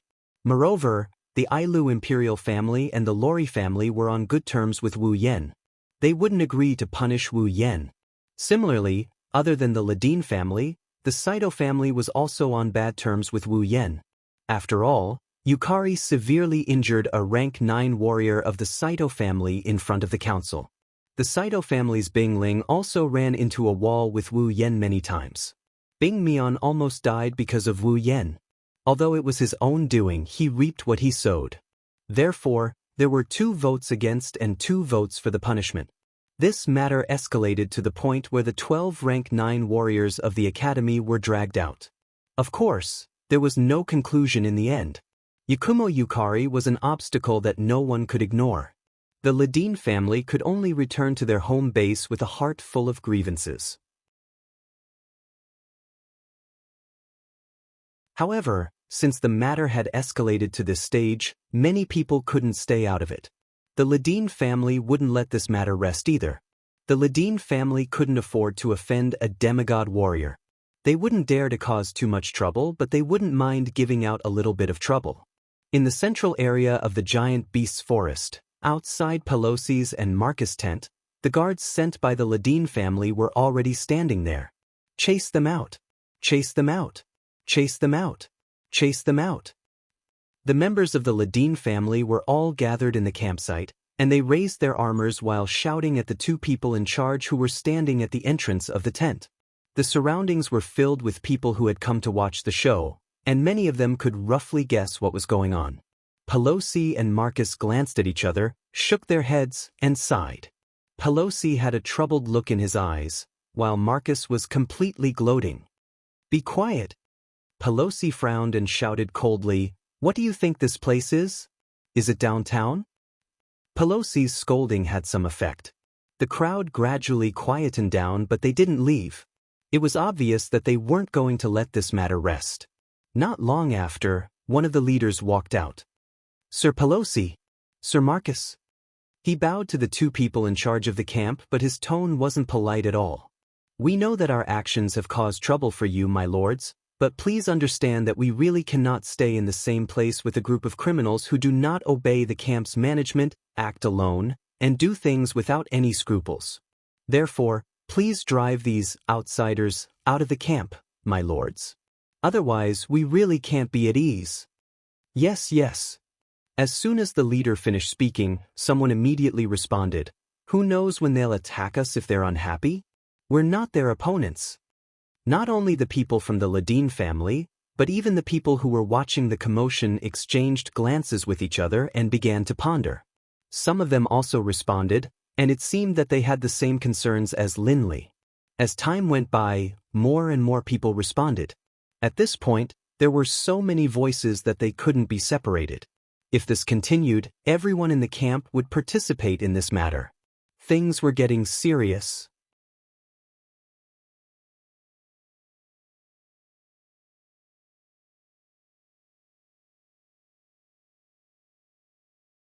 Chapter 8:34. That's right. Who would dare to live in the same camp as a person who didn't care about anything and killed at will? Wu Yan did mention that Andrew ambushed Shokuho Misaki last night. However, Wu Yan didn't have any evidence to back up his claim. He didn't go through a thorough investigation before killing Andrew. His actions made many people uneasy. They are afraid.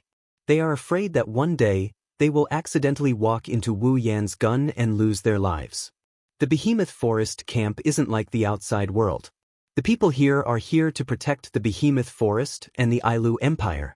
Outside, murders happen every day. The Spalier world is a place where the strong are respected. But in this camp, there hasn't been a single murder since the camp was built. Because everyone here was a living force that could fight against the magical beasts. Just like in ancient times, killing someone is as easy as nodding. But in the same army, who would dare to kill each other without breaking any rules? They are all comrades.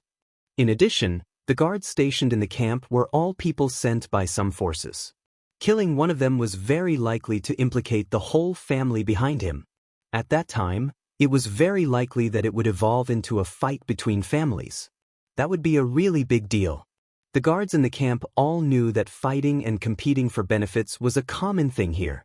However, if someone died, it wouldn't be so easy to solve the problem. Therefore, no matter how serious the conflict is, they will try their best to avoid killing each other. However, Wu Yan and his group didn't have such scruples. Even a peak rank 8. If he dared to kill the Ladin family, who wouldn't he dare to kill in the camp? Ladin family took advantage of the crowd's thoughts and organized this operation. They wanted to unite the guards in the camp to pressure the higher-ups. Pressure Wu Yan. They don't believe that Wu Yan would just kill everyone in the camp. It's hard to argue with the masses. Small fries have their uses. When everyone in the camp started to reject Wu Yan and co., it means that they want to stay in the camp for as long as possible. That was also impossible. Knowing this, Pelosi felt troubled and Marcus gloated over their misfortune. If Wu Yan and co. were to be kicked out of the camp, he would be the happiest person to be the one who would feel the most joy. However, they had forgotten about it. There's no need for Wu Yan and his group to stay in the camp. If it weren't for the Misaka sisters, Wu Yan would have left with the group of girls. Who wants to stay? The Misaka sisters hunted for resources in the giant beasts forest every day. Killing demonic beasts gave Wu Yan quite a bit of EXP. However, those EXP and EXP are nothing compared to the treasures inside the Ring of Gold. Every member of the party is tier 8 and above. It's just a bland meal for them. It would be a pity to abandon them. Besides, if Wu Yan really wanted the resources and experience from killing magical beasts in the Behemoth Forest, he didn't have to stay here. There was more than one entrance to the Behemoth Forest. He believed that the camps of the Baruba and Fea empires would be there. They should be happy to accept his group's arrival. It could only be said that the Ladin family's wishful thinking had worked. But in the end, a small problem was still a small problem. Of course, it was a big problem for Pelosi and Marcus. Hearing the responses around them, how could the two of them not understand the nature of the Ledin family's operation this time? The two of them could only curse in their hearts. If you want to chase them away, go ahead and do it yourselves. Do you think we have the ability to chase away that hot potato? In the end, they were just implicated. Pelosi and Marcus were in a difficult position. On one hand, they had to control the commotion this time. But in order to control the commotion, they had to chase Wu Yen and his group away. On the other hand, Wu Yen and his group were not that easy to chase away. If they were easy to chase away, Marcus would have gone to them a long time ago. Riding a tiger, it's hard to get off, it's really hard to get off of. Just as the two of them were at their wits' end, the commotion around them grew bigger and bigger, and even some of the onlookers joined in the protest. All of a sudden, a team in heavy armor barged into the crowd and suppressed all the noise. They even formed a circle and surrounded the entire Ledeen family's garrison in the middle. The garrisons of the Ledeen family were all shocked. They were surrounded by this team and couldn't react in time. Pelosi and Marcus, on the other hand, were startled when they saw the situation. Pelosi looked at the team in surprise and said with uncertainty, "Imperial Guards? Why are they here?" Marcus furrowed his brows. Aren't the Imperial Guards in charge of searching for the Beast King? Aren't they not restricted by the camp? Yes, the guards sent by the Ailu Empire's royal family were tasked with searching for the Beast King. Even though they were stationed in the camp, they weren't under Pelosi's command. Instead, they were directly under the Ailu Empire's emperor. Normally, due to the task of searching for the Beast King, it's hard for anyone to meet the Ailu Empire's Imperial Guards. But now, they're all gathered here. The sudden change caused the surrounding crowd to fall silent. They looked at each other as they watched the change in the middle of the field. Just like the people from the Ledeen family, they did not react for a long time. At this moment, a figure flew over from the other side of the sky and landed on the top of a tent in an instant. Seeing that figure, Pelosi and Marcus were stunned, and then their faces abruptly changed. "Old Patriarch," Pelosi shouted in surprise. "Thunder King." Marcus had a bewildered look on his face. The newcomer is the Lei Wang. The Thunder King's elderly face contained a trace of dignity. He stood with his hands behind his back, standing at a high spot. The corners of his eyes, which were filled with wrinkles, opened slightly. His eyes swept across everyone present like lightning. All the guards who met the Thunder King's gaze lowered their heads in pain, their hearts filled with shock. The aura of a Tier 9 warrior. So powerful. Gathering to cause trouble? It was a soft sentence, but it was like a sharp sound that pierced through one's eardrums, causing everyone's ears to hurt. The Thunder Sovereign's face was cold as he said, "Who gave you this right?" Silence, a deathly silence. Do you know how many cities in Ailu Empire are waiting for you to provide them with resources? Do you know how much damage the camp will suffer? Do you know how much damage your families will suffer? Do you know how much damage your families will suffer? Everyone present was slightly taken aback. Immediately after, they lowered their heads in shame and did not say anything else. Even the guards from the Ledeen family gritted their teeth and lowered their heads. The loud and colorful demonstration just now was completely suppressed by the Thunder King with just a few words. Seeing everyone lowering their heads, the Lei Wang's expression softened. In a flash, he landed on the ground. "All of you go back. Do what you need to do. Someone else will take care of the rest." Upon hearing that, the crowd immediately dispersed and returned to their posts and jobs. The people from the Ledeen family also ran away with their tails between their legs. They couldn't ignore the words of a Tier 9 warrior. At the sight of this, Pelosi heaved a huge sigh of relief.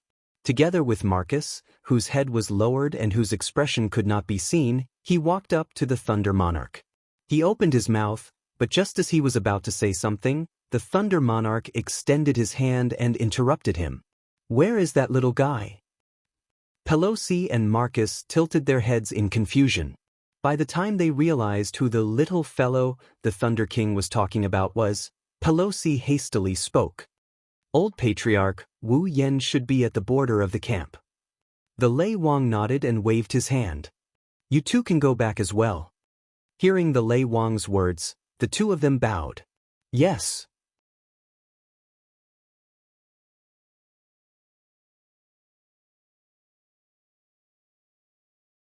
Chapter 8:35. While the camp is in an uproar, Wu Yen is enjoying a cup of black tea in his own tent. He looked like he's taking a warm bath. The girls around him felt very comfortable looking at him. However, although they felt comfortable inside, they didn't seem to be in a good mood. Instead, they looked a bit annoyed by this scene. Come, little Yen. Shokuha Misaki sat beside Wu Yen with a sweet smile on her face. She took a small piece of food from her plate and delivered it to Wu Yan's mouth like a little girl in love. Ah. Wu Yen took a bite and chewed with a satisfied expression on his face. With Shokuha Misaki serving him, he's enjoying himself more than a member of the royal family. This scene has been going on since Wu Yen woke up this morning. Just like that, the two of them sat in the huge tent, doing something that only the most intimate of couples would do while releasing flashbangs as if there was no one else around. The other girls originally planned to keep their eyes down and, obediently, eat their breakfast. However, even if they could control their eyes, they couldn't control their ears. Finally, after the N+1 feeding session, someone couldn't hold it in any longer and exploded. Hey you guys! Mikoto closed her eyes and her eyebrows twitched. Don't you know that this will affect others? Yeah. Toka, who had been holding back for a long time, pouted her lips and glared at Shokuha Misaki. The breakfast was supposed to be delicious, but now it's tasteless because of you. Shokuha Misaki blinked her eyes and a bright smile appeared on her face. Well, I can't help it. After all, Xiao Yan's actions last night were very touching. In order to express his gratitude, shouldn't he do this? There are many ways to thank someone. Mikoto grumbled. Why do you have to do it this way? Isn't this normal? Shokuha Misaki pointed at her lips with a finger. Isn't this how couples do things? When the word couple entered the girls' ears, they couldn't help but waver. They looked at the food in front of them and thought about taking Shokuha Misaki's place. Their faces turned red. That's true. Mikoto hesitated for a moment, but she still said it in exasperation. But it's still very, very unpleasant. Can't you do it in a different way? Is that so? Shokuha Misaki tilted her head. She seemed to have thought of something and her face blushed a little. She acted like a little girl and stole a glance at Wu Yen. Then, little Yen, I'll give you your reward tonight. Pfft. Wu Yen lost his cool and spat out everything in his mouth. The veins on the surrounding girls' foreheads popped out. In addition to Kurumi, who had a seductive smile on her face, Toka, who didn't know what was going on, and Flandre-chan and Yoshino, who were still in a daze, the other girls' pretty faces were all red. You woman! Sparks flashed across Mikoto's forehead as she tried to suppress her anger. You must have done it on purpose. Era, there's nothing bad about it. Kurumi covered her mouth and chuckled. The corner of her mouth raised into an incomparably evil arc. Her cheeks were red and her eyes were misty. I don't even have the chance to do it. When will Utsusama make a scene for me? Hey. Kotori squinted her eyes and looked at Kurumi speechlessly. I knew it, you're the most dangerous one. Anyway. Mikoto stood up and yelled at Shokuha Misaki. Stop what you're doing. All right. Shokuha Misaki pursed her lips and placed the thing in her hand on the table. Mikoto wasn't the only one who felt the same way. Even Chuju, Kotori, Toka and the others breathed a sigh of relief. Shokuha Misaki's flashbangs put a lot of pressure on them. Unfortunately, right after they breathed a sigh of relief, Shokuha Misaki's next sentence made them realize that they were too sweet. Little Yen, I'll make it up to you tonight. Hinajiku and Kotori raised their hands and covered their foreheads. They couldn't bear to watch anymore. Mikoto's body was crackling with electricity. Her body was trembling. Obviously, she couldn't take it anymore. Just as Mikoto was about to give Shokuha Misaki a bento, an old voice with a bitter smile came from the tent. The campsite is about to be turned upside down because of you two, and here you are flirting with each other. I really don't know what to say about you two. The noisy crowd was startled and quickly turned their heads to look at the source of the sound, which was the entrance of the tent. There, the Thunder King was looking at them with a helpless expression.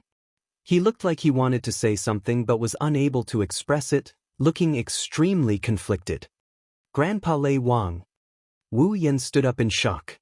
Why are you here? Why am I here? I'm here to watch a good show. Lei Wang grumbled at Wu Yan.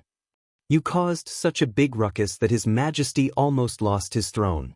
If I didn't show up, who knows what kind of ruckus you guys would have caused in this camp. Wu Yan scratched his face awkwardly and mumbled. Is it that serious? What? What do you think? Lei Wang rolled his eyes. The person in charge of the campsite, the second in command of the Ladin clan, one of the 3 major clans. He was a pinnacle tier 8 and you killed him just like that. Tell me, is it serious? Yes. It does sound serious.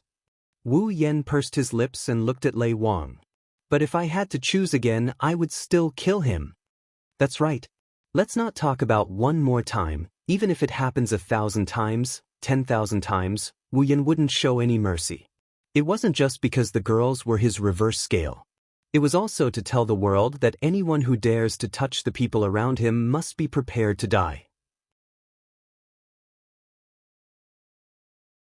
The girls behind Wu Yan felt a warm feeling in their hearts. Shoko Misaki couldn't help but smile sweetly. Lei Wang paused and laughed bitterly. You. Lei Wang sighed and his expression turned serious. He asked Wu Yan in a serious tone. Little guy, I have a question for you. Did you kill Andrew because he wanted to hurt your little girlfriend? Master. Grandpa Lei Wang. Wu Yan shook his head helplessly. We haven't known each other for long, but do you think I'm the kind of person who would kill the innocent? Yes. If I thought you were like that, I wouldn't have come here. The Thunder Emperor snorted coldly without hesitation. I'm just making sure. Don't worry, as long as you're telling the truth, I can guarantee with my life that no one will dare do anything to you. Wu Yan and the girls looked at each other and smiled. Grandpa Lei Wang, don't worry. Wu Yan grinned, his wine-colored eyes flashed with a strange glint. If you want to touch me, you should at least consider your own strength. Oh! Lei Wang looked at Wu Yan in shock before he guffawed. Almost forgot. You little brat, you can even casually kill a peak rank 8 powerhouse. Wu Yan chuckled before his expression changed. He took a step forward and stood in front of Lei Wang.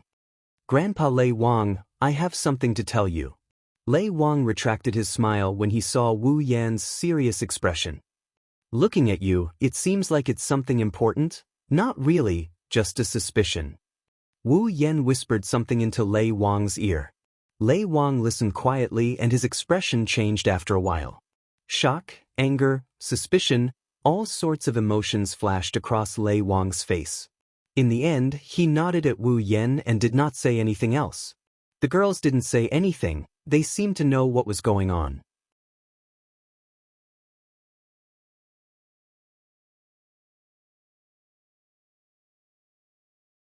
Chapter 8:36. Late at night, after a day of activity, every guard in the camp seems to be tired. They all went to bed early and are now sound asleep. In the dark of the night, the camp is dotted with flames. That is the sign of a bonfire burning. In the forest of tents, there is a bonfire burning slowly at regular intervals so that the vision here is not too dark. The night watch patrol team passed by one bonfire after another. However, they seem to be like the guards who are sound asleep. After the day's events, they are slightly exhausted. Even when they are on night watch, they can't hide their tiredness. They yawned and were listless. All of a sudden, the entire camp's vigilance was relaxed under such circumstances. When the night is at its darkest, outside of a large tent in the center of the camp, a gentle breeze blew in and enveloped the area. Almost at the same time, a blurry figure flew out of the tent at an extremely fast speed.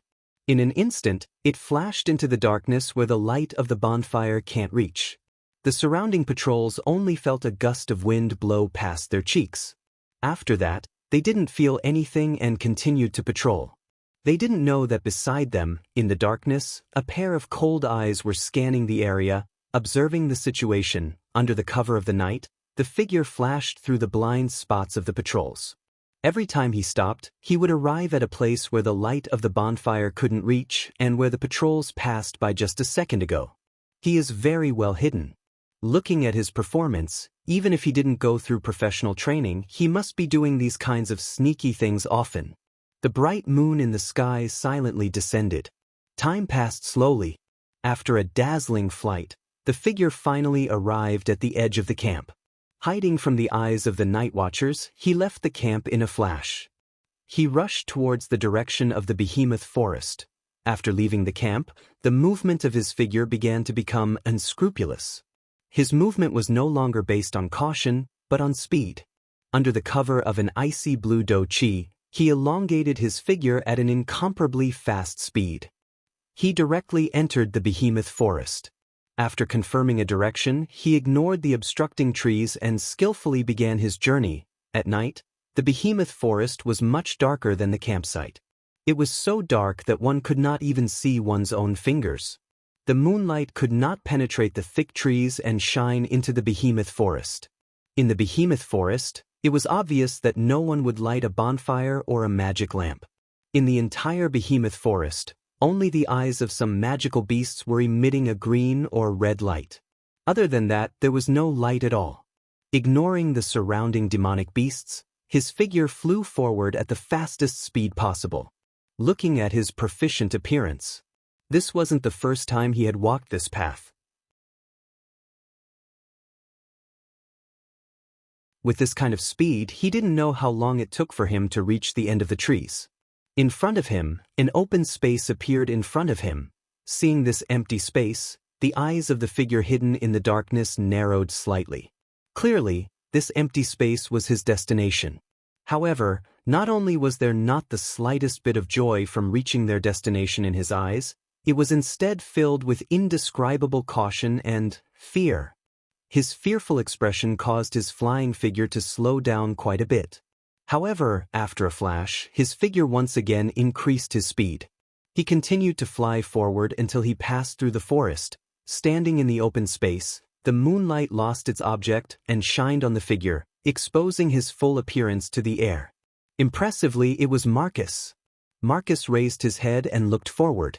At the end of the open space, there was a barren mountain. There was not a single blade of grass growing on the barren mountain, giving it a lifeless appearance. In the middle of the mountain, there was a very well hidden and not easy to attract attention to, there was a cave. The cave was small and the entrance was small. However, upon closer inspection, the inside was very spacious, at least 100 meters in diameter. Looking at the pitch-black cave entrance, Marcus gradually lowered his head and lost his mind. His memories returned to that day. That was not long after the Beast King's existence was confirmed. In order to build a camp that could resist the invasion of magical beasts, Marcus, Pelosi, and Andrew were ordered by their respective patriarchs to bring a group of people to the behemoth forest. Just like the other two empires, they built a camp. After the establishment of the camp, Marcus was the first to understand the potential value of the camp. He wanted to fish in troubled waters and collect the resources that the people in the camp worked hard to hunt every day. Most of them would be turned over to his family, while a small portion would be pocketed by him to enrich his own pockets. Originally, everything was going well. However, during a coincidental trip, he and Andrew coincidentally discovered this barren mountain in the behemoth forest. They also discovered this strange cave. This strange cave that had never been discovered before naturally attracted the attention of the two. Relying on their skills and courage, the two peak 8th rank powerhouses did not hesitate and directly entered the cave. Who knew that after entering, there would be nothing inside, only an empty space. Seeing this, Marcus and Andrew looked at each other, a little disappointed. After all, in the behemoth forest, there might be some hidden treasures. The two entered the cave with this thought in mind. There was nothing wrong with this idea. Unfortunately, they were too blinded by greed. It was this greed that caused them to fall into eternal damnation. The two thought that there was nothing in the cave, but suddenly, they discovered a figure in the deepest part of the cave. The two were shocked. They did not expect that there would be traces of someone in such a place. At this time, The figure also discovered them. Noticing Marcus and Andrew, the figure hastily attacked without saying a word. The two of them were scared out of their wits as soon as they saw the two of them.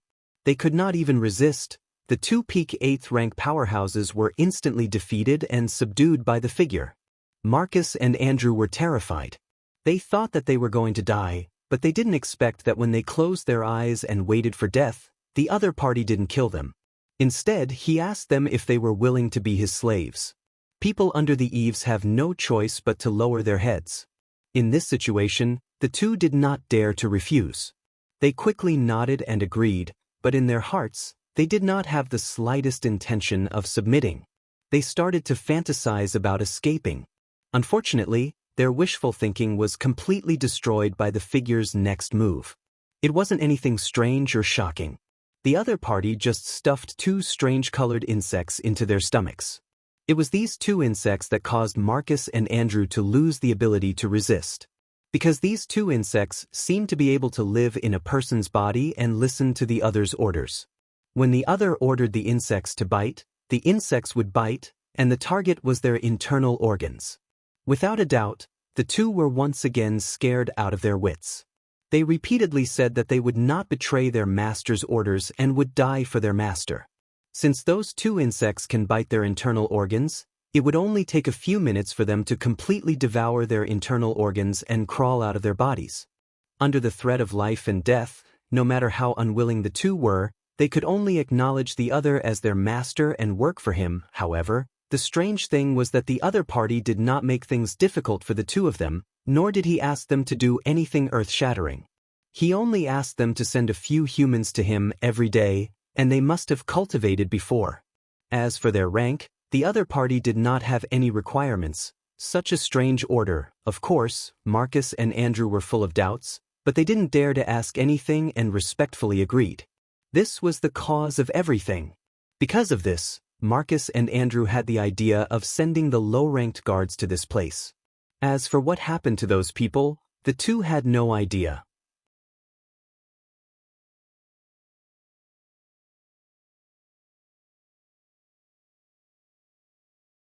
Chapter 8:37. Looking at the pitch-black hole in front of him that seemed to represent the abyss, Marcus smiled bitterly. Back then, there were two of them, but now, he was the only one left.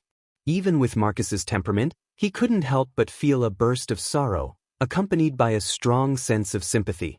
Who knew if he wouldn't be able to come the next time? Marcus forcefully shook his head as if he wanted to get rid of the thought that made his heart tremble. He took a deep breath of the cold night air and calmed the complicated emotions in his heart. He lifted his foot and walked into the cave before him. The surrounding light rapidly dimmed at a speed visible to the naked eye. The surrounding atmosphere became deathly silent and frightening. Even the temperature seemed to have dropped a little. Marcus was already used to all of this. He expressionlessly walked inside until he reached the end of the cave. Marcus's footsteps suddenly stopped. The tall rock wall was 10 meters in front of him. The surrounding area was very wide. Aside from rocks, there was nothing else. It looked like an ordinary cave. But Marcus's eyes were fixed on the figure in front of him, in other words, the figure in the shadow of the rock wall. As usual, when Marcus saw this figure, his pupils couldn't help but tremble. Then, he hurriedly knelt on the ground and lowered his head. "Master!" The echo of the shout spread throughout the entire cave. It maintained this state for more than 10 seconds before the echo slowly dissipated. However, the figure didn't have the slightest intention to pay attention to Marcus. There was still no movement. Marcus didn't say anything. He lowered his head and quietly waited. Until a certain moment, the figure gradually swayed. It seemed to be moving. Accompanying it was a calm and indifferent voice. "Why are you empty-handed?" A simple question directly swayed into Marcus's heart. It caused a trace of fear to appear on his face. He could feel that as these words were spoken, a monstrous pressure descended from the sky and mercilessly pressed down on his body. His shoulders fiercely sank. His bones also made a caca sound of friction. It was as if the pressure wanted to crush Marcus into pieces. The ice-attributed chi within his body unexpectedly stopped circulating. Although it wasn't the first time Marcus had faced such a situation, cold sweat still trickled down Marcus's back in fright. "Master," Marcus said with a hoarse voice. "Today, there was a situation in the camp." "Situation?" The silhouette repeated his words calmly. The originally indifferent voice became even colder. "The first time, someone interfered. Last time that trash died. What is it this time?" Marcus's face paled. He couldn't help but swallow a mouthful of saliva. Although the figure's voice was no different from before, Marcus could clearly feel the anger contained within. According to the situation, if he doesn't give a good explanation, he won't be able to escape death. One wrong word and he will die. This is the style of the master he spoke of, even if he was still useful to him. But if he angered the other party, Marcus knew that the other party wouldn't show any mercy. "Master." Marcus could only grit his teeth and whisper. Today, a strong person from the council came to the camp. Tier 9 fighter. "A Tier 9 fighter?" The figure's voice paused. Then he said with slight dissatisfaction, "Didn't you say that there are no Tier 9 fighters in the camp? The strongest ones are the few of you?" "Master, that Tier 9 fighter is here for another person." "He's here for another person?" Marcus replied respectfully. Normally, a Type 9 expert would not appear in the camp. However, that Type 9 expert has a good relationship with the person who killed Andrew. He is here for this matter as well. The one who killed Andrew. Marcus didn't know if it was an illusion, but he felt that his master seemed to care a lot about the one who killed Andrew, Wu Yen. "You're talking about the one called Wu Yen, right?" The figure's voice turned cold again. "What does that have to do with you coming here empty-handed?" "Master." Marcus bitterly clicked his tongue. With that rank 9 powerhouse around, this subordinate doesn't dare to act rashly. He's a member of the board. Once he discovers something, not only this subordinate, but even you, Master, might be implicated. Hearing that, the figure went silent. The cave was deathly silent. The air seemed to be very heavy. Seeing the silhouette's silence, Marcus didn't dare to speak again. His expression changed rapidly. He didn't know what his master was thinking at this time, but from the fluctuating aura of the other party, he could see that his emotions were very unstable. After a long time, the figure opened his mouth. The words made Marcus' heart clench. "Since you can't carry out my orders, what's the use of keeping you alive?" Saying that, a terrifying aura burst out from the figure's body. It was like an explosion that could turn the world upside down. Unable to bear the heavy load, the entire cave began to shake. Strands of dust sprinkled down from the top of the rock wall. Marcus seemed to have suffered a severe blow. He spat out a mouthful of blood and fell straight to the ground. He pressed his hand on his chest and looked at the changes in the cave. His face was filled with shock. "Master! Master, please spare my life." Marcus cried out in fear. "Please give me another chance, Master. Next time, this subordinate will complete the mission Master gave me." "Next time?" The figure laughed coldly. "This is already the 3rd chance I've given you, Master. It's this subordinate's fault. But it's all because of that Wu Yen." Marcus shouted himself hoarse. If it wasn't for Wu Yen, this subordinate would have completed the mission. "Master, please give this subordinate another chance. Let this subordinate eliminate Wu Yen." "Eliminate Wu Yen?" The imposing aura of the figure leaked out and slowly retracted. Seeing this, Marcus finally heaved a sigh of relief and got up from the ground. Ignoring his injuries, he knelt on the ground again. "Yes, Master. The reason Andrew and I couldn't complete the mission Master's mission is because of this Wu Yen. If it wasn't for him, since you understand this, then why did you keep him alive all this time?" The figure said indifferently. Marcus smiled bitterly. "Master, it's not that this subordinate didn't want to kill him, but there's a demigod behind him. This subordinate didn't dare to, the demigod behind Wu Yen." To Marcus' surprise, when he heard his words, his figure trembled violently, and his voice sank. "Is that demigod also in the camp?" No, that's not it. Although Marcus did not know why the figure had such a big reaction, he still replied, "That demigod powerhouse is not in the camp." "Not here?" The figure murmured, there's a trace of unknown emotion in his voice. He laughed coldly. "If that's the case, go kill Wu Yan." That demigod? Didn't you say that demigod isn't here?" The figure glanced at him. "That demigod isn't here." Marcus pulled a long face. "But Wu Yan has 2 Tier 9 powerhouses by his side. That's something you need to deal with." The figure's eyes flashed sharply. "Remember, this is the last chance I'm giving you. If you're still as useless this time, don't blame me, yes?" "Yes." Marcus was terrified. He had no choice but to agree. "This subordinate will find a way to kill Wu Yan when I return to the camp." The figure didn't make things difficult for him after hearing Marcus's declaration. He nodded faintly, but he didn't know how much pain Marcus was in. After all, he had no confidence in killing Wu Yan. However, in the next moment, a voice rang out, dispelling all the thoughts in the hearts of the 2 people present. "There's no need to return to the camp."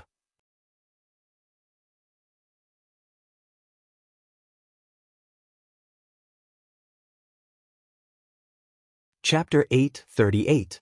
There's no need to return to the camp. The sudden voice caused both Marcus and the figure's pupils to shrink at the same time.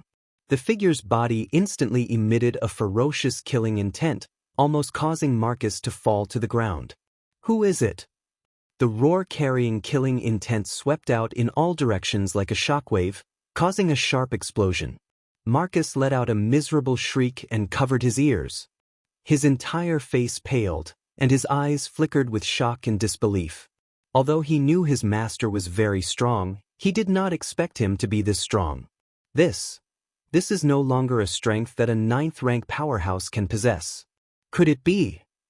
Just as Marcus was still unable to adapt to his own thoughts, a rain-like flash flickered in an open space not far in front of him in the cave. The figure and Marcus turned around abruptly and stared at the center of the flash. Then, in the next moment, 2 figures emerged from the flash and appeared before their eyes. Seeing these 2 figures, the figure and Marcus' expression changed at the same time. The difference was that the figure's face sank, while Marcus took 2 steps back in horror. He pointed a trembling finger at the 2 figures and shook his head vigorously, as if he did not dare to believe his eyes. "Marcus!" An old voice filled with anger sounded. "I did not expect it to really be you." Lei Wang. Marcus finally had no choice but to believe his eyes. However, he could not accept this and shouted, "Why are you here?" "Why?" Lei Wang sneered, looking at Marcus as if he was looking at a dead man.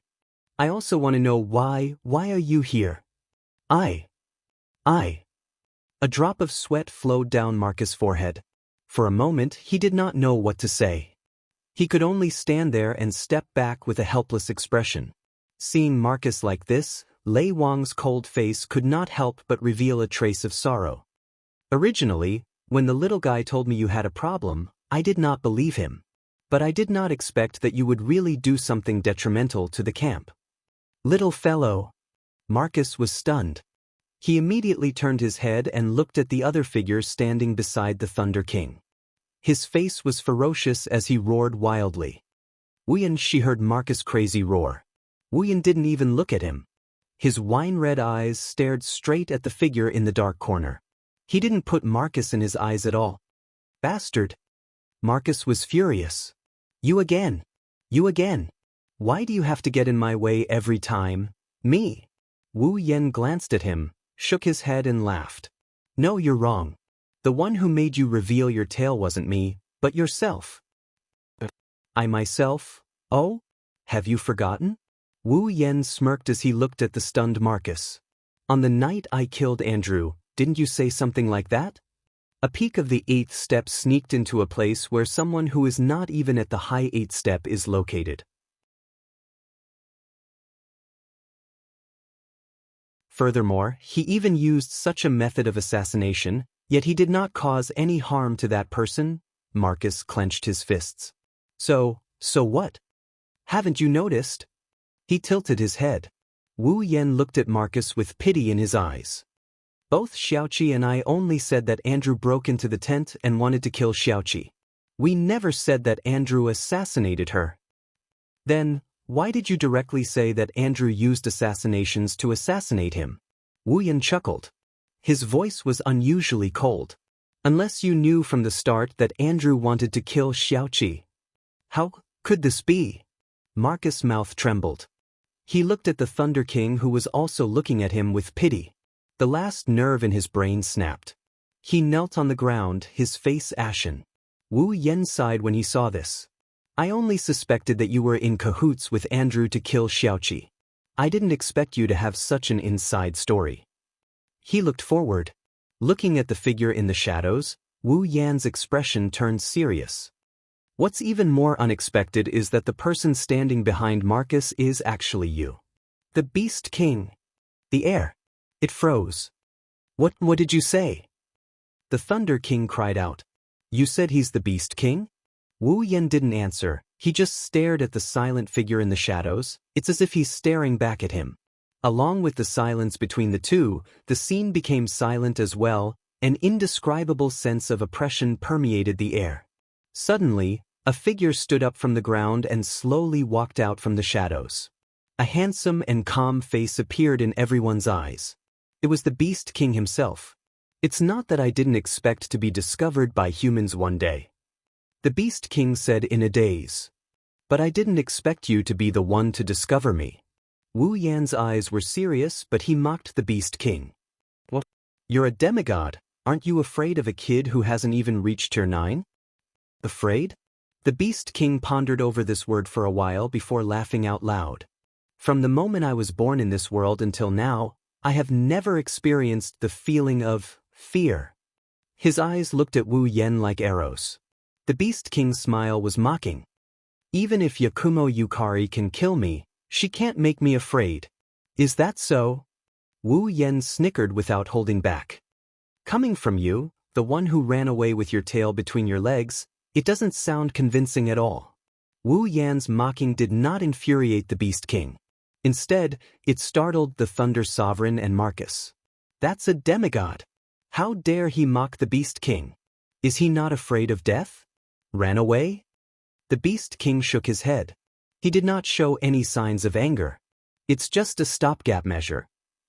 You're even talking about expedient measures? Wu Yan flinched and then he laughed. You're becoming more and more like a human. The Beast King's expression darkened as he said angrily. You're still as sharp-tongued as ever. Same here.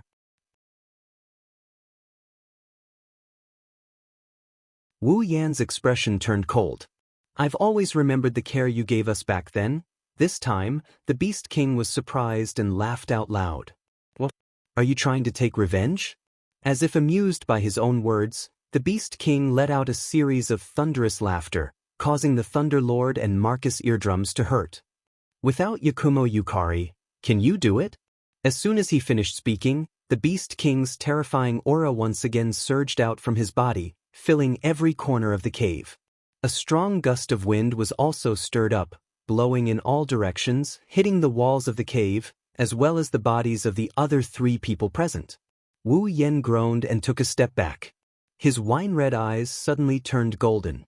The aura of a true ancestor erupted and collided with the Beast King's aura. Lei Wang roared and his body burned with magic to block the Beast King's aura. However, Marcus was not so lucky. He did not have Wu Yan's powerful bloodline to support him, nor did he have the strength of a 9th-tier Thunder King. Under the full force of the Beast King's aura, he had already fainted on the ground. Grandpa Thunder King! Wu Yan shouted. Leave this place first. What? Lei Wang exclaimed. Little guy, you're not joking with me, are you? Don't worry. Wu Yan grinned. He stared at the Beast King without a trace of fear in his eyes. I won't do something I'm not confident in. Lei Wang's expression turned gloomy. He looked at the Beast King, then at Wu Yan. He clenched his teeth and channeled his magic power to envelop himself and Marcus, who was still on the ground. Little guy. Lei Wang lowered his head and growled. Don't die. Wu Yan nodded indifferently. Lei Wang smiled bitterly and did not delay any longer. He disappeared with Marcus. Only the two of them were left.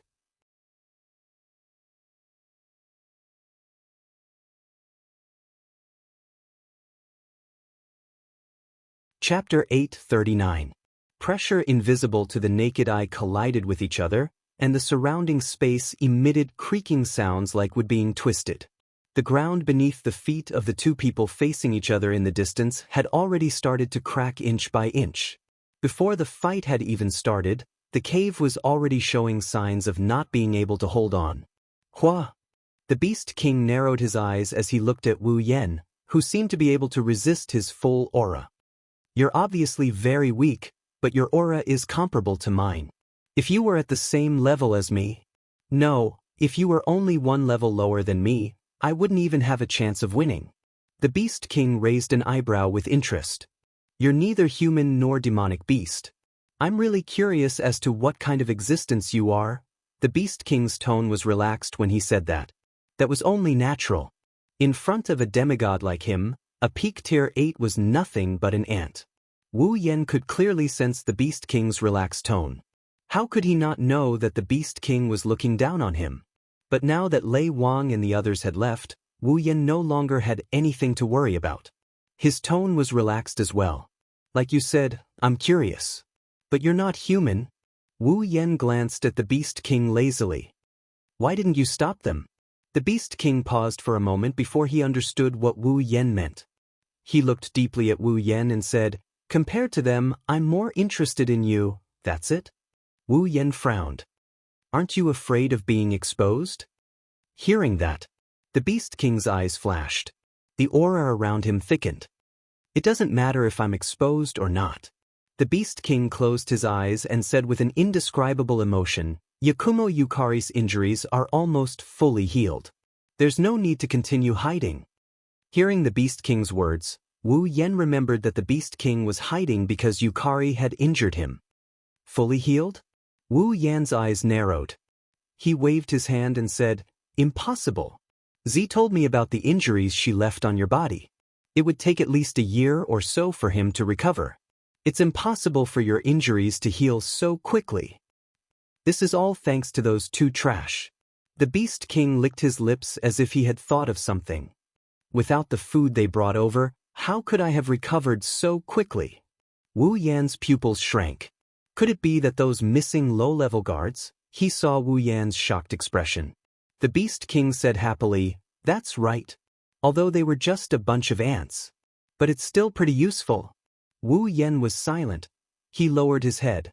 The bangs on his forehead covered half of his face, making it impossible for the Beast King to see his current expression. However, the Beast King's heart suddenly tightened. A sense of foreboding welled up in his heart. Wisps of inexplicable blood energy suddenly appeared around Wu Yan's body. They swirled around him like a whirlwind. The Beast King was shocked to discover that his sense of foreboding had turned into a sense of crisis. This is impossible. While the Beast King was still in shock, Wu Yan finally raised his head. His golden eyes shone with a ferocious light. That's good too. Wu Yan's ethereal voice came out of his mouth. When we fight, we don't have to worry about anything. As soon as he finished speaking, thump thump, a heartbeat sounded from Wu Yan's body.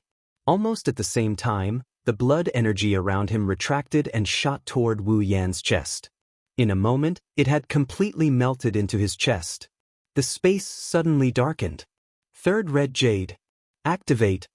A sea of blood energy rose from Wu Yan's chest and wrapped around Wu Yan's body. His entire body was dyed red. A wave of air blew toward the Beast King. The Beast King's expression changed. He raised his hands to resist the wave of air. There was some fear in his heart. What the hell is going on? In front of him, Wu Yan's body trembled. A blood-red light, deeper than any blood energy, flashed from his chest and illuminated a small shadow. One could vaguely see that the small shadow was a red jade engraving. Red jade mode. Activate. All the blood energy in his body rushed back into Wu Yan's body as if it had never appeared. However, Wu Yan's aura skyrocketed. Along with it, a force flowed into Wu Yan's body. Under the influence of this force, Wu Yan's peak rank 8 strength began to rise at an unimaginable speed. Peak rank 8, rank 9, beginner rank 9, intermediate rank 9, advanced rank 9, peak rank 9. It still hasn't stopped. Impossible! The Beast King finally let out a roar of disbelief. His eyes were filled with shock. In just a few seconds, Wu Yan's aura had reached the demigod rank. It had surpassed the Beast King's aura at his peak. Even as strong as the Beast King was, he couldn't help but tremble. It wasn't just because Wu Yan's rank had skyrocketed to the demigod rank. More importantly, the Beast King felt a familiar aura from Wu Yan's body. It was the aura of the person who had seriously injured him and reduced him to this state. Yakumo Yukari! Yakumo Yukari! The Beast King clenched his fists. He looked at Wu Yan, whose aura was still skyrocketing. His expression hardened. Although I don't know what you've done, I won't let you continue. The Beast King stomped hard on the ground, breaking the solid rock beneath his feet. His body turned into a flash of black light and shot forward. He flashed in front of Wu Yan like a storm. Go to hell! Sharp nails popped out from his fingers. His hand formed into a claw. The Beast King growled. His eyes widened as he swung his claw at Wu Yan's neck. A sharp sound rang out. The claw carried unimaginable power as it pierced through space. It went straight for Wu Yan's throat. Wherever the claw passed, it caused ripples in the air. It was just like when the gate of Babylon was opened. If this claw hit, then even a demigod would die without a doubt. Unfortunately, Wu Yan wasn't human. He was a vampire with unlimited regenerative abilities. Moreover, he wouldn't be hit by the Beast King. Just as the Beast King's claw was about to pierce Wu Yan's throat, a hand reached out from below and grabbed the Beast King's wrist. Don't be hasty. A cold and indifferent voice sounded in front of the Beast King. The Beast King looked up. What he saw was no longer the golden pupils from before. Instead, it was a pair of purple crystal-like eyes. It was only then that the Beast King saw Wu Yan's full appearance. Not only were his eyes purple, even his black hair had turned golden. It even reached his waist. Long blonde hair, purple pupils. He looked exactly like Yakumo Yukari. The Beast King's expression changed. He roared and struggled to break free from Wu Yan's grip. He jumped back reflexively to put some distance between himself and Wu Yan. However, his eyes were fixed on him. His eyes were unprecedentedly serious. His relaxed demeanor had completely disappeared. Seeing the Beast King's reaction, Wu Yan opened his mouth in shock. Looks like you're really afraid of Yukari, you? The Beast King's expression changed rapidly. His face was filled with bewilderment. What the hell did you do? What did I do? Wu Yan tilted his body and he replied nonchalantly. It's nothing, I just borrowed someone else's power for a bit. Borrowed someone else's power? The Beast King gritted his teeth. Yakumo Yukari? Wu Yan looked at the Beast King's gloomy expression. He didn't answer. He lowered his head and looked at his hands and the golden hair that reached his waist. His purple eyes revealed a trace of nostalgia. This is Yukari's power? So strong, Wu Yan clenched his fists. A devilish smile appeared on his face. At this moment, Yakumo Yukari's figure overlapped with Wu Yan's. He raised his head and looked at the Beast King, who was on high alert. All right, let's get started. After all, I don't have much time in this state. You're tuning in to the Wandering Hero YouTube channel. Don't forget to subscribe and join us on this journey to catch the most captivating stories.